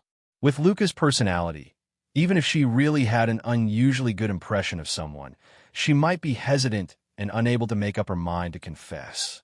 And if she was asked to take the initiative to push down the opposite sex like Meijio and origami, it was something that she would never do even if she was beaten to death. This was Wu Yan's impression of Luca. So, it wasn't until he started living with Luca that he felt the need to change his impression of her. Indeed, Luca was a typical soft girl. It was impossible for her to push the opposite sex. However, she would try her best to make Wu Yin take the initiative to push her down. Luca couldn't seduce him, but she dared to drug him. She couldn't take the initiative, but she dared to be extremely passive. On the first night alone, Luca made Wu Yin drink some spiritual strengthening herbal tea. It was conceivable that she, who became bolder and bolder, came up with some horrible methods to make Wu Yin turn into a wolf. It wasn't until later that Wu Yin found out that Luca had been lighting up incense sticks in her room that can relax one's mind and strengthen one's energy. She's trying to break down Wu Yan's resistance against her. Coupled with the fact that Luca would occasionally use all sorts of methods to turn him into a wolf that he couldn't even fathom, she would even sleep with him naked at night. Wu Yin didn't know how many times he almost pushed this little vixen down. Unfortunately, every time when Wu Yin almost turned into a wolf, Luca would stubbornly add a sentence. I hope that Lord Lune will come with me to the village of Yekibrad after this and meet my adoptive father, the current chief of the Yekibrad tribe. According to the customs of the Yekibrad tribe, bringing the opposite sex back to meet the chief or parents meant an engagement. In the future, they would have to be married together. Pushing her down was a small matter. Marriage was a big matter. What a scumbag. Therefore, Wu Yin couldn't do it until he was sure that he really had some kind of feelings for Luca. Because of this, Wu Yin spent the night in an abyss of suffering. He was hugging a delicate and soft girl in his arms, and she was completely naked. She had even given him some formula to strengthen his energy and break down his resistance, causing his body to react very faithfully. In the end, he couldn't even eat her skin and bones. What a painful thing that would be if this doesn't count as an abyss of suffering. Wu Yin would feel that his life before this was way too good, however. After a long period of sex, Wu Yin and Luca got along better. Luca was no longer as respectful to him as before. Although she kept calling him Lord Roland, her tone and behavior were no longer as respectful as before. Now, they were getting along like friends. Moreover, whether it is at work or in life, Luca has always rushed to help Wu Yin, taking care of Wu Yin. She's more considerate than anyone else. Now, she's even washing Wu Yin's underwear. She's just like a good wife and a loving mother. Wu Yin's heart has been tugged at by her. If it went on like this, Wu Yin might not be able to resist the temptation and go back to her hometown to marry her. Of course, Cosette was dissatisfied with Luca's taking care of her daily life. This was supposed to be her job. However, Sylvia had been acting strangely recently. She didn't talk much and would be absent-minded from time to time during work. Even when she was sleeping, she would stare blankly at the sky, as if she had something on her mind. She was even more silent than Luca, which made Cosette very worried. Under such circumstances, Cosette didn't have time to compete with Luca to take care of Wu Yin. She was racking her brains to find a way to restore Sylvia to her original state. Unfortunately, before Cosette could think of a solution, her peaceful life was once again disrupted. Boom! One morning, an explosive sound accompanied by a shockwave reverberated in front of Epona House. Like an earthquake, the entire Epona dormitory shook slightly. The glass windows also trembled. In the dormitory, the girls of the advanced classes screamed and caused a commotion. What's going on? Following a nervous voice, the window of the Epanash royal family's private room was opened, revealing Sylvia's panicked face. However, when Sylvia poked her head out of the window, the scene that entered her eyes caused her to freeze on the spot. Excuse me. On the empty ground in front of Epona's house, a beautiful woman wearing a yellow-green dragon riding suit saluted Sylvia energetically. I'm the court's first-rank postmistress, Ovida Brown. Ovida Brown. Sylvia? Lord Lehman's fourth princess. The woman named Ovida took out a scroll from her bag. The Night King has a letter for you. Father. Sylvia was shocked.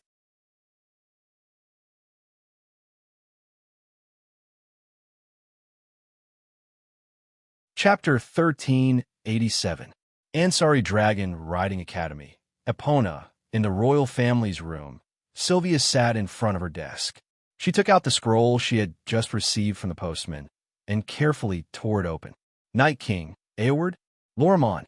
As soon as this name was mentioned, as long as it was a citizen of the Knight's Kingdom of Loria, there would be no one who would not be in awe.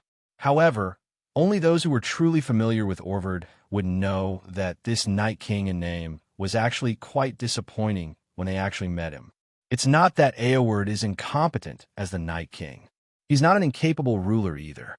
On the contrary, he's very amiable and considerate towards the knighthood. However, compared to his wife, dead son, and 4 daughters, Ayward is too mediocre. Not only is his appearance mediocre, there's nothing special about his personality. As the Night King, he doesn't have the demeanor of a royal family. He doesn't have the temperament and cultivation that he should have. His ability to handle political affairs is much weaker than others. His strength isn't as strong as Veronica's. It wouldn't be an exaggeration to say that he's just an ordinary person. Moreover, he's not a dragon cultivator like Xianxia. He's simply mediocre. He doesn't look like a king at all. Instead, he looks more like an amiable old man. Thus, as the current Night King, although Eoward has real power, he knows that he's not a king. He's not an outstanding king. Thus, Eoward simply handed over most of the political affairs to his outstanding subordinates. He also gave almost all of the real power of the Night royal family to Veronica.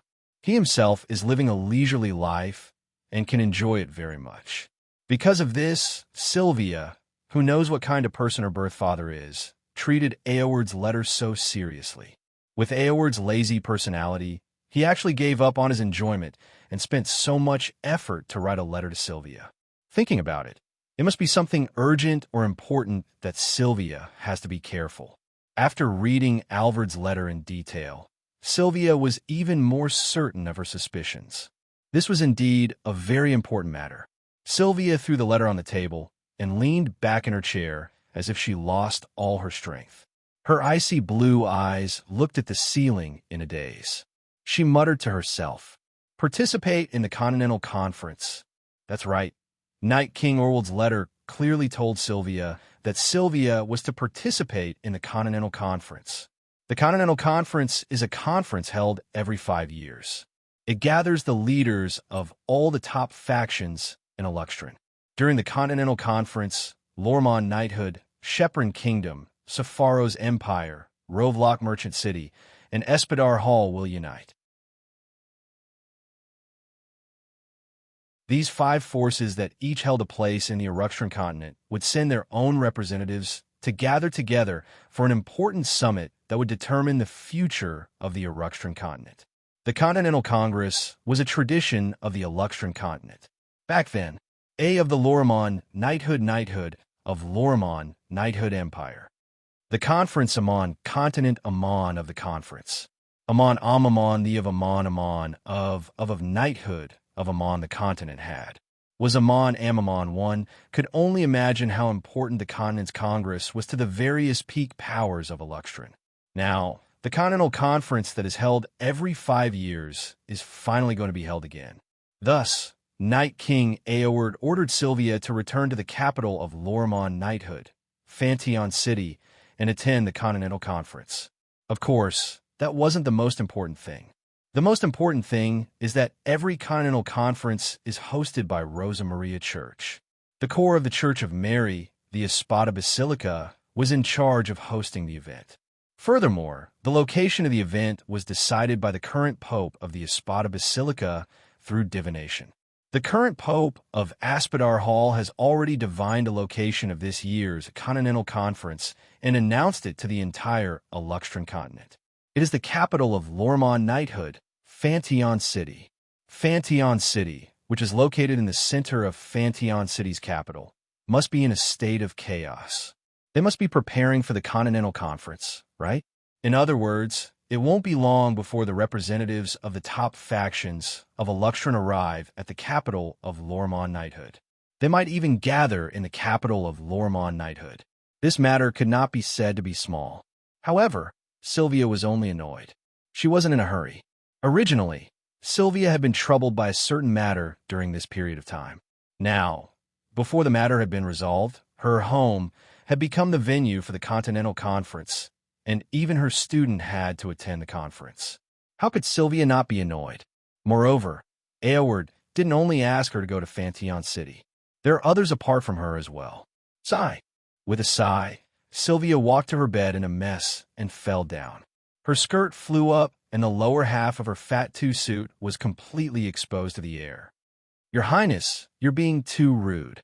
Corset, who had prepared black tea for Xianxia, happened to walk in and saw this scene. "You don't look like a princess at all, don't mind me," Xianxia said in a muffled voice. "There's no one else here anyway. Let me relax for a bit." Corset shook her head with a smile, but didn't say anything else. Putting the black tea in his hand on the table, Corset glanced at the letter written by Alvard on the table and asked, "What did the Night King say in the letter?" Xianxia's voice became even more muffled. "He ordered me to return to Fantion City and attend the Continental Conference." "Really?" Corset's eyes lit up. Congratulations, Your Highness. The Continental Conference is a conference that only the representatives of the top factions in Luxtrin can attend. It will decide the future of the continent. Such an important meeting also meant that those who could attend would definitely become the most important figures in their respective factions in the future. The fact that Xianxia was present proved that the royal family of knights really intended to push her up the ranks. How could Corset not be happy for Xianxia? However, Xianxia was still in a bad mood. But with my abilities, attending a conference like this is too much of a burden. Your Highness, how can you think that way? Corset raised an eyebrow. Did you forget? Lord Lune hates it when you give up before you do anything. If he finds out, he will be very disappointed. I know. Xianxia couldn't help but care. Although she still looked unhappy, she sat up from the bed and tidied up her messy skirt. Seeing this, Cosette secretly heaved a sigh of relief. During this period of time, Xianxia had always looked as if she had something on her mind, which really worried Cosette. But now, Corset was a little relieved. At the very least, no matter how depressed Xianxia is, she still cares about Wu Yin, right? Then forgive my rudeness. Corset politely informed Xianxia and immediately picked up the letter from the Night King on the table and began to read it. Oh, it didn't take long for Corset to raise her eyebrows and laugh out loud. Bring Lune with you when you return home? With Randall? Is this a meeting with the parents? Xianxia was stunned for a moment before her pretty face turned red with a bang. What nonsense are you talking about? Isn't that right? Of course not. Xianxia didn't hide her wavering. Father's letter also said to bring Yashur and Yak. How could he mean that? Well, this only means that the Night King doesn't mean that. Corset gloated. But Your Highness, don't you want to bring Lord Lune to see your father? Shut up. Sylvia's face flushed red as she grabbed a pillow and threw it at Corset with all her might. Corset hurriedly caught the pillow thrown by Xianxia, and the smile on her face grew wider. The princess has finally returned to her normal self.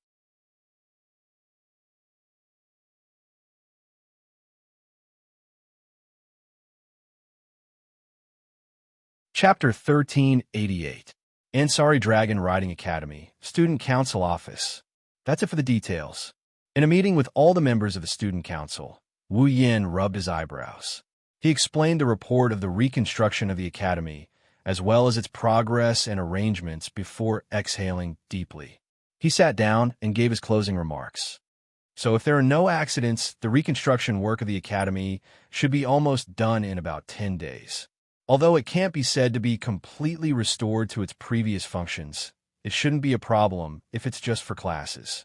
We should also arrange for the start of the school term. That's great. Yashur was the first to rejoice. It's been so long since we've had classes, and we've been staying in a hotel. I'm not used to it. Well done, Roland. Lebecca praised him. It's all thanks to you that the academy's reconstruction is going so smoothly. You've contributed greatly this time. It would have been hard for me to do it alone. Wu Yin rolled his eyes. Without Luca, Xianxia, and Yashur's help, let alone being successful, even the progress might have been delayed quite a bit. I don't dare to take all the credit, especially Luca. She helped me a lot. It's nothing. It's my duty to help Master Roland. Luca was a little shy as she lowered her head regretfully. What a pity. I can't stay with Master Roland anymore. Ma. Luca's voice is a bit soft, but Wu Yin, who is sitting beside her, heard it. He quickly covered it up. You'll have a chance in the future. Luca's expression eased up a bit. It seems like the people around them didn't hear what Lucas said. Wu Yin sighed in relief. One must know that the matter of him eating, living, and sleeping together with Luca was only known to Yashu at present. The other girls still didn't know. If the rest of the girls found out about this, they would not be able to do anything. Wu Yin didn't even need to think to know how he would be treated. So, it's best to keep a secret for now. It's for my own good. Regardless, without your help, things wouldn't have gone so smoothly. Lebecca smiled at Wu Yin. At the same time, he said apologetically, as the president of the student council, I didn't help much in the rebuilding of the academy. I'm really ashamed. Guild leader, please don't say that. Yashur comforted. The guild leader also has his own matters to attend to. We understand. Yak was the one who had nothing to do. She had nothing to do. Bang! Before he could finish speaking, a muffled sound reverberated clearly from under the table. At the same time, Yashur's face turned completely green as he howled in grief. Oomph! Aika snorted coldly. She silently retracted her foot that was stepping on Yashur's foot and drank her tea. That nonchalant look of hers, as if nothing had happened, really made one's heart tremble. Rebecca, how are things on your side?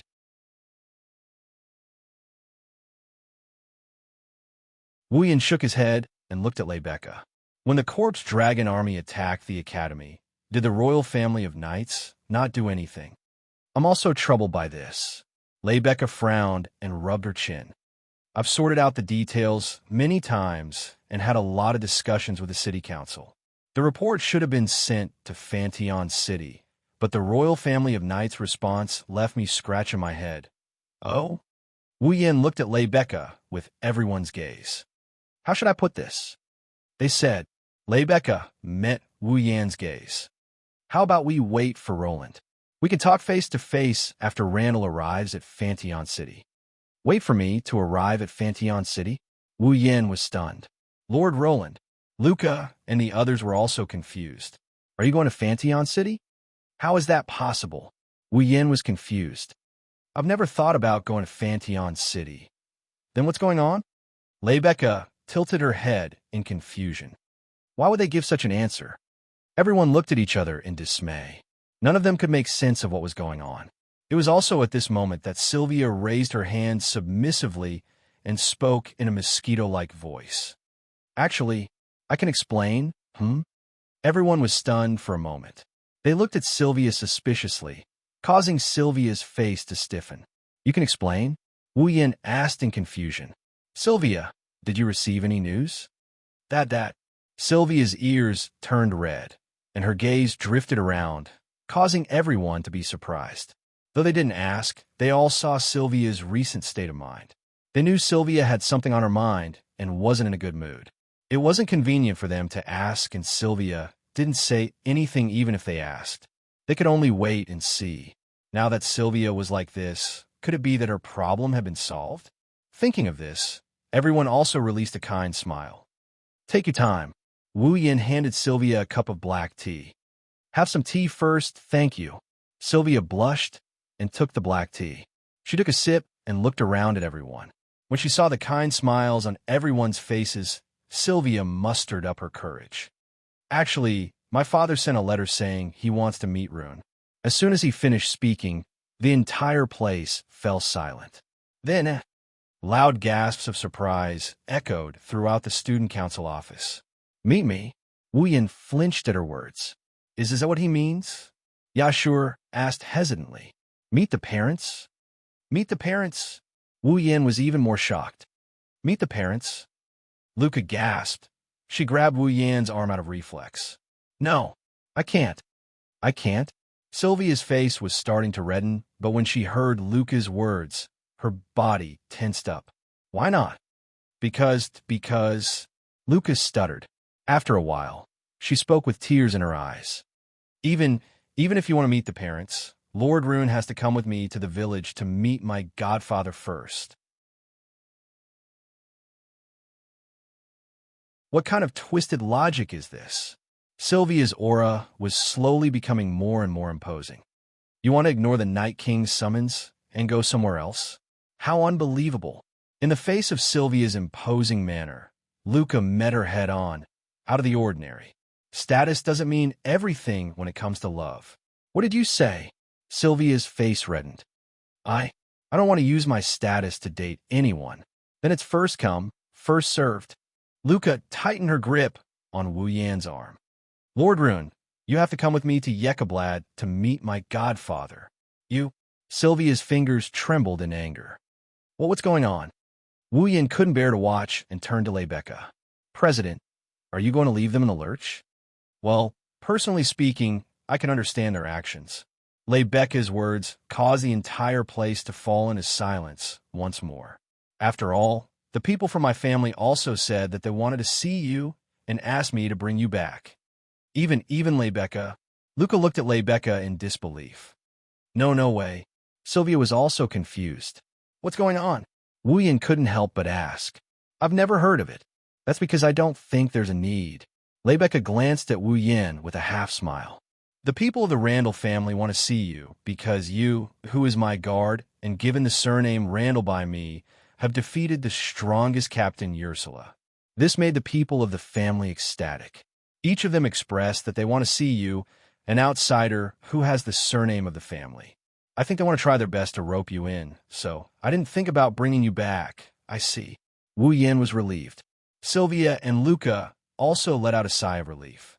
However, reality proved that it was still too early for them to be relieved. However, putting aside my family, I actually want to bring you back home to meet my family. Lebecca's words shocked everyone. No matter what, you're the only person of the opposite sex who has moved my heart. For a moment, Sylvia and Luca emitted a deadly aura of resentment. Wu Yin laughed dryly. You're tuning into the Eternal Immortal Ballad YouTube channel. Don't forget to subscribe and join us on this journey to catch the most captivating stories.